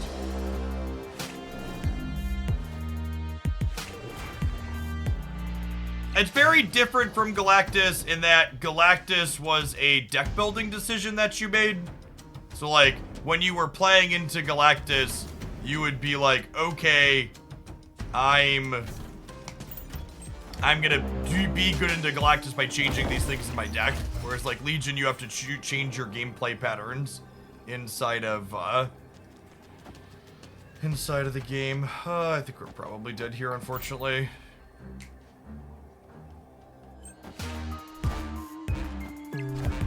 Ooh, they played for all three. I think this gets them. Or are we short here? No, we're good. Yeah, is it to play for Sakar? Iron Man. Victory. Yeah, I agree, Hedge.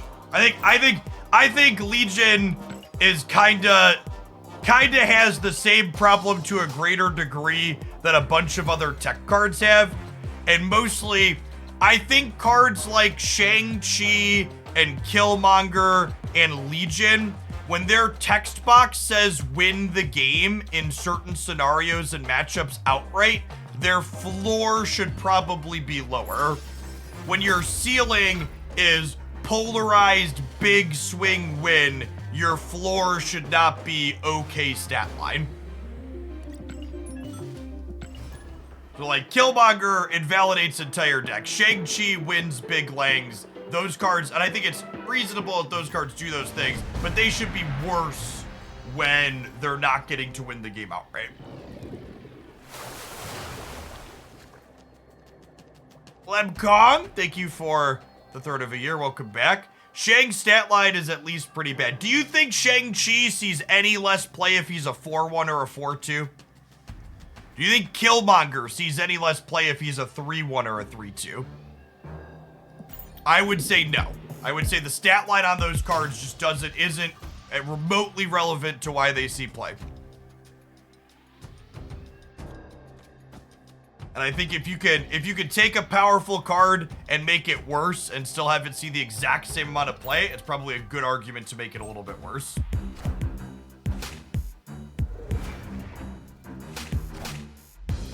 You think 4-1 Shang would be played less? I think I disagree with that statement. Live from the Daily Bugle.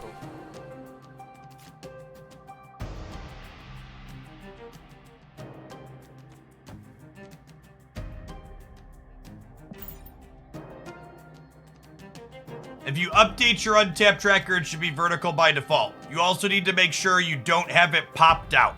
So it only goes vertical like this if you have it floating over the game screen.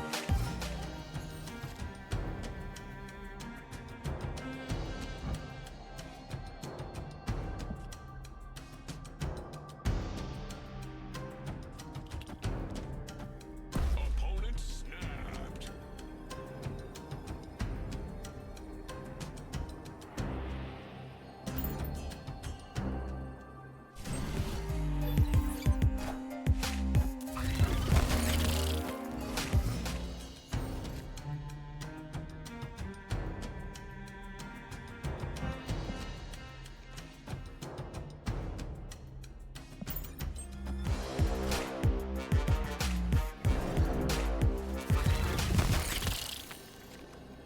Does Iron Man Wasp win any of these locations? They're gonna get a 3-power squirrel. That's still only 12 though, right? Time to go. Escaped.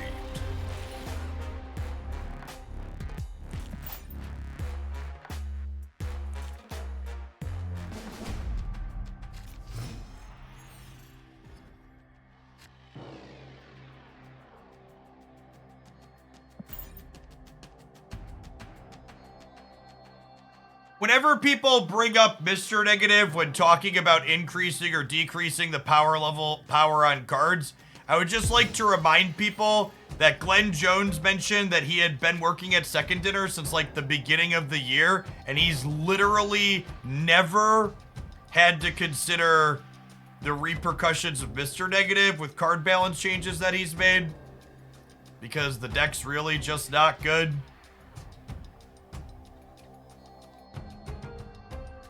So I get that it's like a kind of a funny, haha, this is a thing we should kind of care about, but also no, it's just not.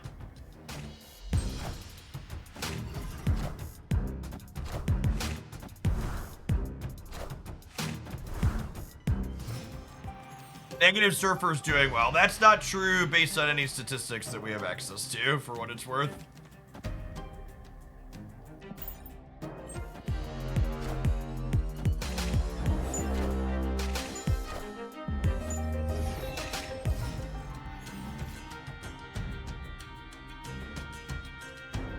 I gamble here a touch and try and Valk next turn, I think.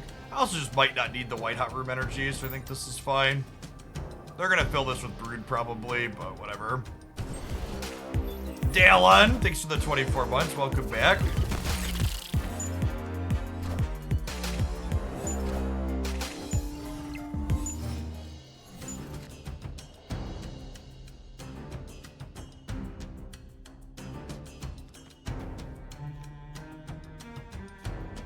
Does this even win the game if I play a second Patriot? I go to 12, 16 only in the middle, and then they probably have a Patriot themselves.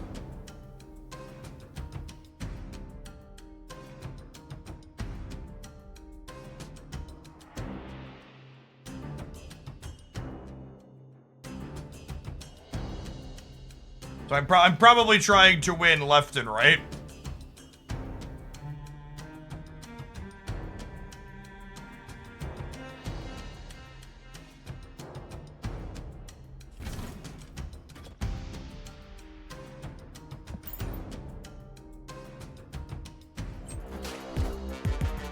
I am Iron Man.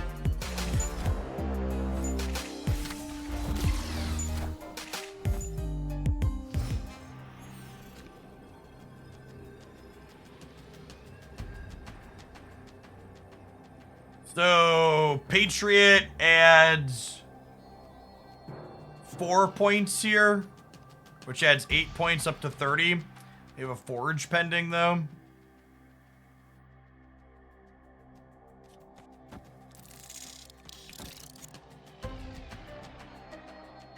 I think this wins the game most of the time.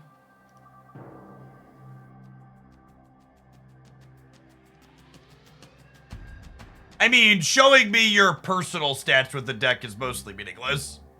When I say it's bad, I mean looking at it in Conquest stats is bad.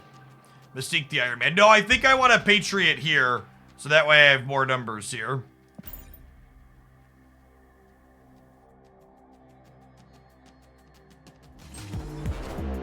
Mystique is better than the Demon. I don't think that's true. The Demon's 10. Is that more? Actually don't know offhand.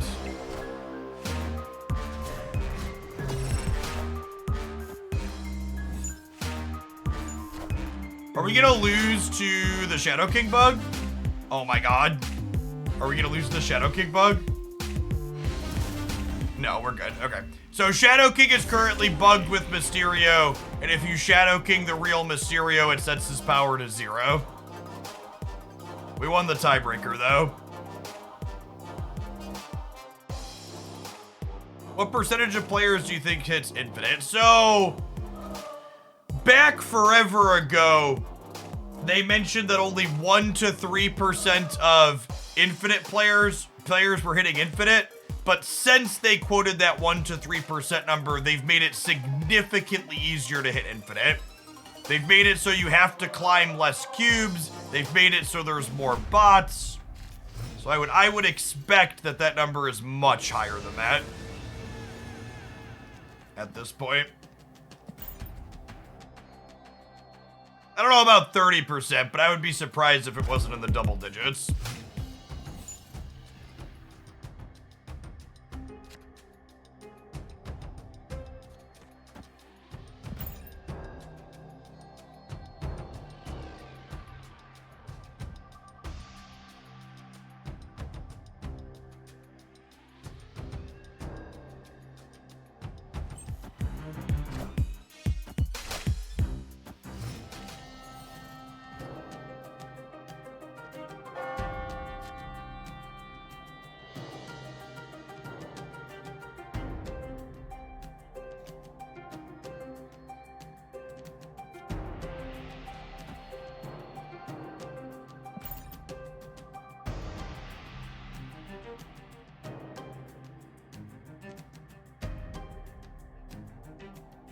Is it easy for free-to-play players? Free-to-play is not really like a meaningful measurement in Marvel Snap.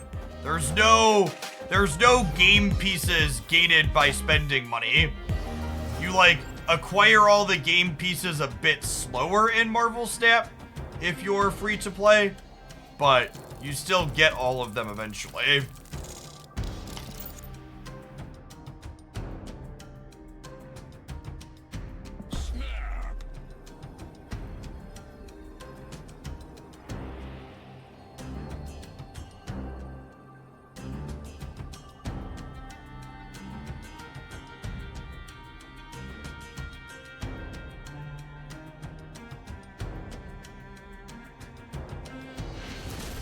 A good Iron Lad hit could let them win Asgard here, but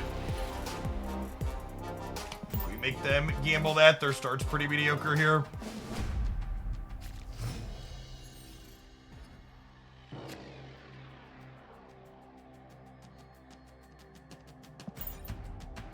Again, basically never basting on one. Want to wait and see if we can spike Iron Man or Mystique here. Even Bishop, Patriot, or Mysterio are all like, everything but Blue Marvel and Valk are just like excellent best hits, so we'll wait till turn 2.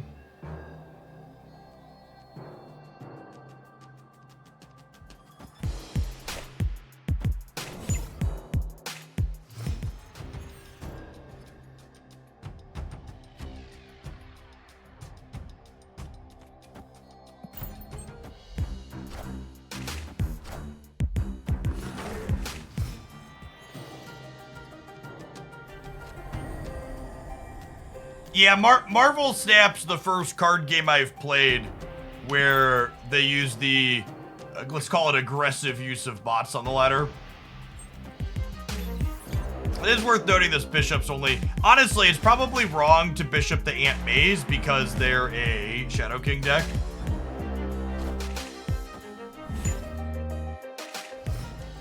Infinite felt more about knowing what you're playing against. I mean, understanding your matchups in Marvel Snap is definitely the #1 most important thing about being successful in the game. Because in Marvel Snap, you're so likely, or your opponent is so likely to have specific combinations of cards from their deck every game, knowing the output range of your opponent's deck is a pretty significant advantage.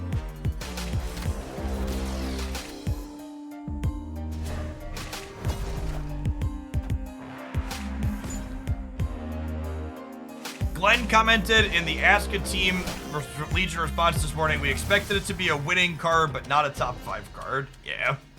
I mean, I've been saying all week I would be shocked if Legion had his same text box come,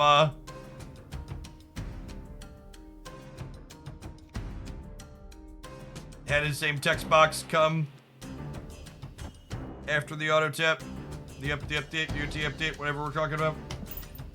Words and stuff. What do words mean? What are words? Baby, don't hurt me.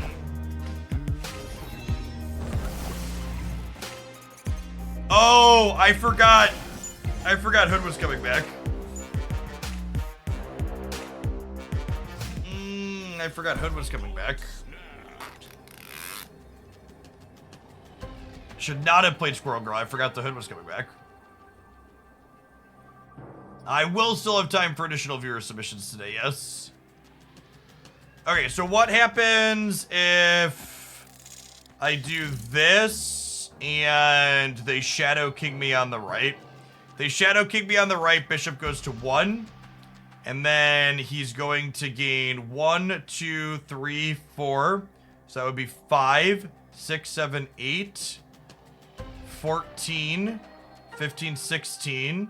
I'd go to 21 here, and the Shadow King would put them to 18. And then if they have a Patriot, they would unfortunately go to 22 here. So I think we're actually one short. They could just have Surfer, that's true. Oh, I'm Valking my Demon though here as well. Screw it. Oh, I forgot Squirrel Girl was gonna shrink. That means I lose the Surfer. Fuck. I miscounted Squirrel Girl shrinking. If Squirrel Girl, I counted the Bishop losing his points. I did not count the Squirrel Girl losing her points. I counted 21 and the Squirrel Girl was 3.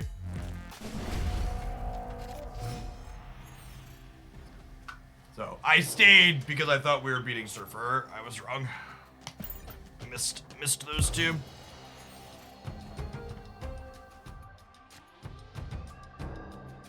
You should only buy bundles that are a high ratio of credits to gold if you are looking to be frugal. And the current bundle is not a high ratio of credits to gold. Learn to look at and do that math, and you'll be able to answer that question for yourself in the future. I think I missed some subs in here. Crazy Duck, thank you for the over 3.5 years. Welcome back.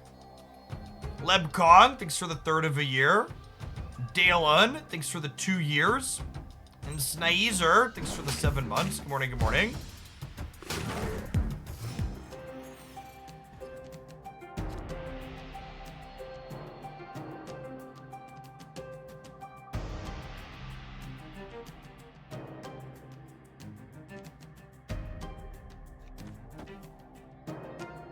They had a Luke Cage Martian, so Valking Right didn't accomplish anything. Oh, I would have pumped my things by 2. Would that have worked? The Valk was 2 smaller than the Wasp, but she would have been +4. Yeah, you're right. The Valk Right would have won the last game.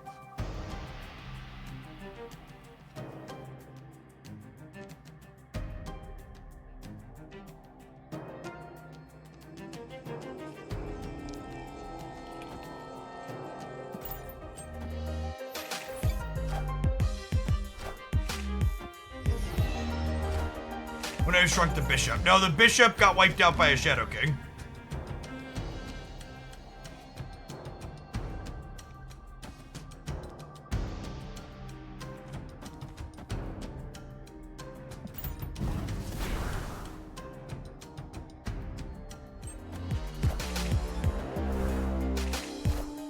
You have the beta tracker already. When could the mortals get it? Yesterday. Or the day before? I think yesterday.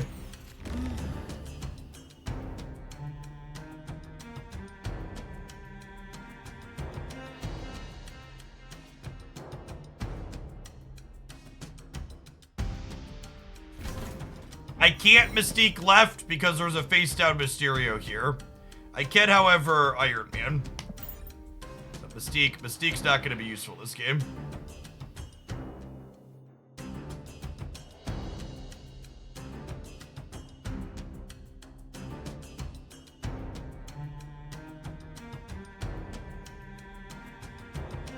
Interested in checking out Starfield. Like most people, I do not have time for a 170-hour RPG in my life right now. I hope people who are going to have fun with Starfield have fun. I do not currently have the bandwidth for an endeavor like that. I would like the tracker more if it was see-through. I mean, it's literally see-through. Confused? Literally that. No reason to snap here. I'm already all in from the natural double up. We'll Blue Marvel here, make this huge.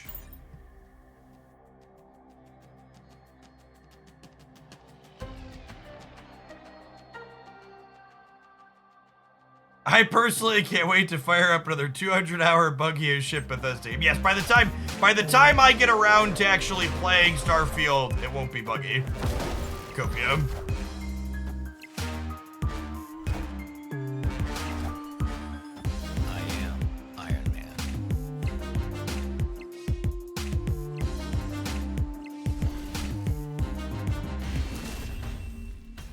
The only new video game I intend to buy in the foreseeable future is Insomniac Spider-Man 2.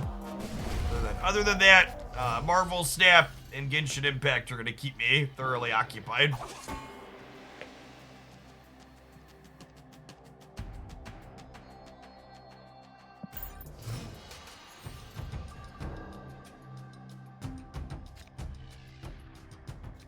Good for waiting on the best.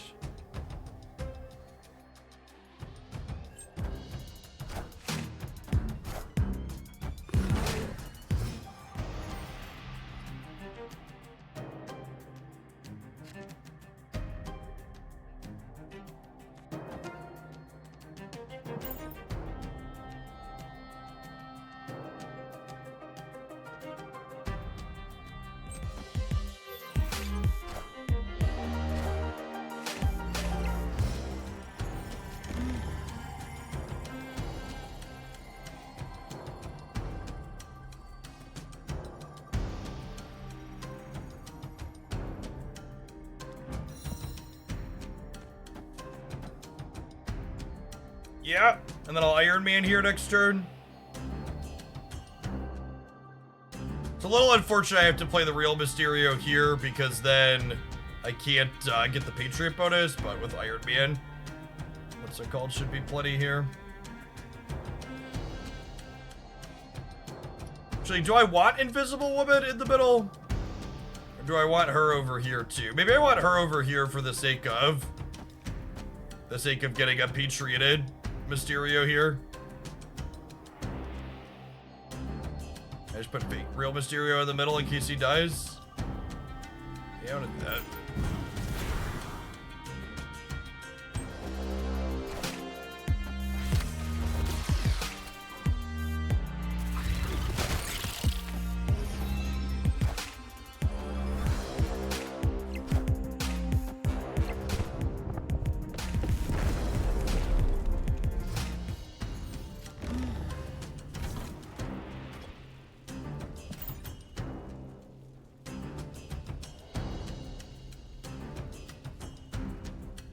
Alright, so we've won the right.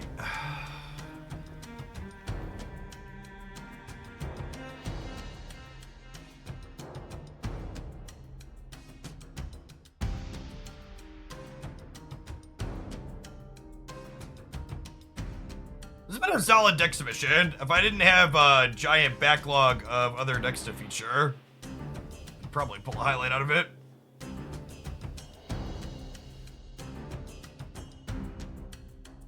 Yeah, I think this is a count on Valk to win left angle.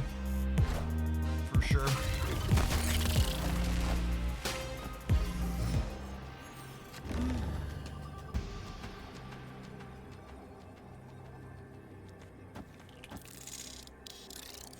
No, we should crush them on the left, right? Because we're gonna be at... Oh, I guess does Surfer get us? This is 9, 12, 15. I'm at 30 here. We tie Surfer. We lose the Surfer Patriot, though.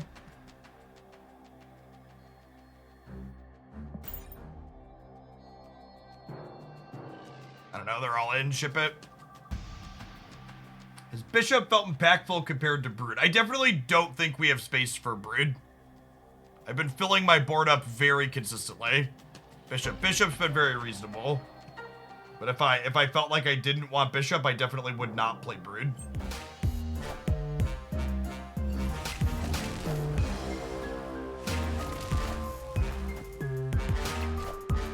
Okay, so we win the left and the right here then?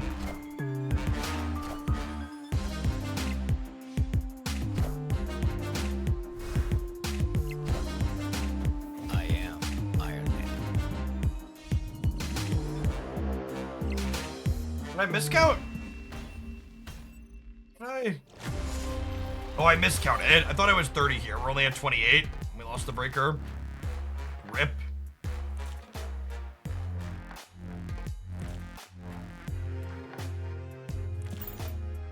Alright, comes down to the last one then. Is there space for Dazzler? To set a low bar, this wouldn't be a shit Dazzler deck. Dazzler would be better than Bishop is against Shadow King.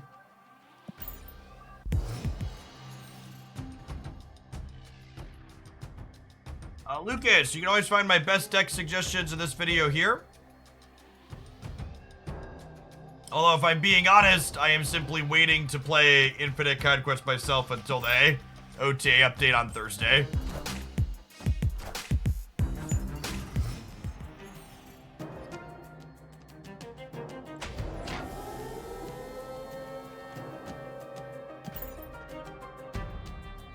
I expect Legion to go to a 5-6 or a 5-7. Probably 5-7.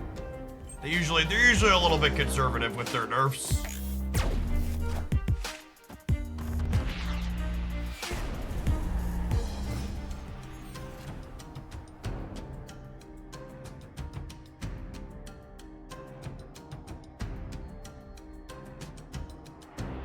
I think 5-6 would be fine, I agree. But I also don't know that I expect them to go that hard.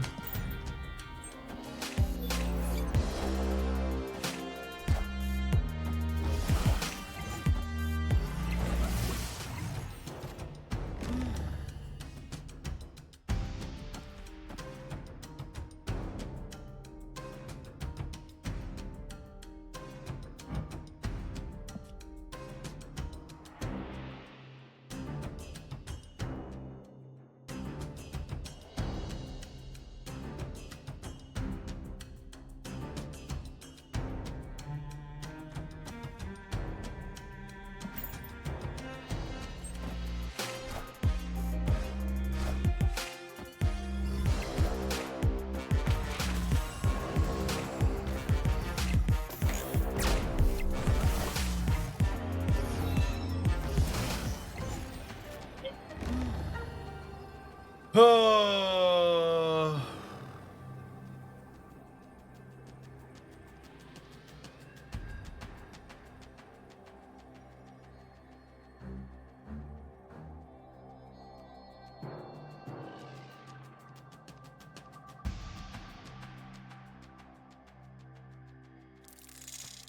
like this match started 6 years ago. It did. Yeah, I think Wasp left is our Valk is our only chance to win. There's a good chance we're dead. That's fine. I've been playing this for 84 years. About time to move on.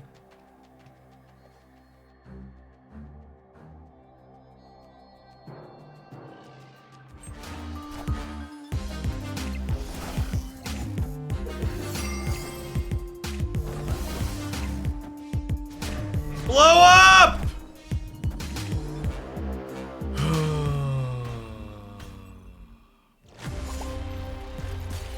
It's a frustrating end to an otherwise interesting set. I'm just like, died because we got danger roomed and they didn't at any point.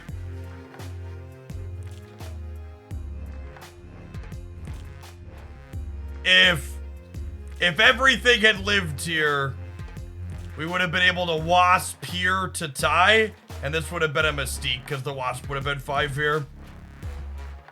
Sedge. We also definitely... Oh no, their 1 power forge got zapped. I appreciate the folks actually comparing their forge dying to my Mystique dying. You're right, these two things are comparable when I talk about Danger Room variants. The Bishop felt kinda clunky. I also think Bishop was awkward because Bishop made Shadow King and Shang-Chi live against our deck. So honestly, and I'm not just saying this because I have this variant, I think Dazzler might actually be good in that slot.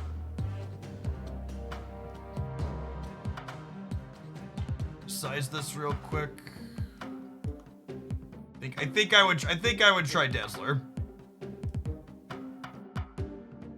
In fact, you know how confident I'm gonna try Dazzler. I'm gonna put her in here, and we're gonna change this to.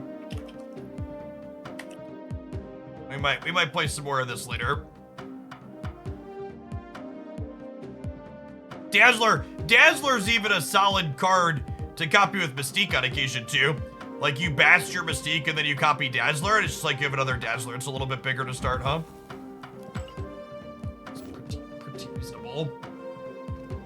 All right, we had someone that made me want to suffer with a deck building challenge. What is this? It's a word problem.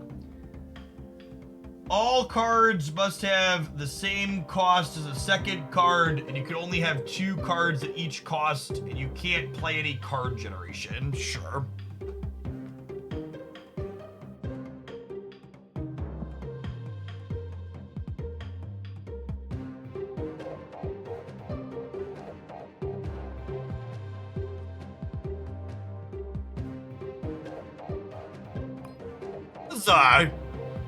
Yeah, 2 1s, 2 2s, 2 3s, 2 4s, 2 5s, 2 6s.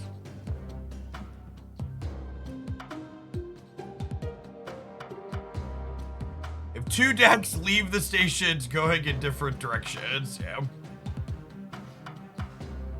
Oh, we could technically have a 0. Yeah, that's a good shout. Ooh, with the idea that we could have a 0, is Lockjaw probably the thing?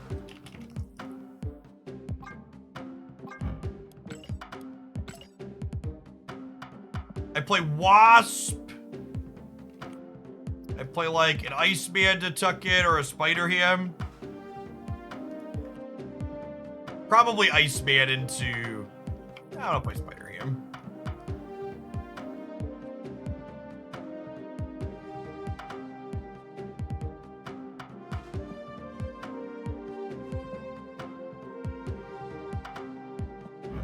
Boosters? He does have any Thor boosters.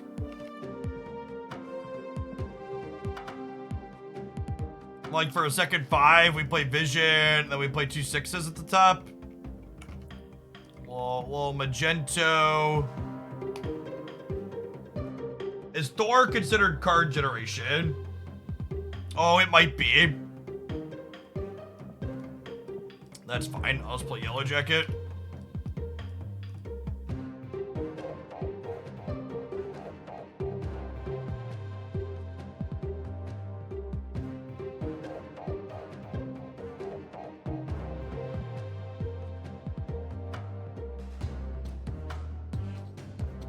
This is like almost a real pile of cards.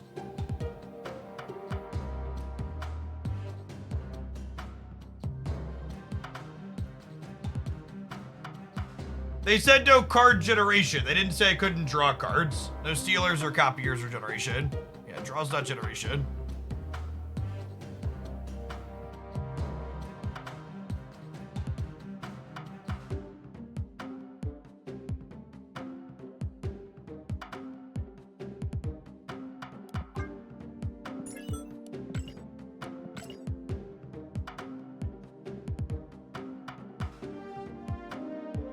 Oh, they told me I had to have 2 at each energy cost. Did that say Rita sentence? Must have a second of the same cost. All right, so I have to have another 2 and another 3 to round it out then. It's a shame I can't play Thor.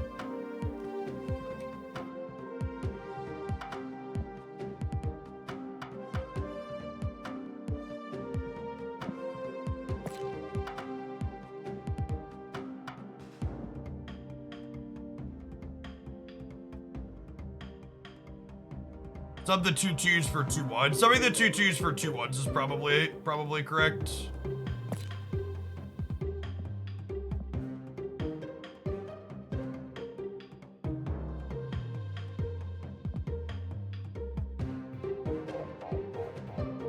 Do I play Sunspot or do I play like Korg? Probably Sunspot. We could play Baku. All right, I mean, if we're gonna go full meme.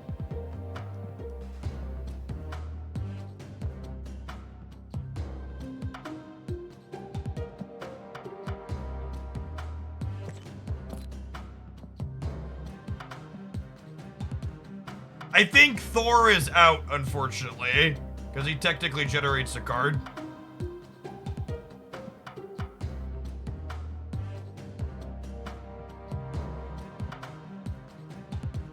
Wave. If I wanted to play Wave, I probably cut Infinite for a different card I could wave out. We could play Wave and then put what's it called? Hulk at the top end.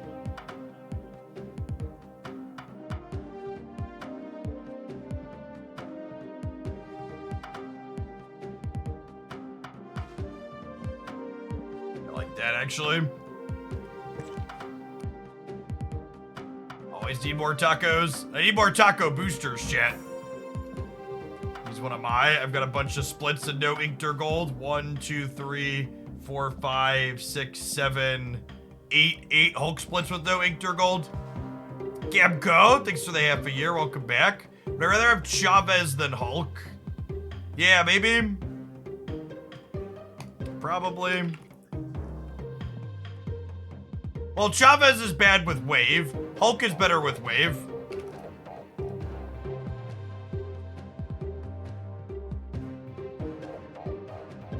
Alright.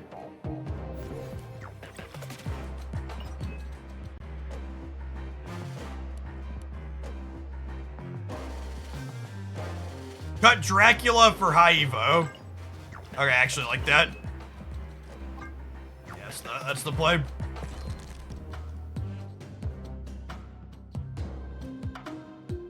So we have Wasp too.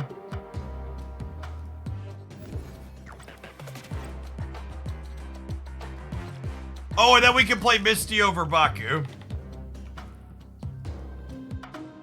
As much as it hurts, that's correct. What was the deck builder? I had to have 2 cards of every cost in my deck, and I couldn't play any cards that generated cards.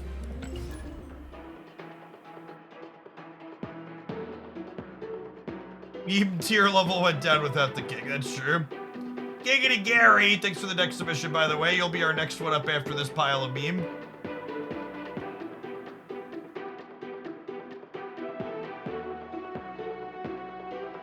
Stegron Gaming. Oh, some Kingpin Gaming. I do enjoy me Stegrons and Kingpins.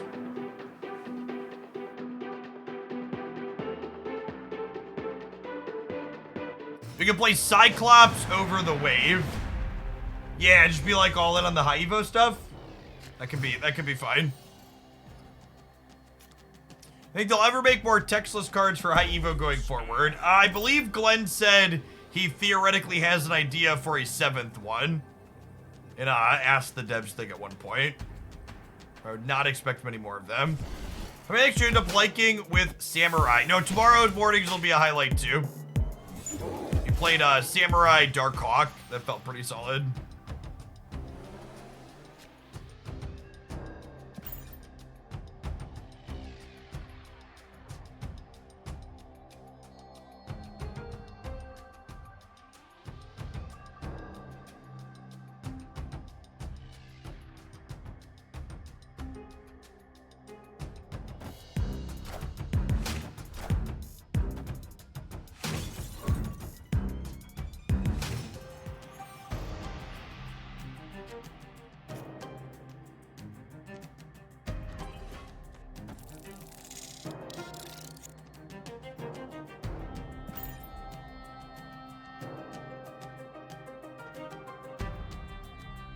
You can yellow jacket the monster to save him from Shang. That's true, you know.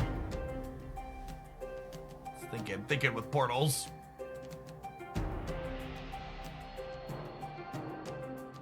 Oh, you know, I should yellow jacket here first, right? Sorry, I put my undo all action buttons if I had one.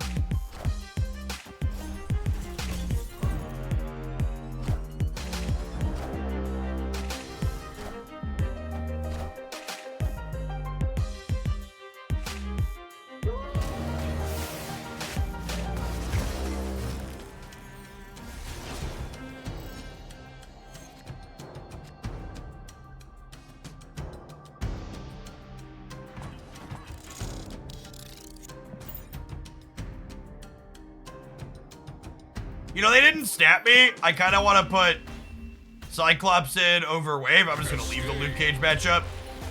But I want to sweat with tech cards that are good against us. We'll play against someone else instead.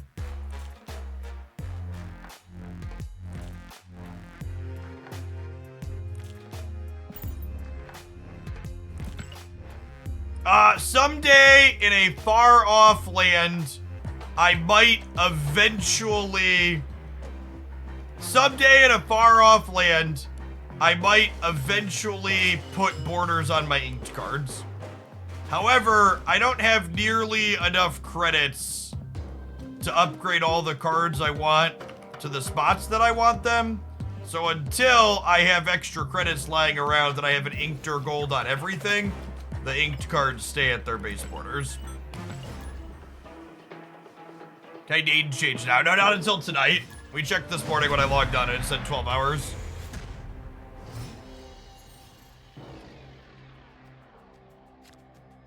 Oh, snap. Opponent snapped. Not enough credits sounds like a free-to-play problem. That's true, you know. Actually, I'm pretty sure if I gave myself an unlimited budget, I would not be able to upgrade all my cards I have boosters for still, so... It's a waiting game regardless. Also not in a rush to climb the collection track, so...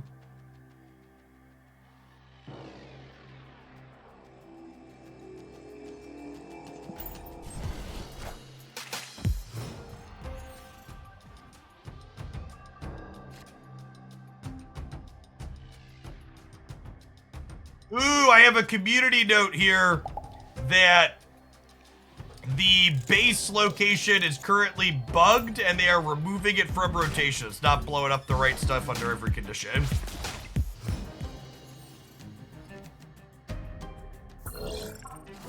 From the Marvel Snap official Discord server.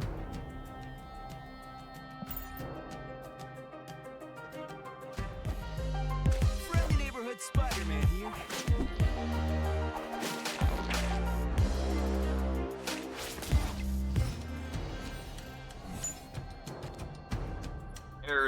There's our pupper. Good for the home team.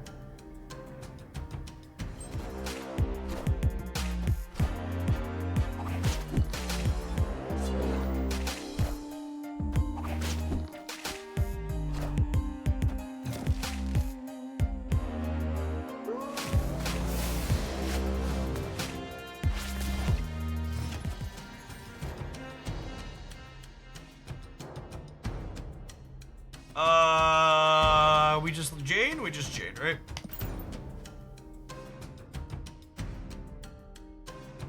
Magneto pulled 2 cards to location. Magneto got blown up. I think in that instance, the Magneto dying is still correct. Because Magneto's technically not fully at the location until his trigger fully resolves. So it's not currently counting moved cards to the location, but in that instance, Magneto would still be the last card to get there, per Marvel Snap rules would be my understanding.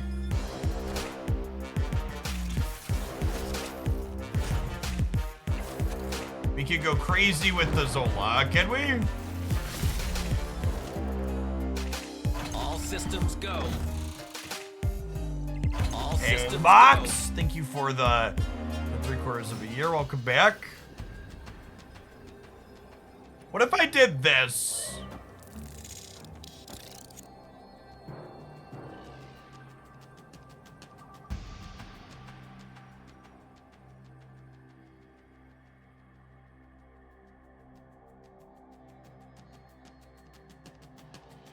You can kill our Jean with Shang. Yeah, that's fair.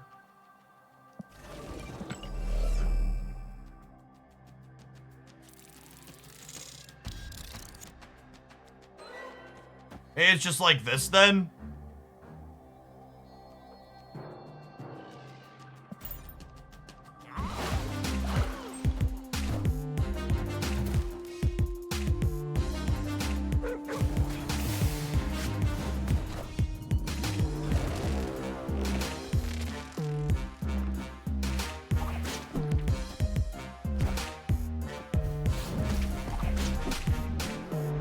So we win center and left.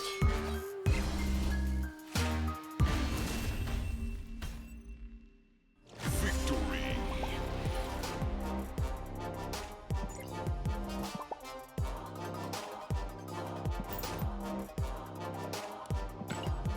Heard you mention tech cards multiple times on stream. Can you explain what it is? A tech card is a card that you put in your Marvel Snap deck because of your opponent's deck, not a deck that you put in your Marvel Snap deck because of cards in your deck. A tech card is Shang-Chi, or Killmonger, or Luke Cage. Enchantress. Tech cards are reactive cards. That's not strictly true. Luke Cage is not a reactive card. Proactive tech cards exist. Armor, Cosmo, these are proactive tech cards. So the description that they are cards that you put in your deck because of your opponent's deck is more wordy, but appropriately descriptive.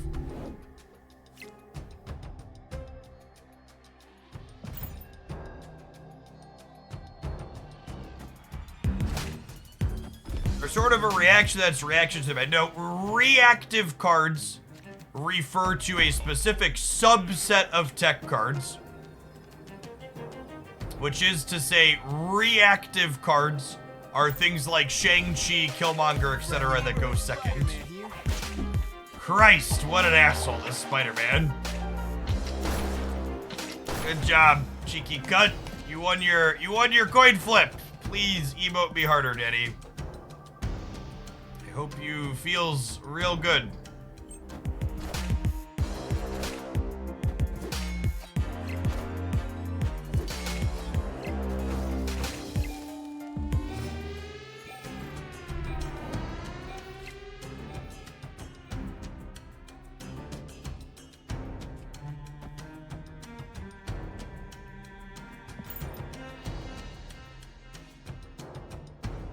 You didn't even invest as much of the Sunspot as they did their Spider-Man. That's not true. I put 6 energy into it, technically.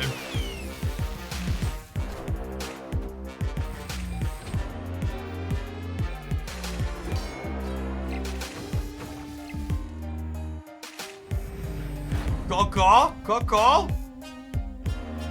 Fun and interesting.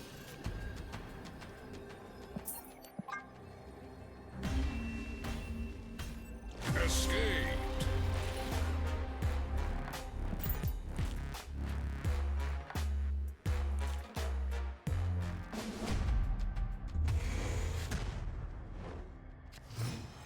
I don't know that a game-winning lockout play can be classified as a meme.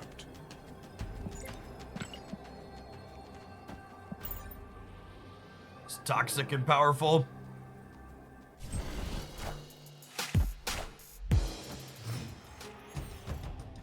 The average Jubilee hit beat that, of course. They won their 50-50 earlier in the game that would have cost them. We lost our 50-50. Tale as old as time. Well, well, well, I do love not playing my cards. Why do you ask? Exactly. It's my favorite thing, chat, not playing my Marvel Snap cards. I choose to not play them more often.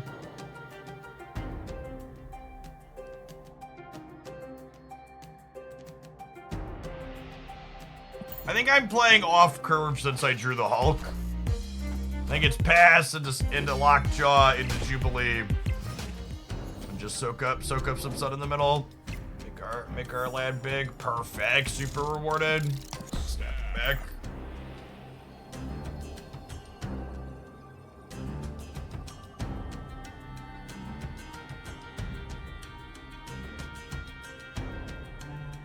Jin Saku, one of Hooglandia's OGs. Thank you for the 76 months. We appreciate the almost 6.5 years.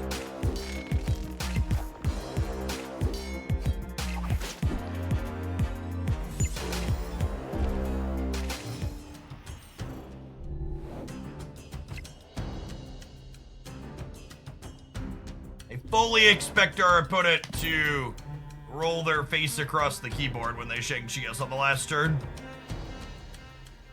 My body is ready for it.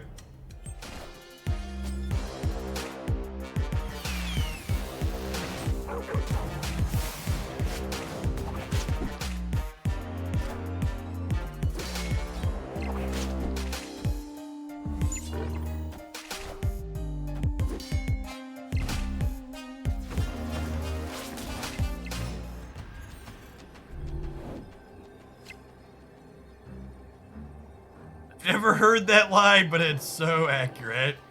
It's true. They won every coin flip on their Silk. For sure.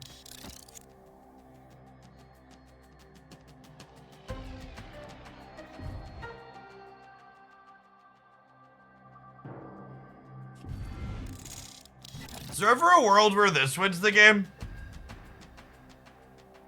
Like they Shang us and then we Cyclops and Misty Knight?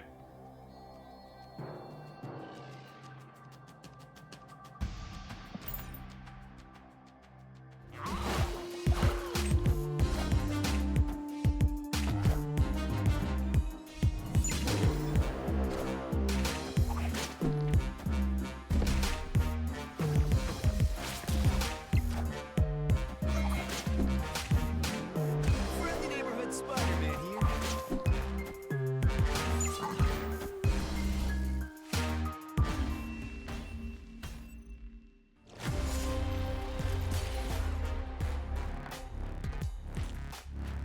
We were dead regardless, right? If the Spider-Man went mid, we were also dead. I needed what did I need? I don't know. I actually don't think there are any RNG outcomes here that change it. We needed Silk to end here earlier, so she couldn't bounce back and forth. Plus the cut line, just like pumping everything on top of it.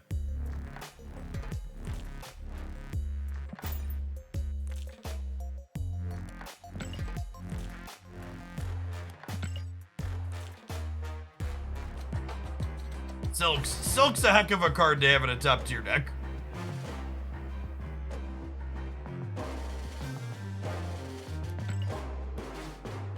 I would assume they're still spamming emotes, yes. Thankfully, we'll never know.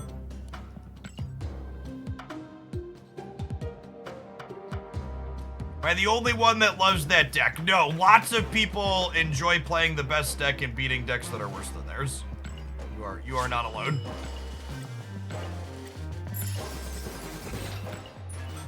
Little Movers deck is the best deck in Marvel Snap by a significant margin.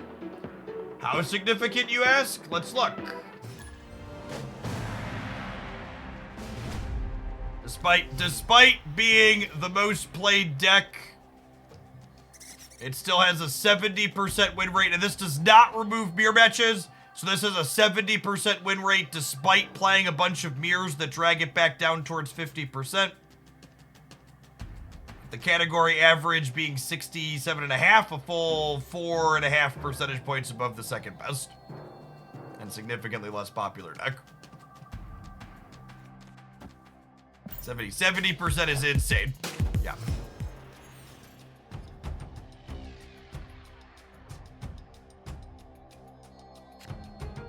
Agreed.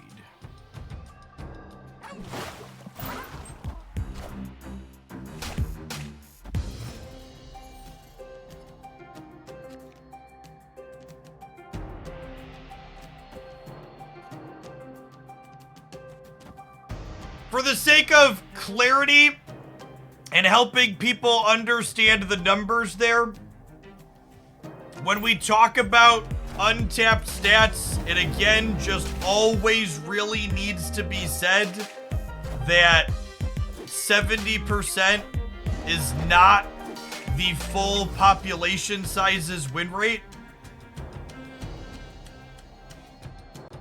So that is only people who use untapped, and on average, I would expect people who use untapped to be more competitively minded and more higher caliber players. So it's still a high win rate, but I would wager most numbers on untapped skew 5 or more percentage points higher than the population average.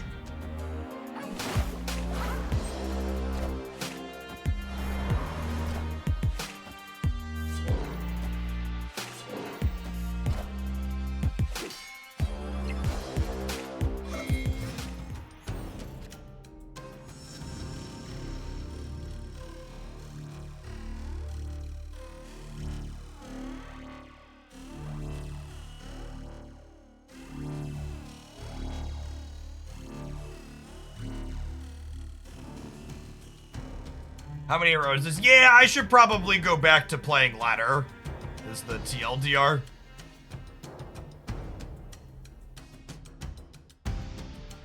Part of the reason we were playing ladder yesterday.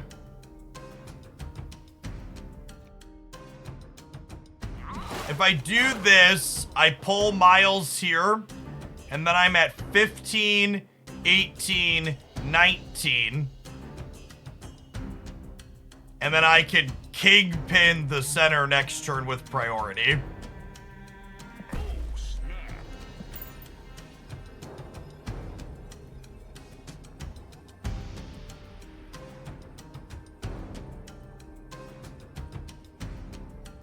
For people who are expressing frustration about the Little Movers deck and it being popular, I need you to understand... Oh, did I miscount? No, Jeff's still counting. You need to understand that the Little Movers deck isn't just good because of the stats on the cards. Part of the reason why this deck is so good is symptomatic of how Conquest works at a fundamental level. So this deck is almost assuredly less good on the ladder than it is in Conquest, but Conquest is a format where you can't afford to have bad matchups or a deck that loses to a single tech card ever. And if you do, you might as well not show up.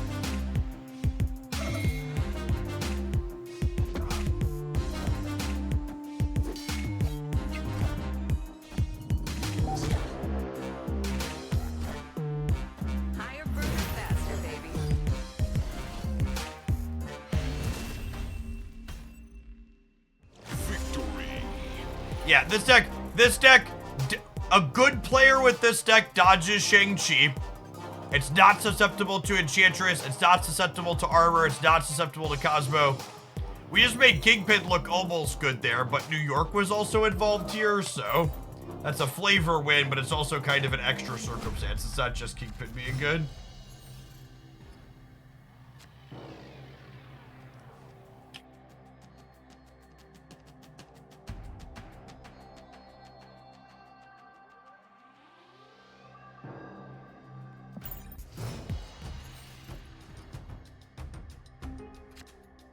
Is Kingpin a good tech card against their deck? I don't think so.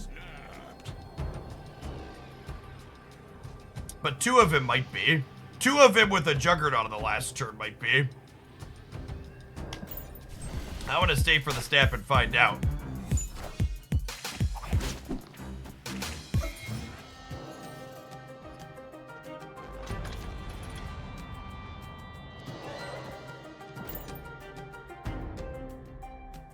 Shadow King stays here. Shadow King, I think, is arguably one of the best tech cards in the game right now. Friendly neighborhood Spider-Man here. Oh, come on.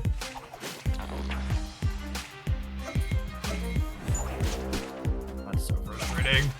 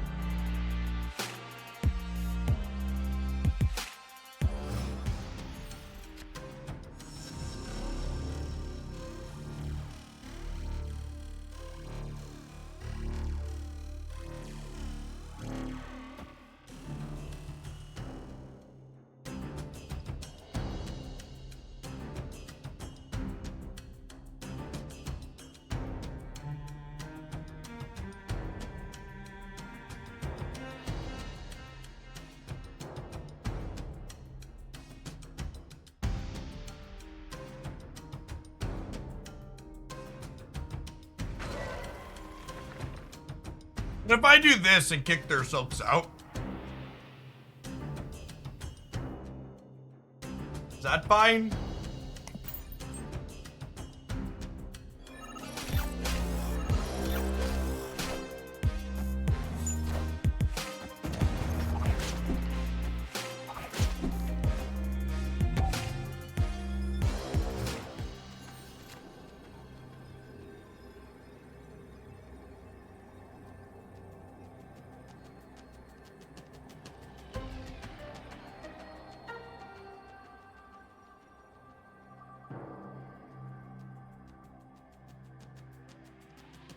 Just fill middle here, right?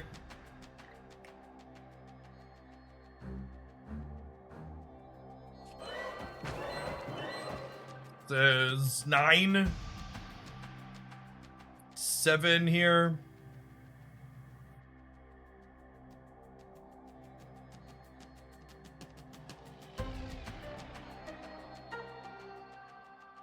There literally is not a combination of cards in their deck that would not let them fill the middle.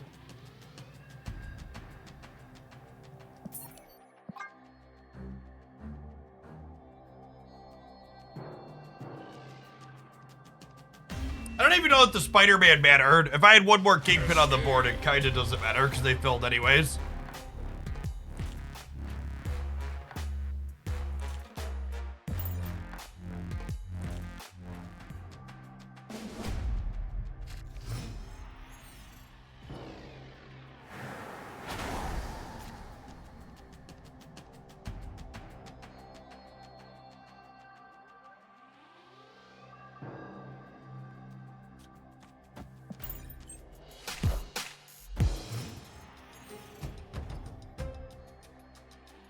The new location is bugged with a few different cards, and they actually posted that they're disabling it.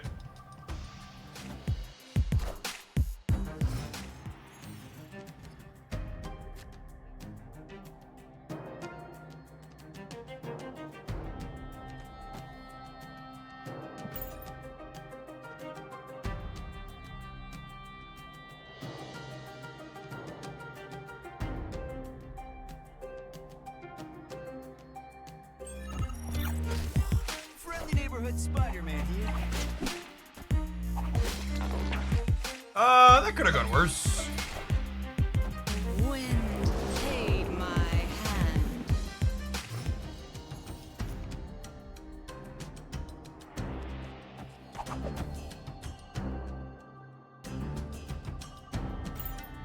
He didn't jump into the Craven lane. It was, low bar, but we cleared it.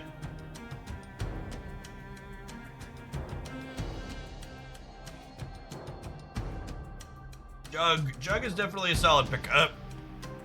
Wish Arrow is a little more playable. Love this this variant and split.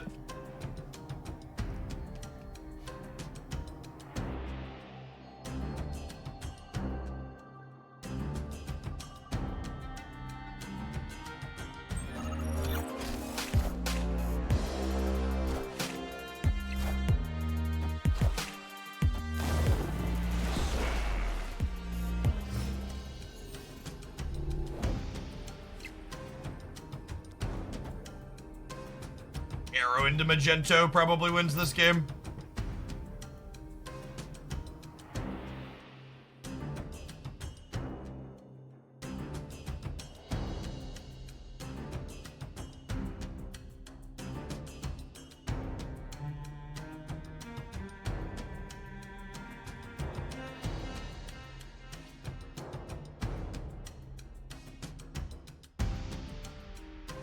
The deck queue looking like? I'm actually empty after this one. I'm streaming till another 90 minutes or so. So if you're interested in getting one in, I probably have time for one more.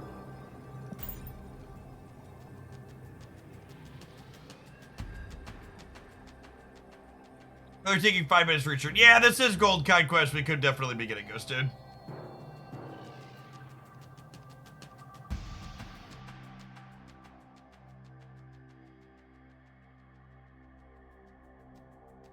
Carol wins here. Does she? How?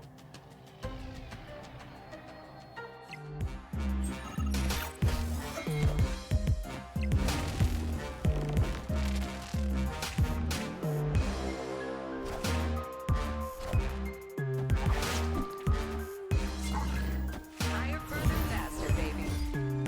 Lower, closer, slower, Grandma. Sit down. Yeah, I think because we were pulling their Cosmo, they didn't have any outs there.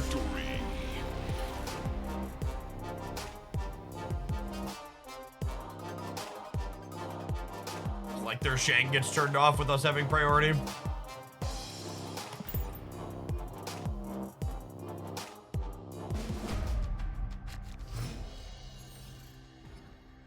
I got a promotion at work, so play the 24K deck in honor of more money for me. Sounds good, Socia. Congrats on your promotion. Thanks for sharing some of it this way. They have Shang. Oh, you're right. They actually aren't playing Shang. That's a good shout. Sorry, my brain just assumes they have Shang, but you're right. We actually know their whole deck of the dope.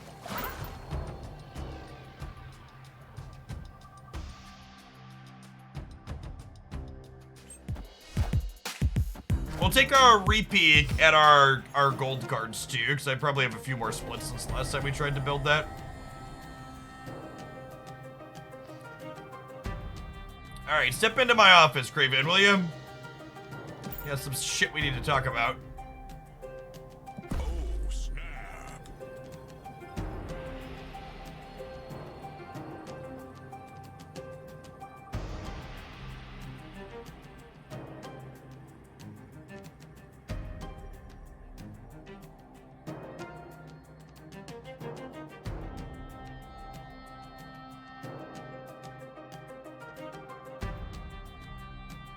I think Cosmo's pretty solid into the Forge deck, yep. Spider-Man here.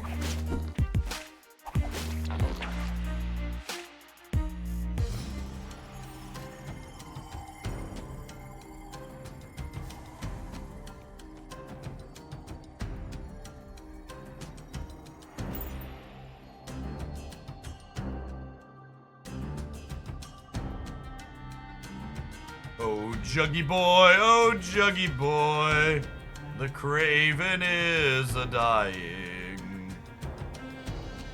In theory, they could go like Silk into Punt Silk into the Craven path and then we lose there.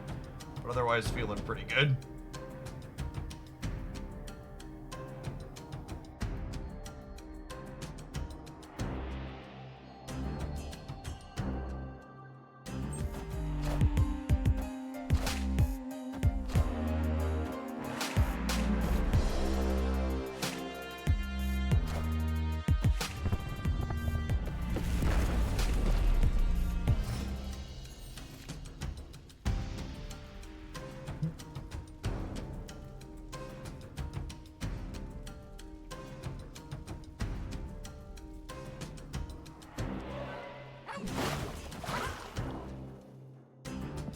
I think I'm full on submissions for today, Darth. Typically speaking, it's a $10 tip via the Stream Elements link for people who are subbed.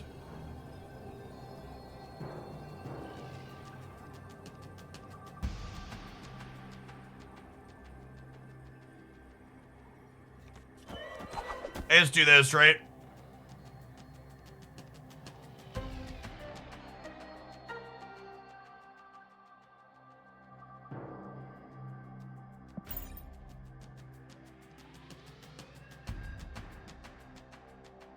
I said until about 3 today. Yeah, I'm gonna be going back to my more typical schedule.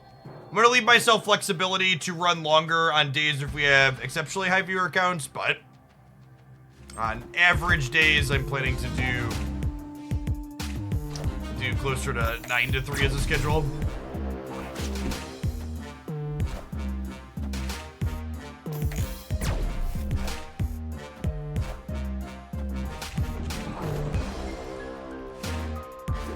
Dead.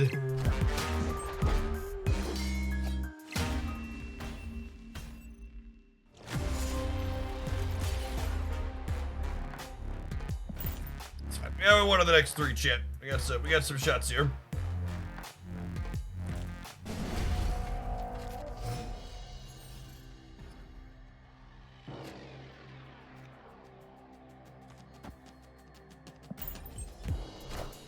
You have a video editor, so now you can give us more of you. I mean, to be fair, before drops, my typical schedule was, my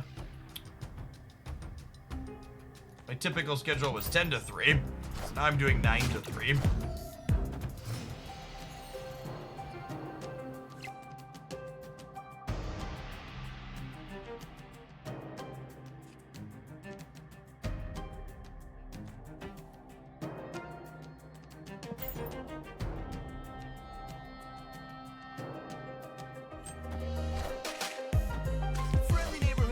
Is there a change you can make to Kingpin to make him more playable? I mean, obviously the answer to that question is yes, right?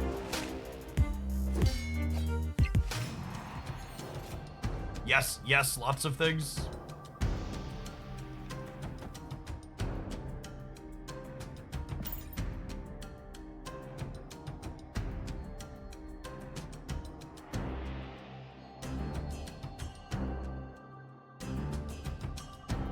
The tracker that you see on my screen is untapped. Make sure you're updated and you'll have the same one.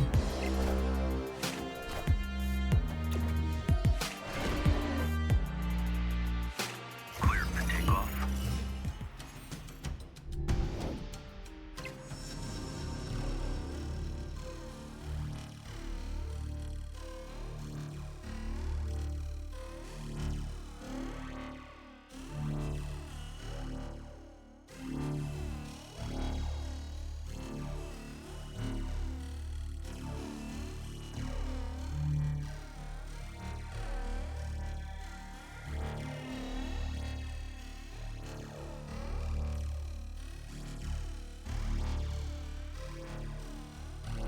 Any cards you add to the game that's good against the Little Movers deck pushes regular move in the trash. You know what suggestion I heard that I actually really liked?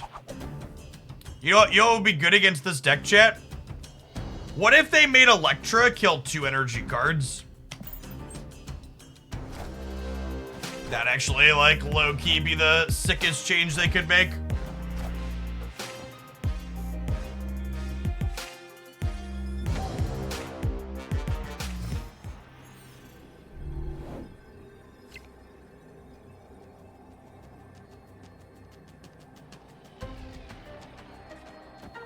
Yep.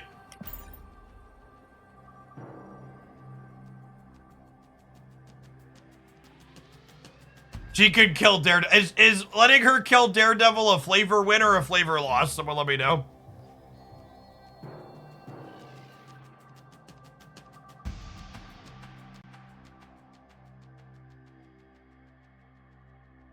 It's a win. Okay.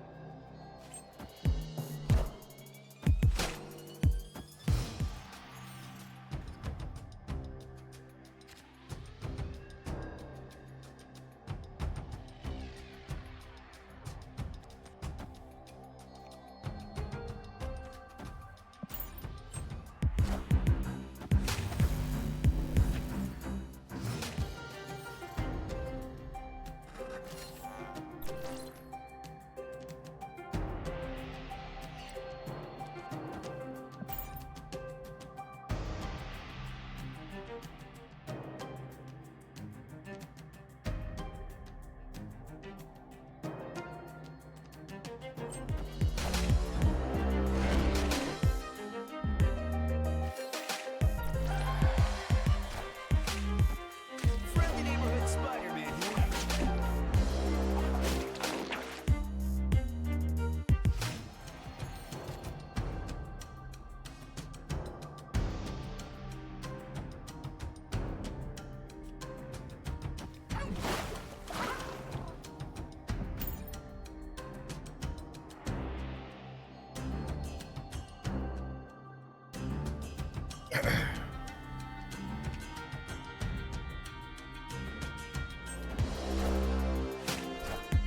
For what it's worth, chat, I would be very surprised if my opponent was screen peeking.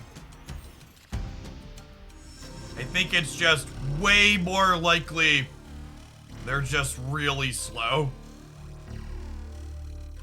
And I know that that's annoying, but most people play this game very slowly.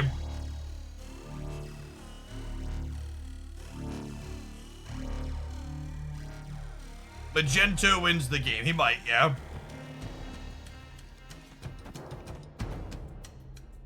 Jug into Magento. Certainly has a solid chance of it. Good to hear that on Moto. Kinda. On Moto, at least there's a chess clock. The lack of chess clock in this game is a little annoying. I definitely think the...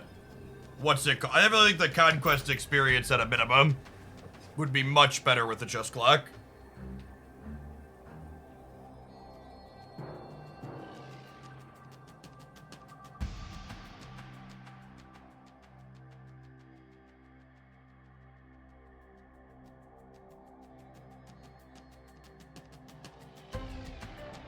Arena like 4 years to implement chess. That's not true, right?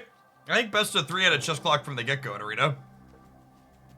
Best of 1 never had a chess clock, but best of 3 does.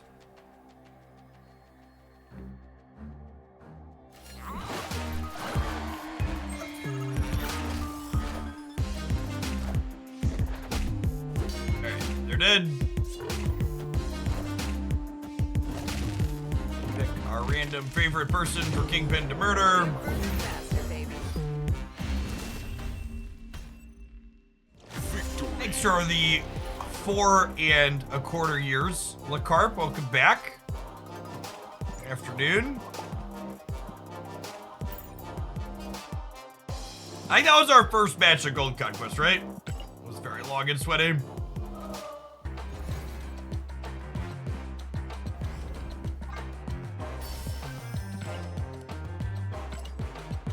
Kingpin slowly getting us on our Destroy Cards quest.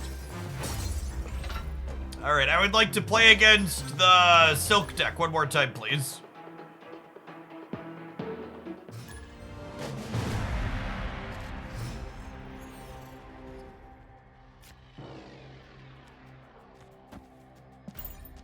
Echo's kind of crap. I might cut Echo.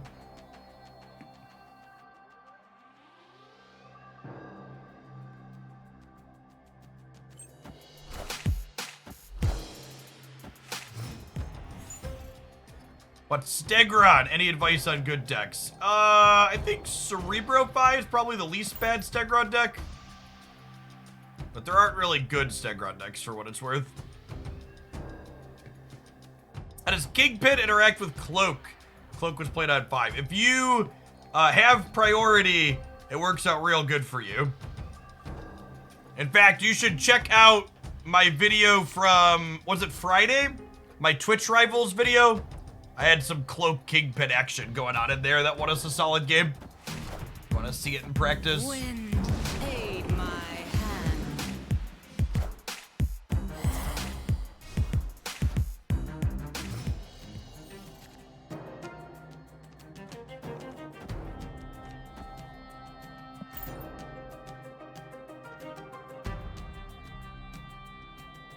Captain Marvel will not move to the Kingpin lane unless her being destroyed wins you the game for some reason.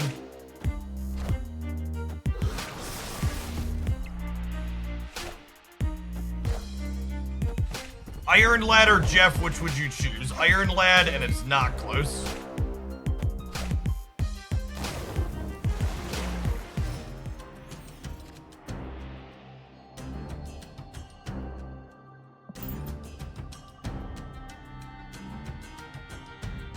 Sorry, Jeff, and it's not close. I'm sorry, words and stuff. Words and stuff. Jeff, and it's not close. Don't get mad at me, Chad. Jeff, and it's not close. Jeff, and it's not close.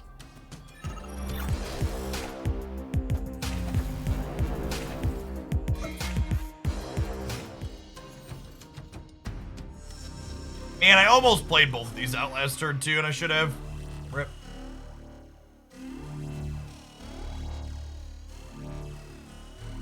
Iron Lad could be a Jeff. It's true, you know.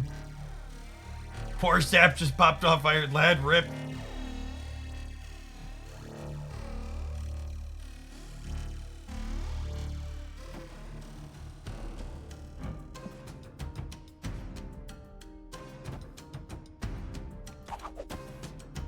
Actually, I don't have to do this in advance. I don't need to know it's coming.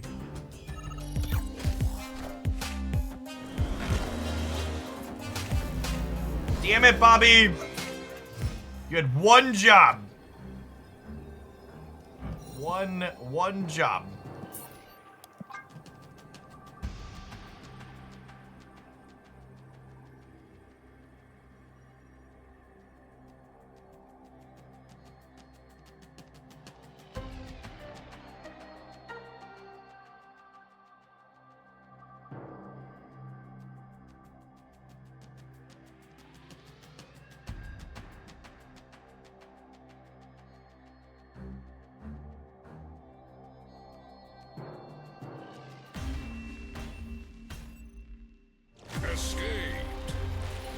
You have to convince me that Legion is the best card in Snap right now. I mean, by second dinner submission, Legion's a top 5 card. Based on a comment Glenn Jones made. I also expect it'll be hit by a nerf bat here because of that soon.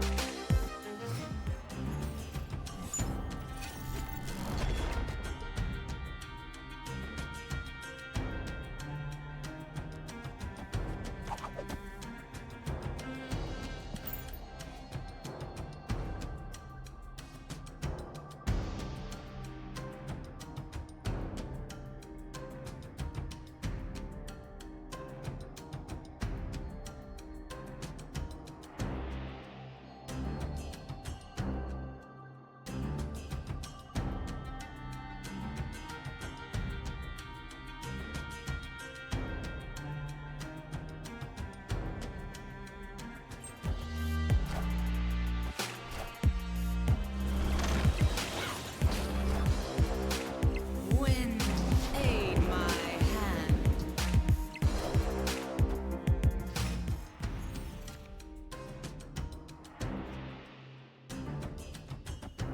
Going on! I'm the Juggernaut, bitch!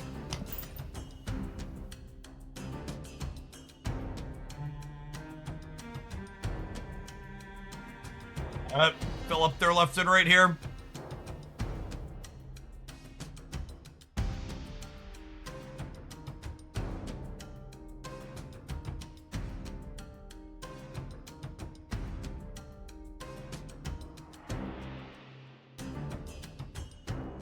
This debris clutter deck is probably pretty solid into... We played a debris clutter deck, and it felt good into both Little Movers and the Forge deck. I could see that being a very reasonable thing to be doing.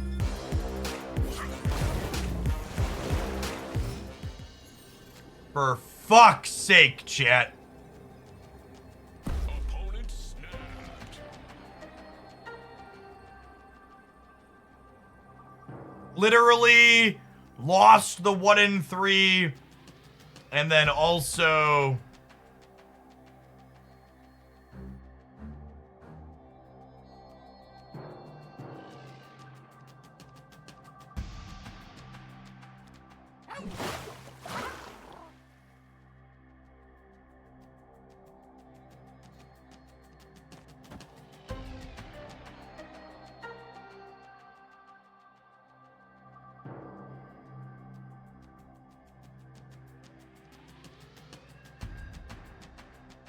is 14, 21, 23.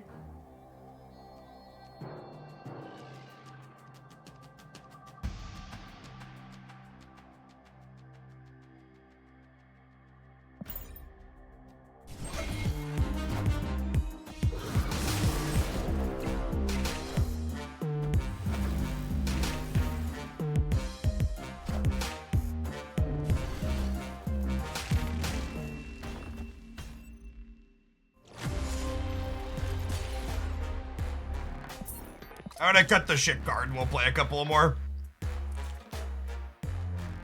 Echo is not a playable Marvel Snap card, chat. I should have left there, but just a little annoyed by RNG.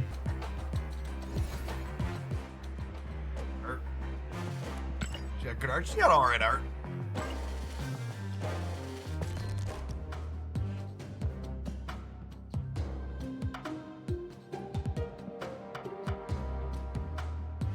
It's like literally anything else.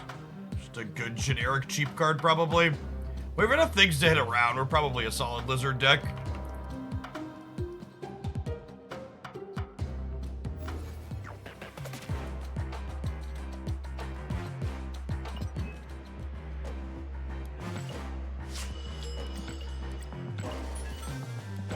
When's the next patch? OTA update on Thursday, tomorrow, patch on the 5th.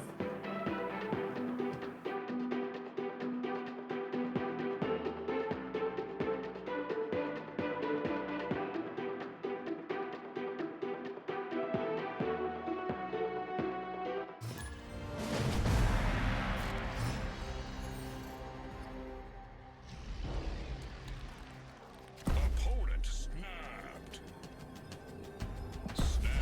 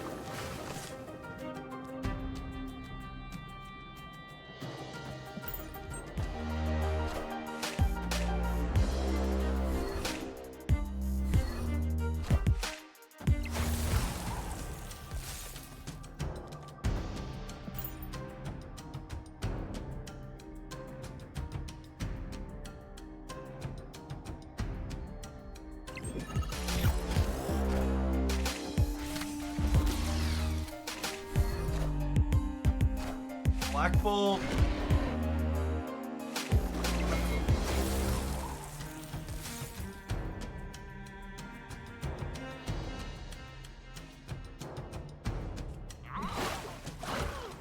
They want a Polaris, the Zabu. I think that's fine.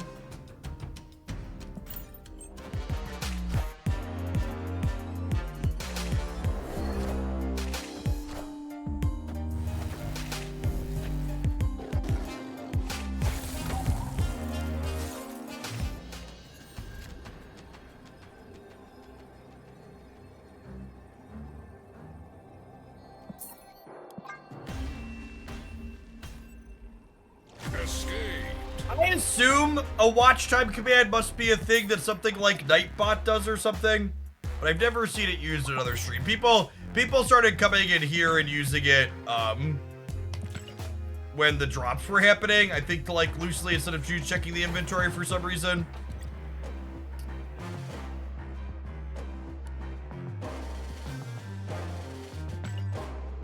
That seems like such a weird stat to track for every person that's ever watched your channel, though. Seems like needless bloat. Oh, snap.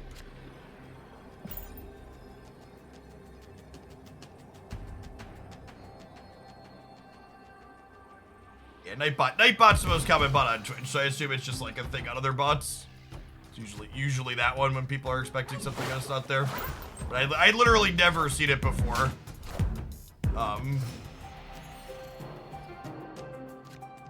Before yesterday. Or before drop started last week.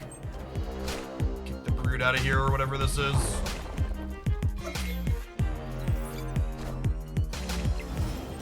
Wolverine, interesting.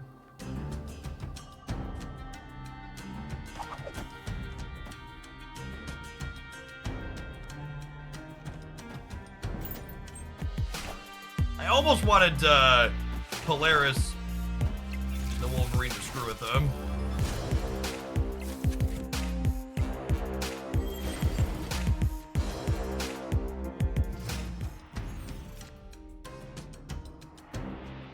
There are a couple of streams that make you a mod after 30 days of watch time. 30 times 24, 720 hours. Watching for like half a year or so.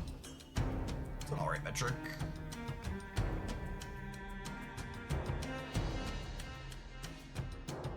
And see how long you've watched in a month in the channel recap. Oh, that's good to know. That's good to know, Lark. Twitch staff with the real life X. I think we arrow here. Try and stop them from blowing this up. Rip.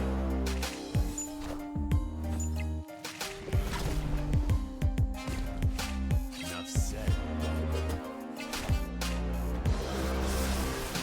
Enough said, bub.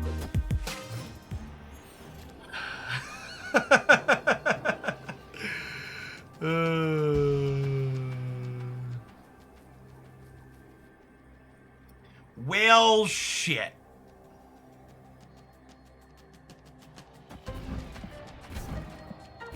The proving grounds, I believe.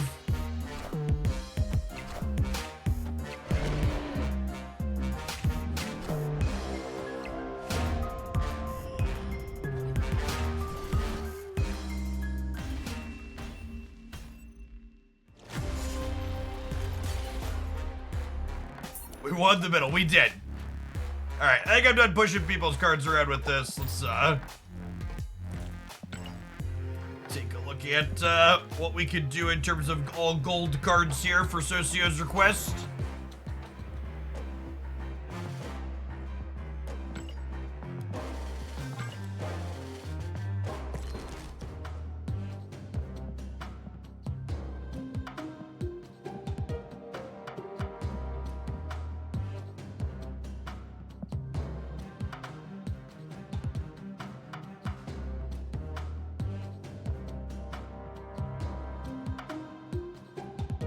Whole gold everything means you have to play Gold Conquest. I'm out of tickets for that, so that's not happening. Nobody got tickets for that. It's probably still just something close to the Magento deck, huh?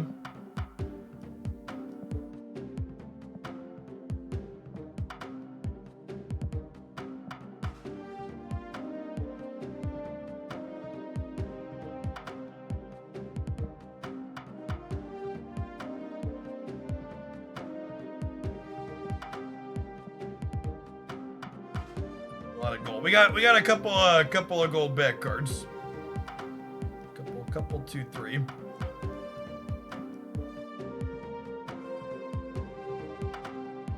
Man, I have a couple where I have both. So the Storm, Old Storm.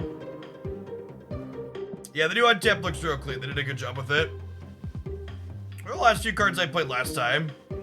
Oh, I have Iceman in here somewhere.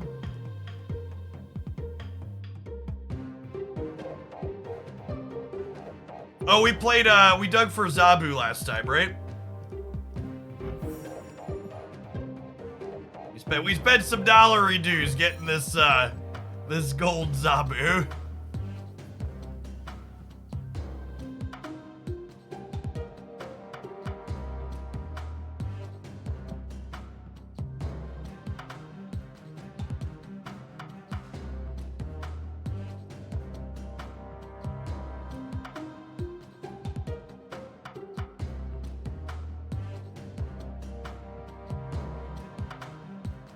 Dude at the end of the second row. Atuma? Atuma Matata. It's a wonderful phrase.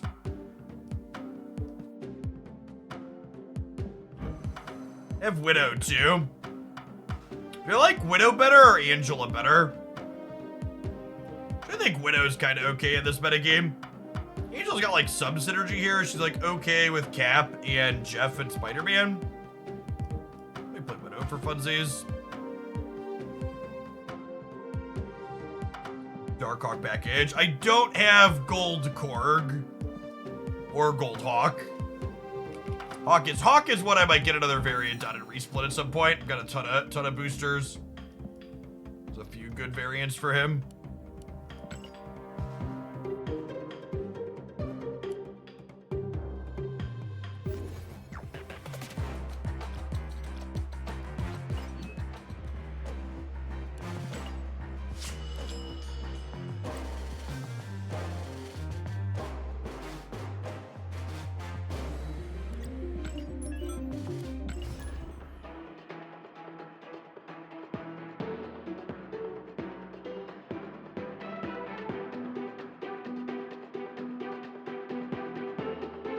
Get the Kim Janko variant of the September bundle. Which one is that? A few good ones coming up. Oh, that bundle's like really expensive though, right? If I recall.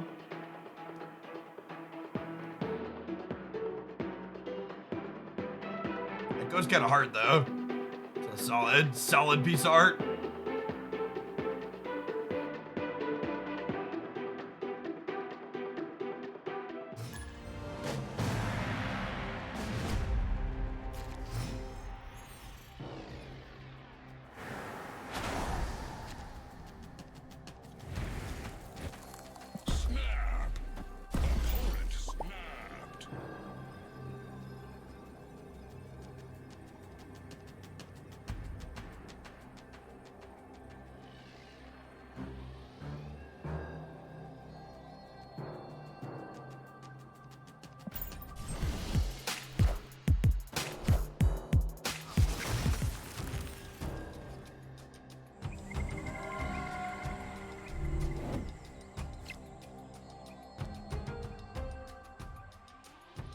Don't think I can win here.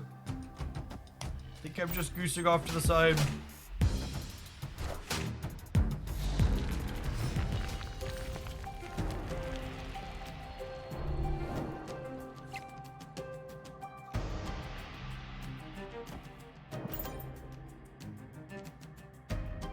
Just armor up. Different community sites have data mines and upcoming variants and stuff like that.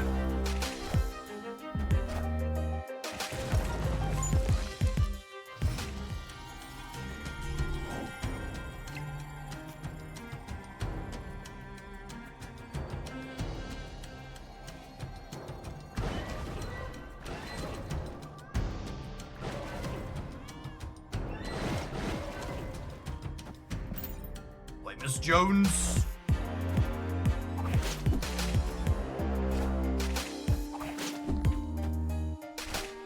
Timing there for us.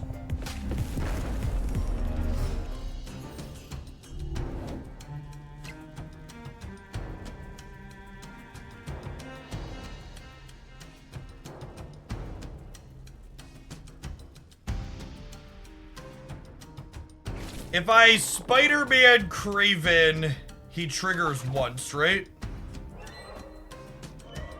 Don't want a Zabu there.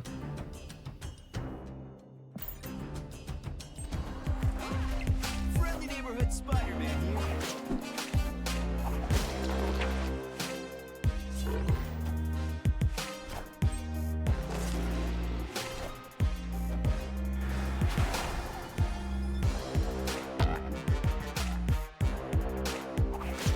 Well,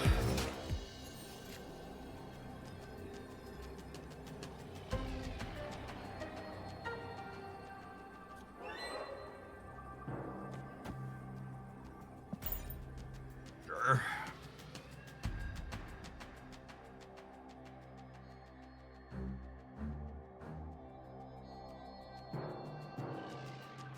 This ugly white bordered rock really offends my sensibilities, chat.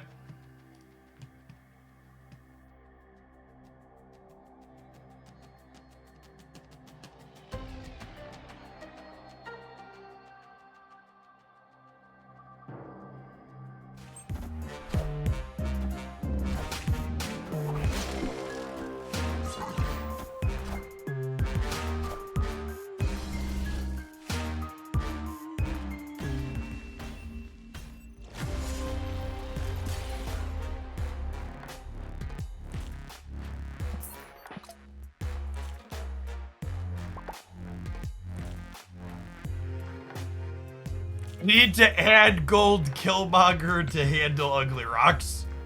That's the real life advice there.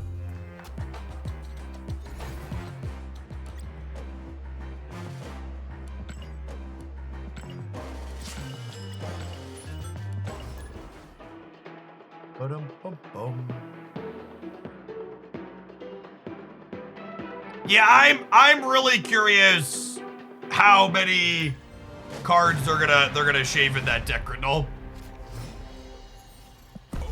Is it 1? Is it 2? Is it 8? You know.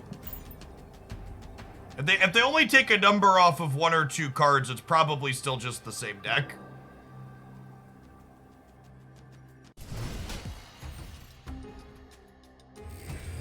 It can't be 0. I really hope it's not 0. 0 would be a very big mistake.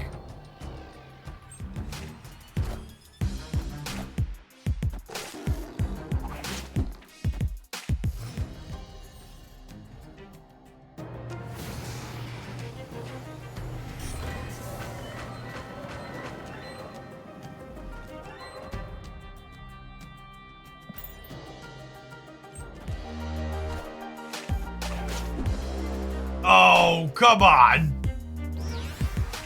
Please redraw Jeff. Please redraw Jeff. Opponent's playing the stock good deck. We lost a bad variance flip. Or sweat. I'm gonna try again.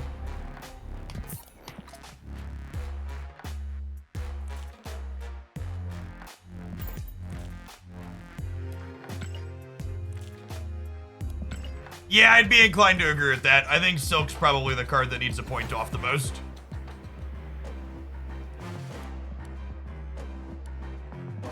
No, it's definitely the worst best, or the least offensive best deck we've had in some times in derp.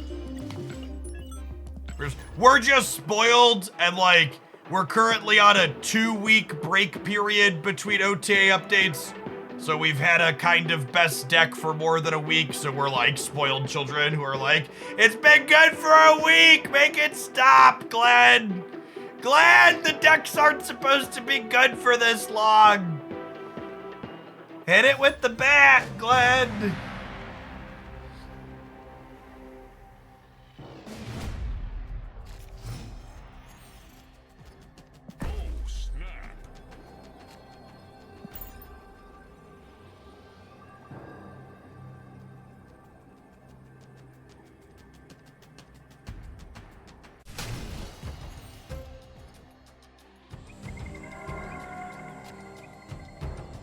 Alright, I think we Widow into Storm probably. Well, I guess it's worth noting that Widow technically has anti-synergy with Storm and Spider-Man Hub. She should probably just be Angela. I just wanted to play with my Widow variant.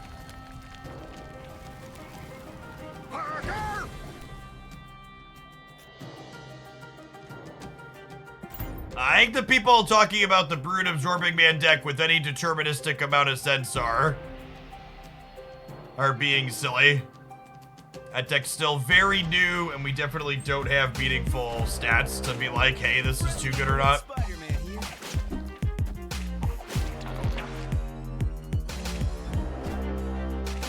Wind aid my hand.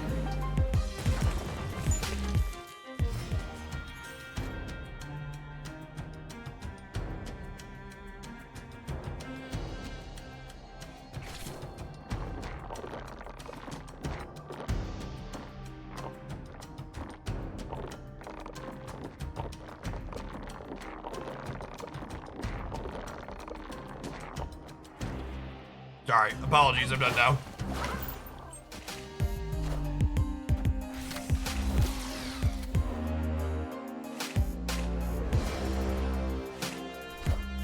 What's the anti-synergy between Widow and Storm? Storm gives them a path where they don't mind playing the Widow's Bite into, and it doesn't cost them percentage points to do so.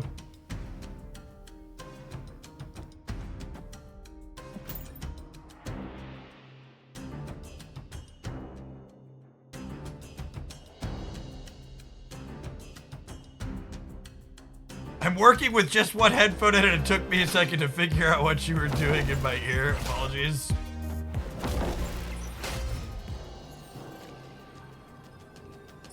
Alright, so Magento pulls the lad out, and that leaves him with 8 on the left.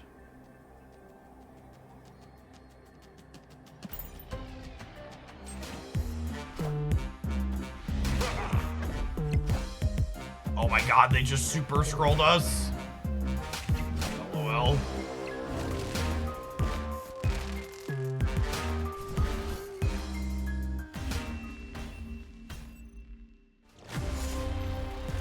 Is there collector token limit. There is not. The premium currencies only have an integer limit. There's not a generic card cap limit like there are credits.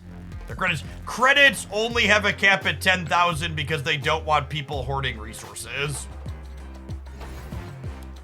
I'm gonna put Angela in and see if we can get on the scoreboard, but actually, maybe we'll just dork around and play some ladder matches. Playing, God damn this conquest screen. It just must show me. It won't let me escape. Please leave. This season has definitely feels like it has hammered home my anecdotal thoughts on conquest really increases the delta between good decks and bad decks. The good decks are just so head and shoulders far and away better than everything else.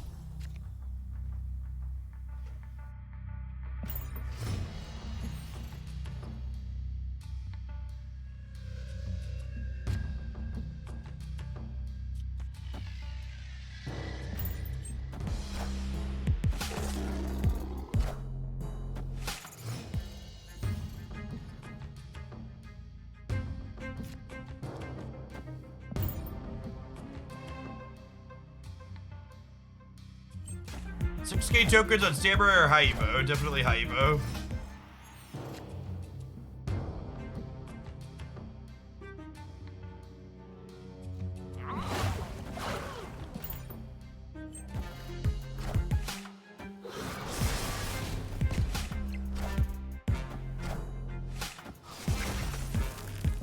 The Little Movers deck is just barely holding on at over 70% win rate. But it's also worth noting that the Little Movers deck, just barely holding on above 70%, but it's also its play rate is going up, meaning it's hitting more mirror matches.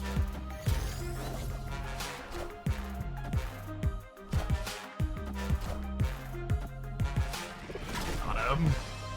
Got him.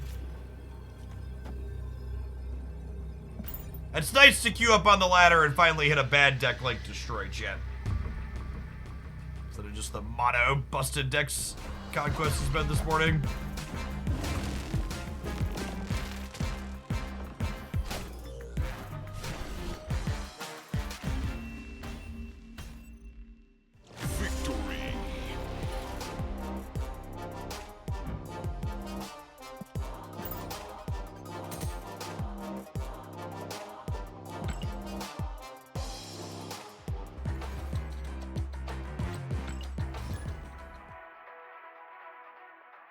And the person that said that this deck doesn't make sense, all of our cards in the deck have gold backgrounds. That's what makes sense about it.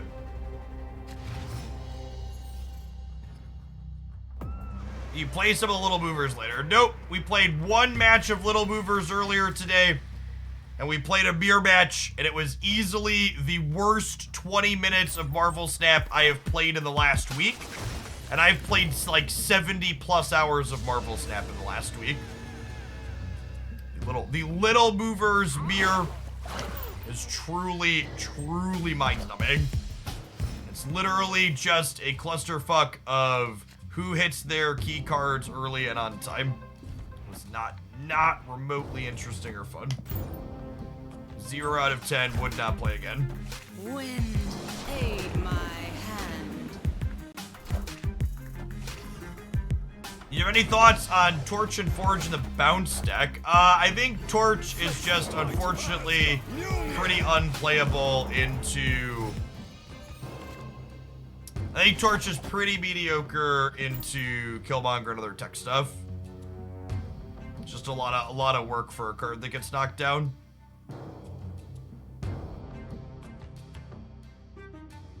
Is it worse than the old pre-nerf Galactus or Shuri mirrors? I mean, I didn't really play any of those either. But your game's getting decided by whose silk jumps where is not really super enjoyable. I've said this a lot in the last week, but it is a testament to how shit Kingpin is as a Marvel Snap card that the Little Movers deck is arguably the best deck and Kingpin is still unplayable. he's hopefully on the table for a redesign and a patch in the not too distant future.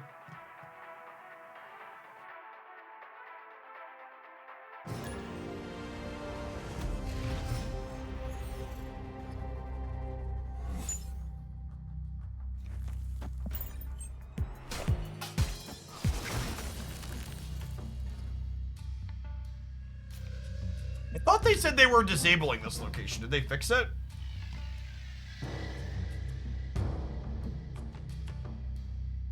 Last game update says they're getting rid of this. They just fixed it. They post another update?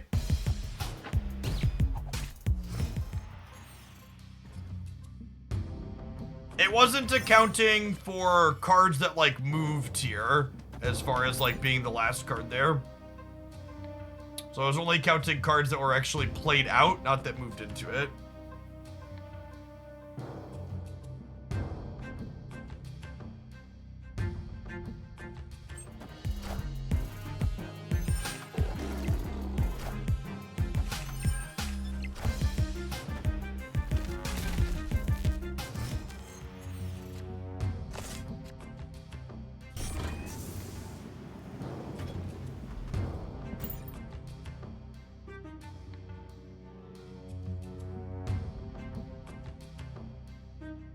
We are playing the latter, yeah.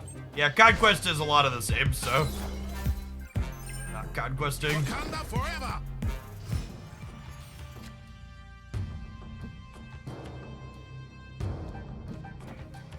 Probably dead to that.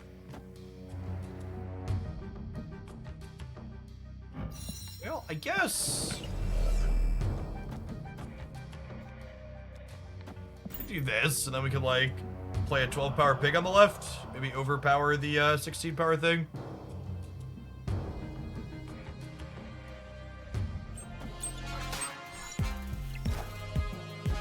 Wind.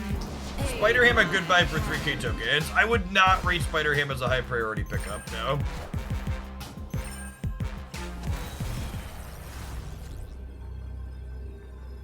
They did also get Subterranean here, so they might not have their stuff. This beats an Odin, so we'll play here. They also know we have a fat pig. So they could play a big thing left.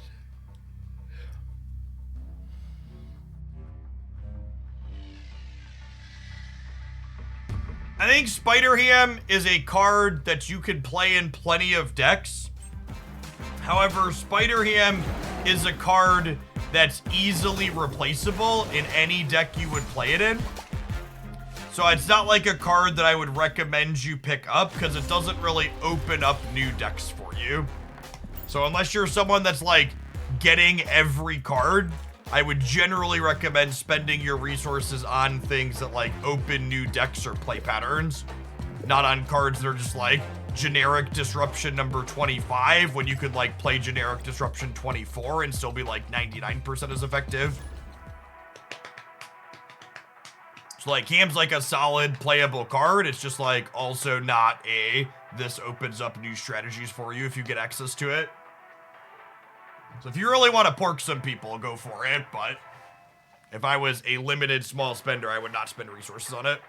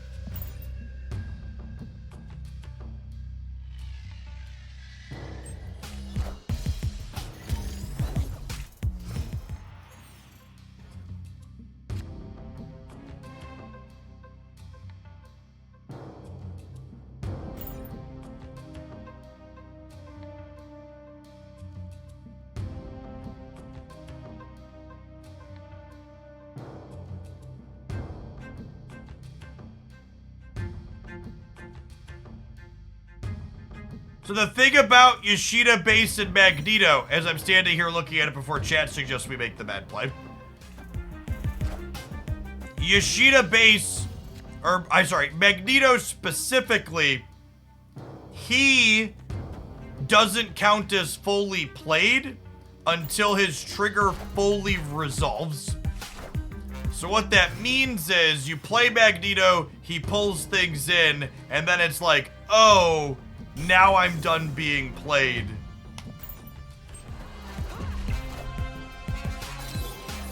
If that makes sense. Wakanda forever.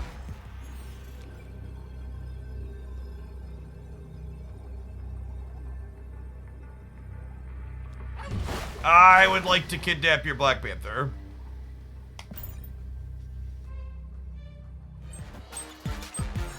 Priority here, so we beat the Zola. We're also beating Odin. Spider-Man here.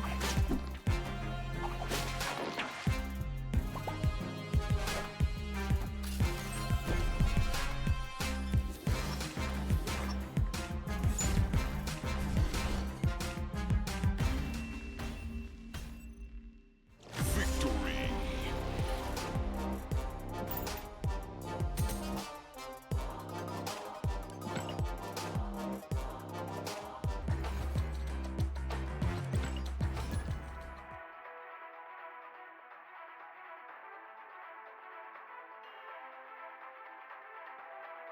The ladder has such a wider range of stuff than Conquest, holy smokes.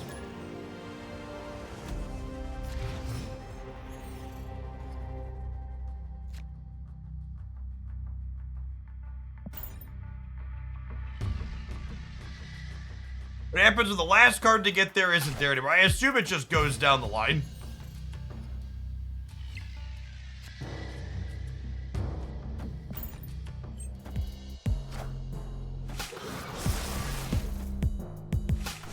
I have all the cards to try this deck, but I will abstain until they're gold back. That's good. LOL, Angel Gaming.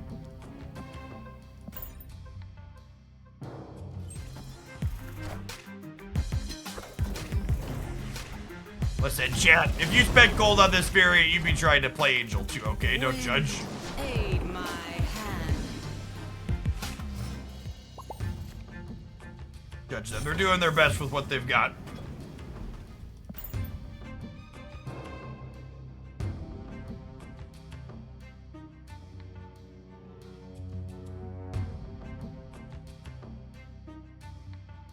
Howdy, bees. Good luck with the rest of your games today.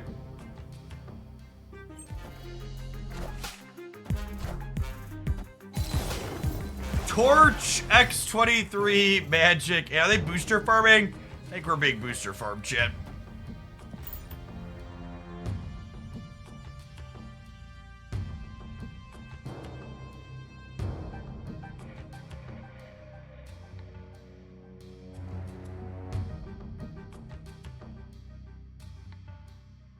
Phoenix Force, maybe?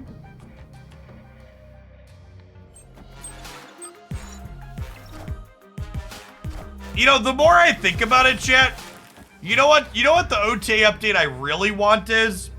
I want Human Torch to be a 2-3. Is that too much? Is that correct? Is it broken if we 2-3 the Human Torch? 2-2. Nah, I want him to go hard. I want him to 2-3 the Human Torch, and if it's too good, dial it back.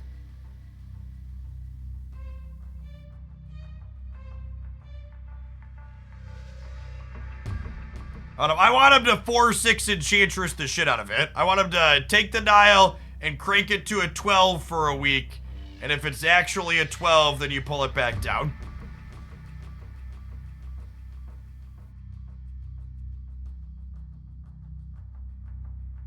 Chat's real confident that a card that gets big is too good. I think you're wrong. I also agree that 2-2 would be better than 1-2, but I would prefer if we could just really jam it up. Oh, is Saucier Molt? That would explain all the sick move cards. Molt's a move addict, chat. Likes to shmove it.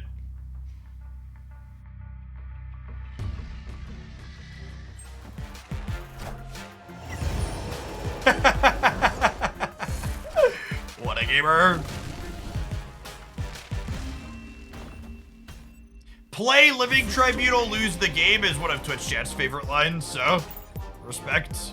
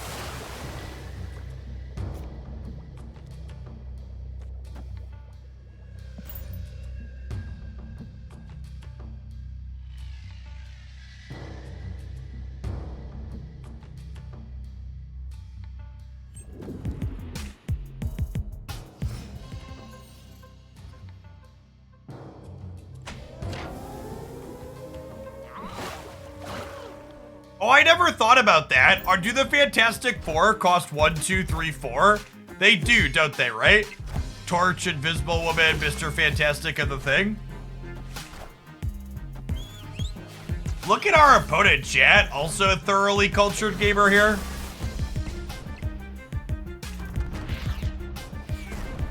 I played Marvel Snap for a really long time and did not realize that that was a thing. Alright, well, I think now I think I was gonna play hard for here and then assume that Jeff, Captain Marvel, Magento win me the other path.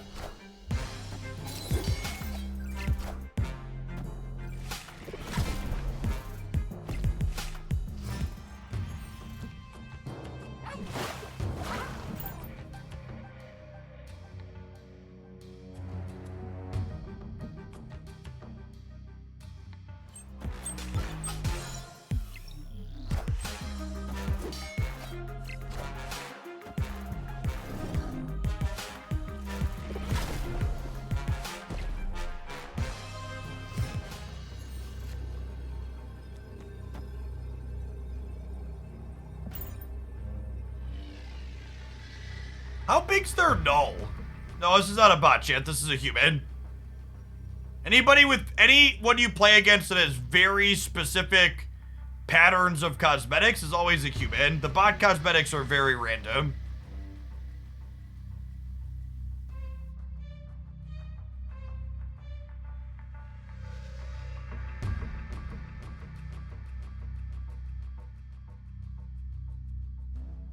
We beat Null anywhere, right?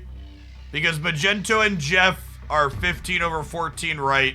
And if they play Null middle and beat us there, Carol jumps to the left.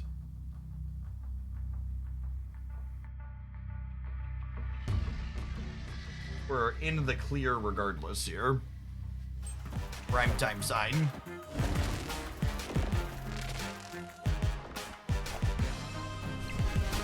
Oh, and the Null was only 20 at that. The tracker does not keep track of destroyed card soul power, no.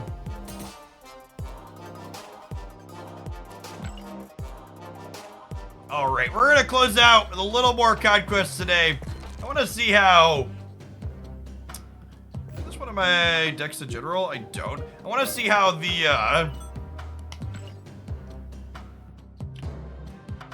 how Evo Moon Girl feels into this mover decks. It felt okay last season, but they've been optimized a little bit more since then.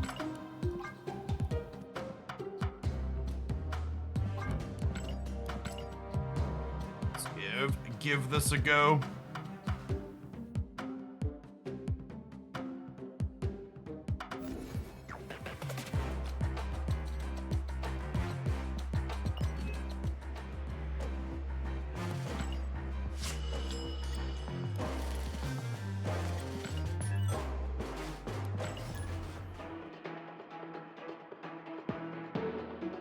Can't change my username for another, like, 4 or 5 hours.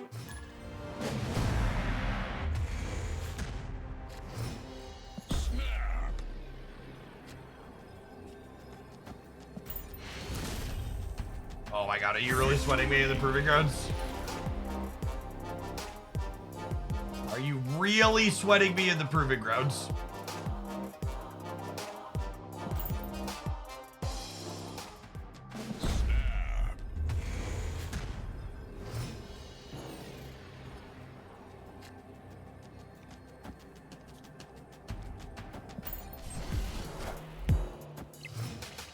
No, it's a full sweat, chat. They didn't snap back. Definitely vomit on their sweater already. Symbiote, thank you for the 21 months. Welcome back.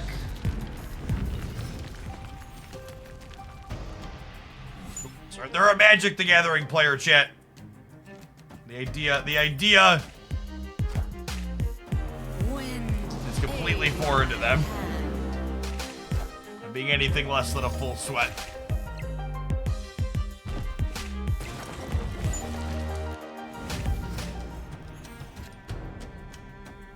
Alright.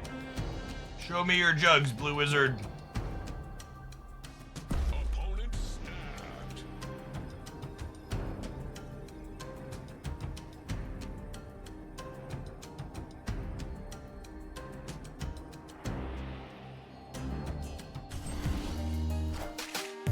Oh, just a brood? That's great for us. So good for us.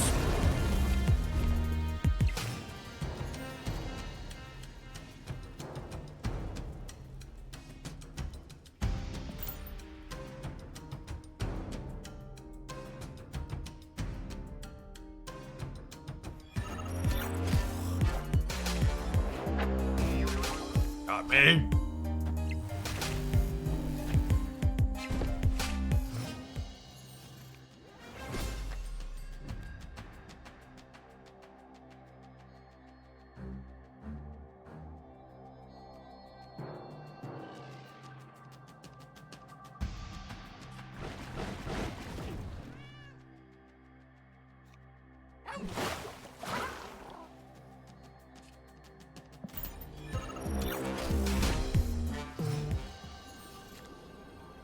Was not the She-Hulk I wanted for Christmas yet.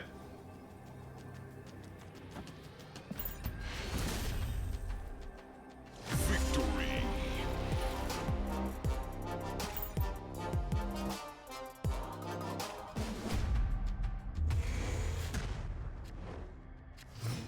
Oh, snap.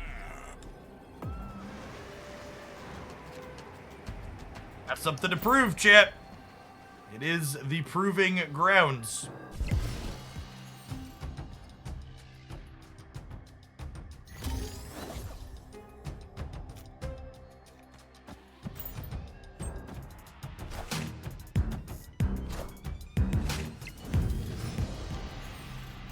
Any 2-drop, please. Any 2-drop, please. Any 2-drop, please. She-Hulk ain't bad.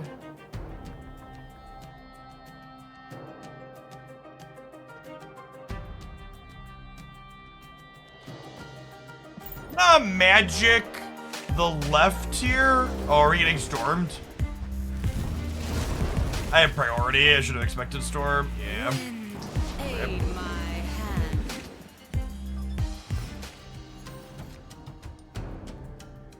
Opponent snapped.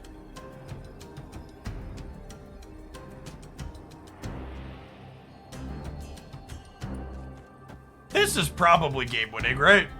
Be a priority.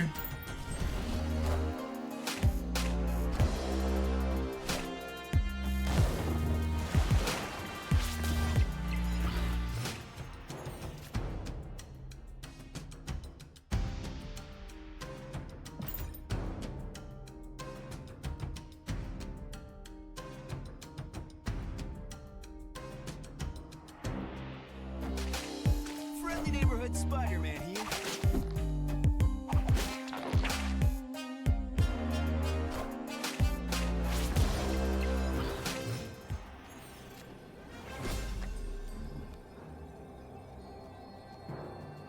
That one gets us, unfortunately.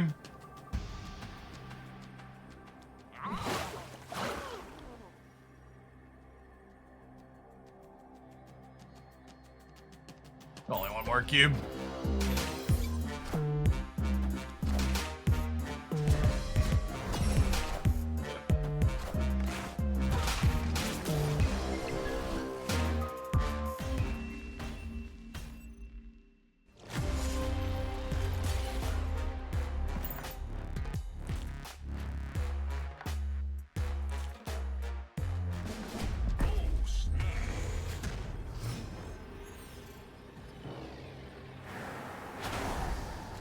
Nah, chat. I played enough games here at this point.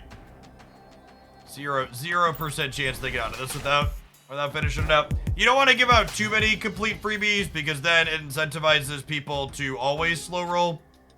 And you don't want to reward them for being shitty.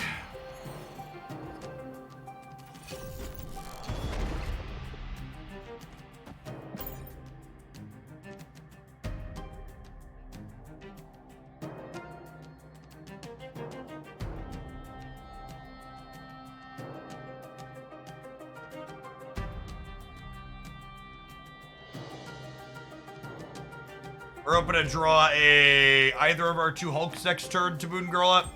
40% chance to have that happen.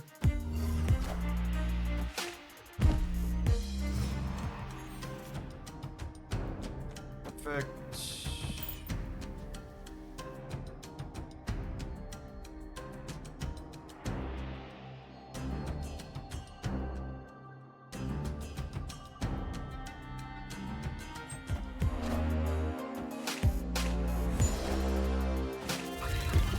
Clear for takeoff.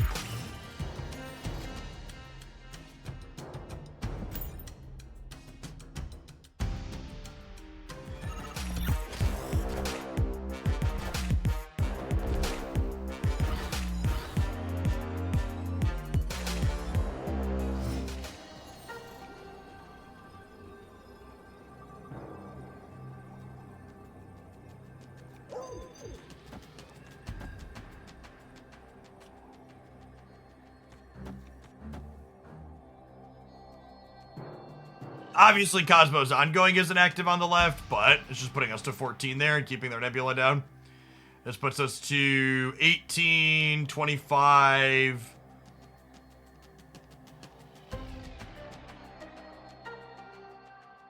Only gonna be 19 versus a Killmonger is the problem. Because they have priority.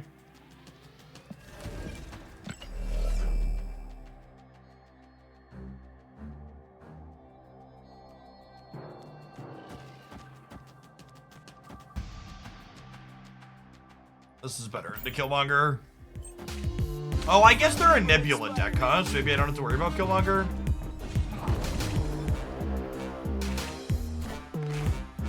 And I lost one of these flips here, right? So we're dead. Yeah, I shouldn't have played around. Oh, we know their whole deck. We know their whole deck now. Yeah, that one's on me.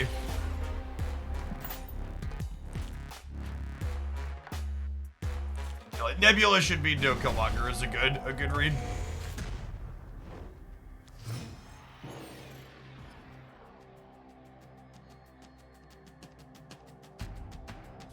Could not have been something I cared about.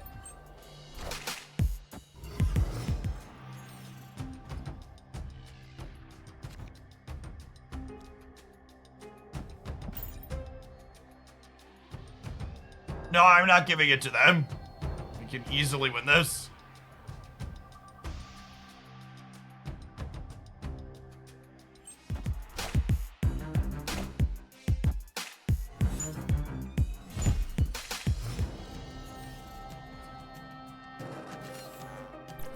Our opponent really wants to play a nice full match of Marvel Step. I'm gonna let him play a nice full match of Marvel Step. The request shall be granted.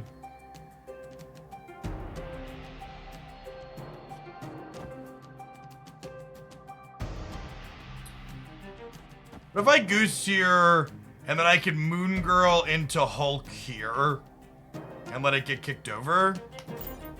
Look at that.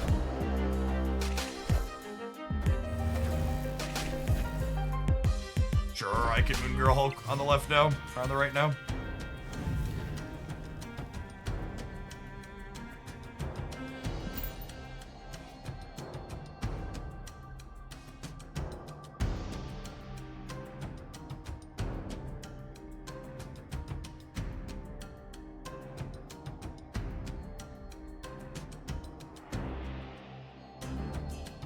Your opponent gets sweaty, you get petty. LOL.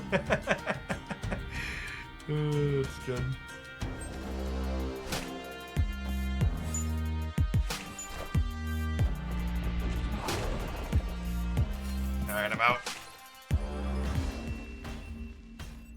real messed up our hand size.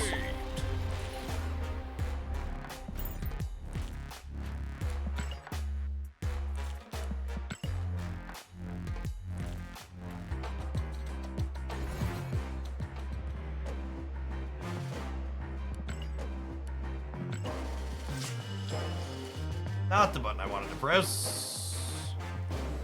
Laggy menus.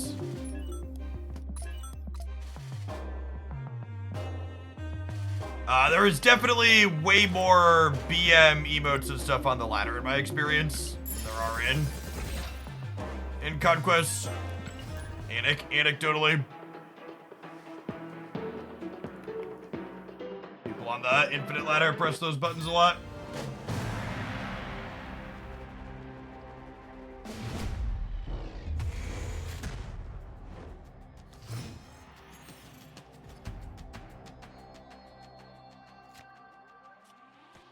Lee?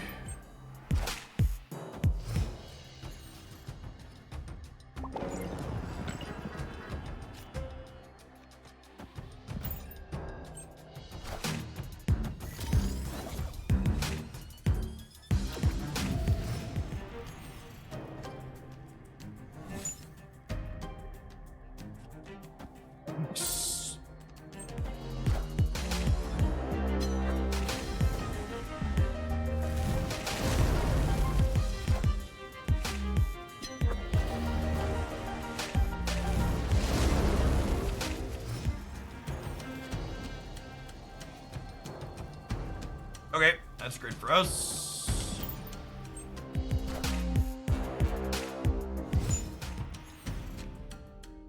I just don't know which magic deck they are. We could just be getting leeched here, and then obviously that's not good for us.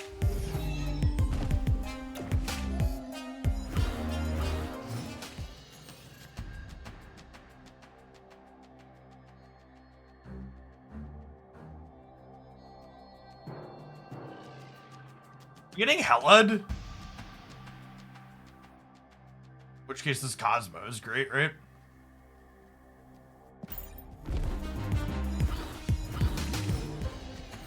Opponent snapped. Oh, snap.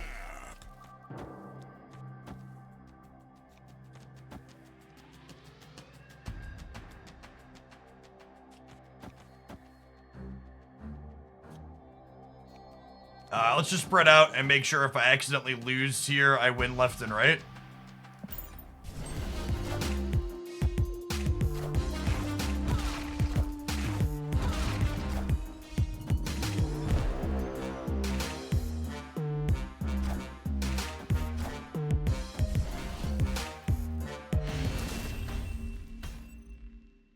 Victory.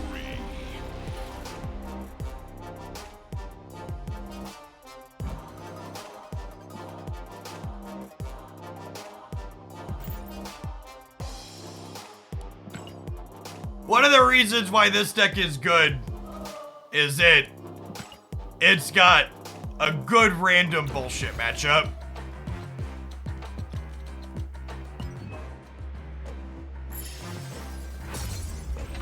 You have big numbers into the competitive decks, and you have armor and Cosmo into other miscellaneous stuff people play.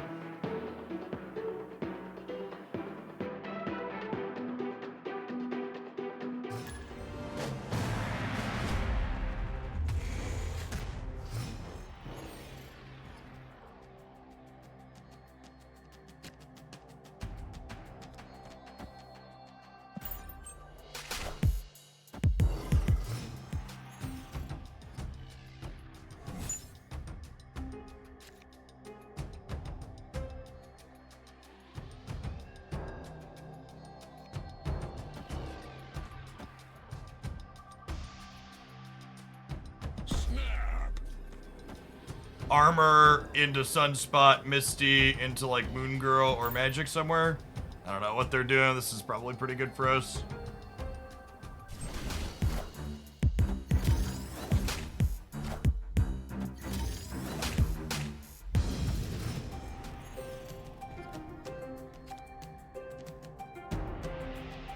Okay, so armor should mean I'm safe to do this. I think. Yes, definitely safe to do this.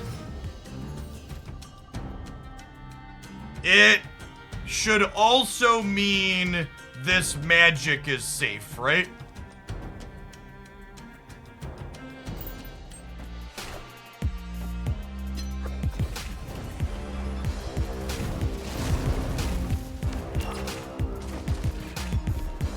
Yeah, they're just sure.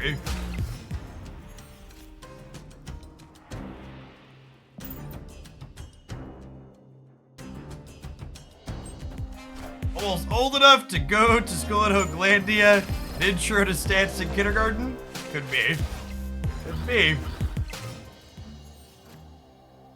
Thanks for the 60 months. Welcome back.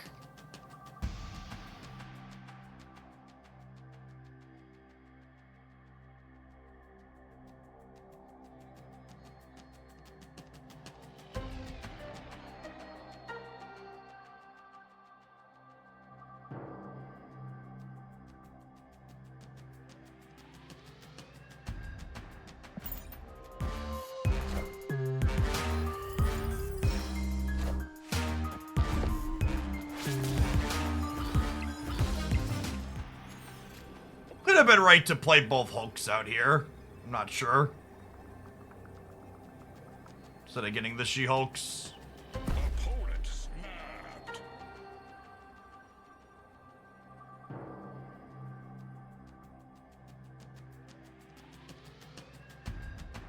The Hulk no longer gets a bonus on Onslaught Citadel. Does not work that way anymore.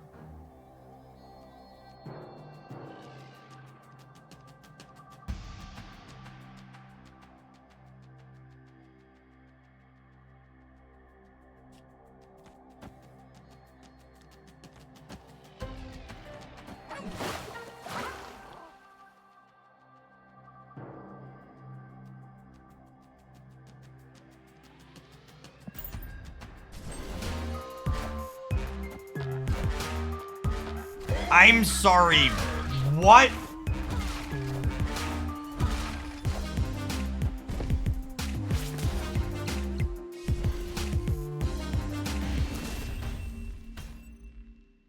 Victory. Or-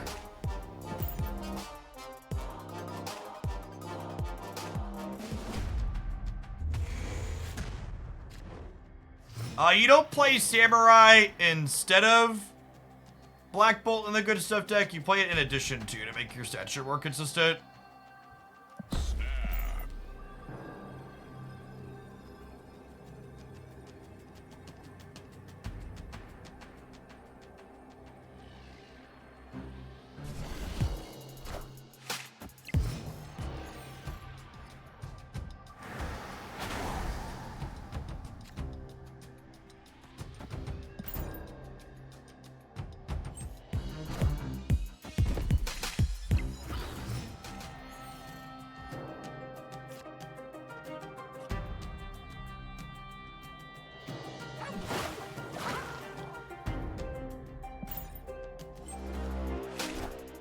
They're not playing for the White Hot Room?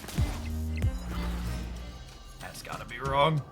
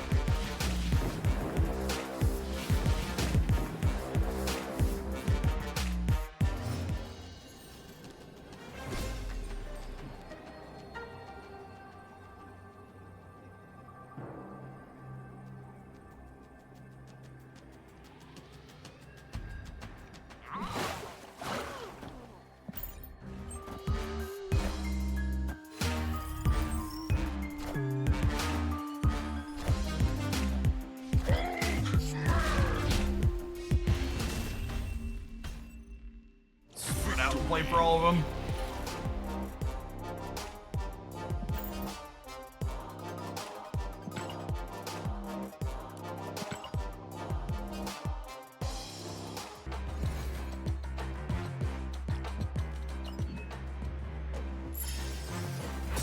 Howdy, Boomflex. Yeah, back-to-back 8-cubers is certainly something. It's funny, even with back-to-back 8-cubers, we're nowhere near the 32-minute insanity that Binks and Dara did. Such a nonsense speedrun. Hey, what's going on, Worrying Drake? Thanks for the 3 months in advance. I plan to be here, Snap-a-lappin'. Thanks for keeping me around. Yeah, Untapped Solution is really, really solid. I like their interface a lot.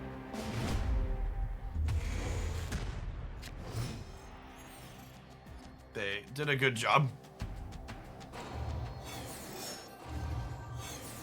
Any one drop.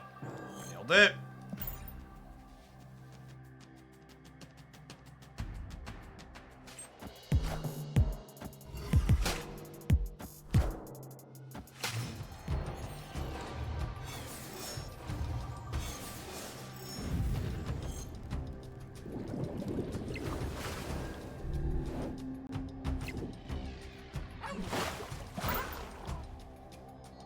Dara won, not Binks. I think Binks technically won the on-stream and Dara won the other one. Dara also spent like hundreds of dollars in gold to do it, though, is my understanding. It's like an unreasonable amount. Which makes sense. I expected the winner to have had to spend a lot of money to do it.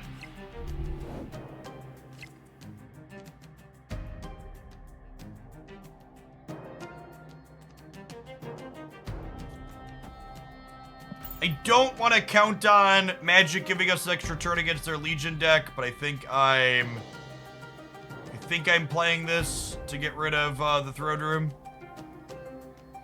It was the true pay-to-win format of Marvel Snap. You just incinerate your gold, buying Infinity tickets until you can get a run that lined up well.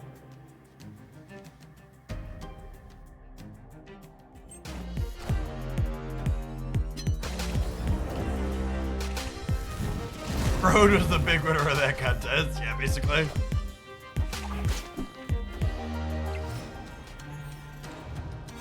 A solid 50-50 for the home team.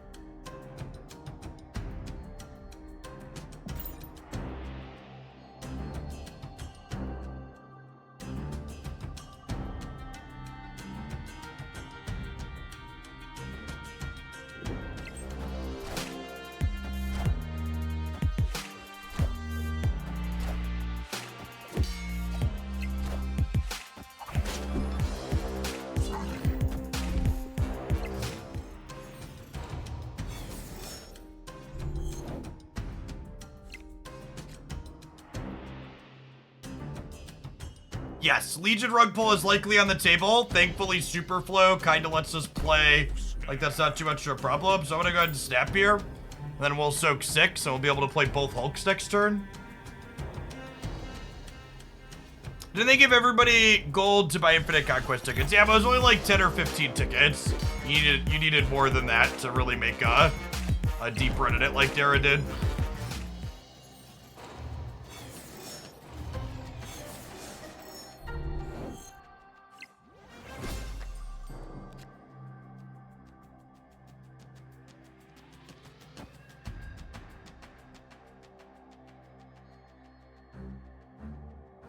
Am I playing for the Craven Nebula path? That seems like a mistake. I guess I kick the Silk out if I play for that path, though, which is kind of nice.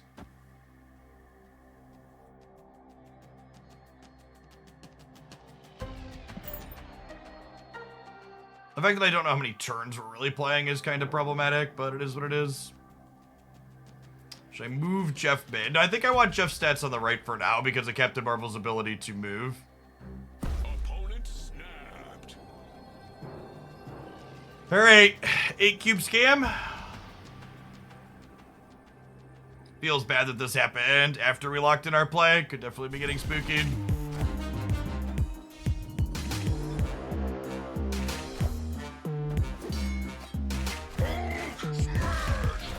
You good? I believe we're good.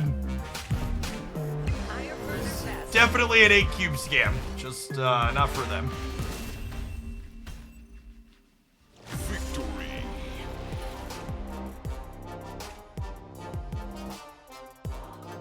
A Legion gamer has never seen a rug they didn't want to pull in their lives, chat.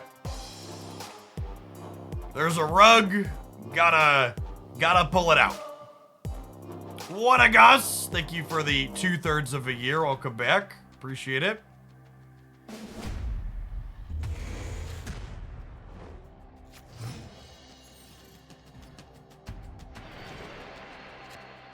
Snap.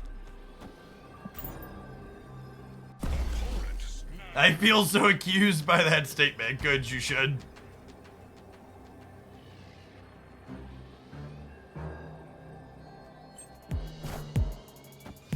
I have magic to get rid of the Bifrost.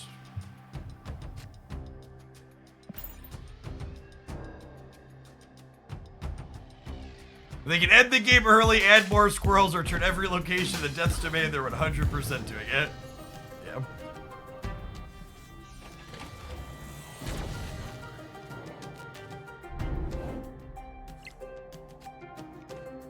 Oh my god.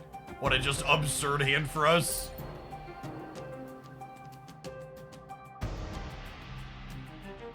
Two rugs diverged in a yellow wood, and I pulled them both. Legion Frost.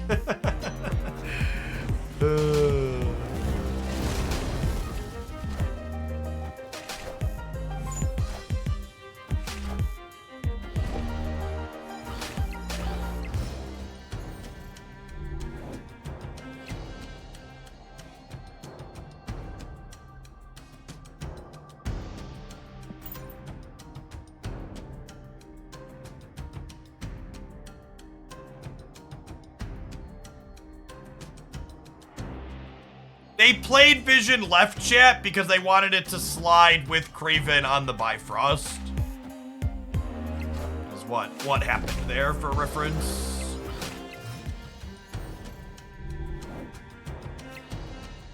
And now I just go She-Hulk, She-Hulk into Hulk, right? Just spread out the 18 points of green goodness. What's going on, Matt? Thank you for the 52 months. Welcome back. Loki is looking like a real sweet card. Looking forward to him. Looking forward to Loki a lot. Oh, and they sewer systemed, so my She-Hulks are unshangable. Thanks, bud. Appreciate you.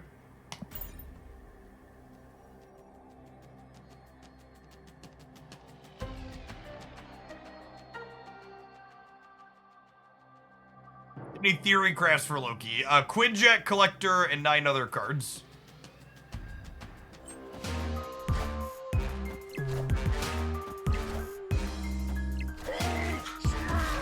Higher, further, faster, baby. Lower, closer, slower, Grandma. Sit down. Victory.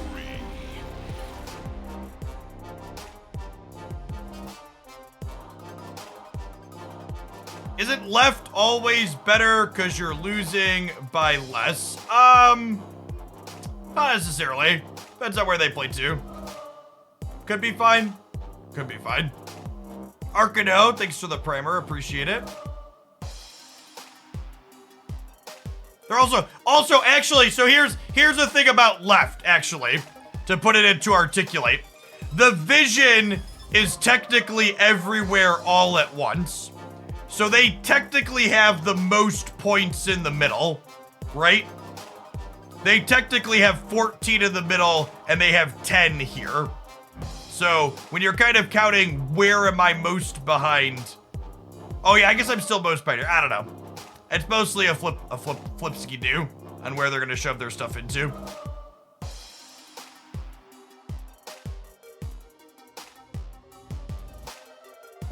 All right, chat. It's 10-3. I'm gonna go ahead and call it an afternoon. We'll finish this conquest out. Maybe tomorrow. I don't know. I haven't decided yet. I wasn't gonna do infinite conquest today, but I was feeling getting started with this deck, and then we ran off 3 quick ones in a row there. My thoughts on Silver Samurai. Silver Samurai is a must-have card if you are interested in playing Stature, and an easy pass if you are not interested in playing Stature. My highlight video today shows a Collector Dakin Stature Samurai deck, and tomorrow's video will feature a Darkhawk Samurai Stature deck. I think they're both very reasonable over on the Hooglandia Stamp channel there on YouTube. So let's find someone to raid on our way out the door, and I'll be back again tomorrow morning about 9 a.m. Central, folks.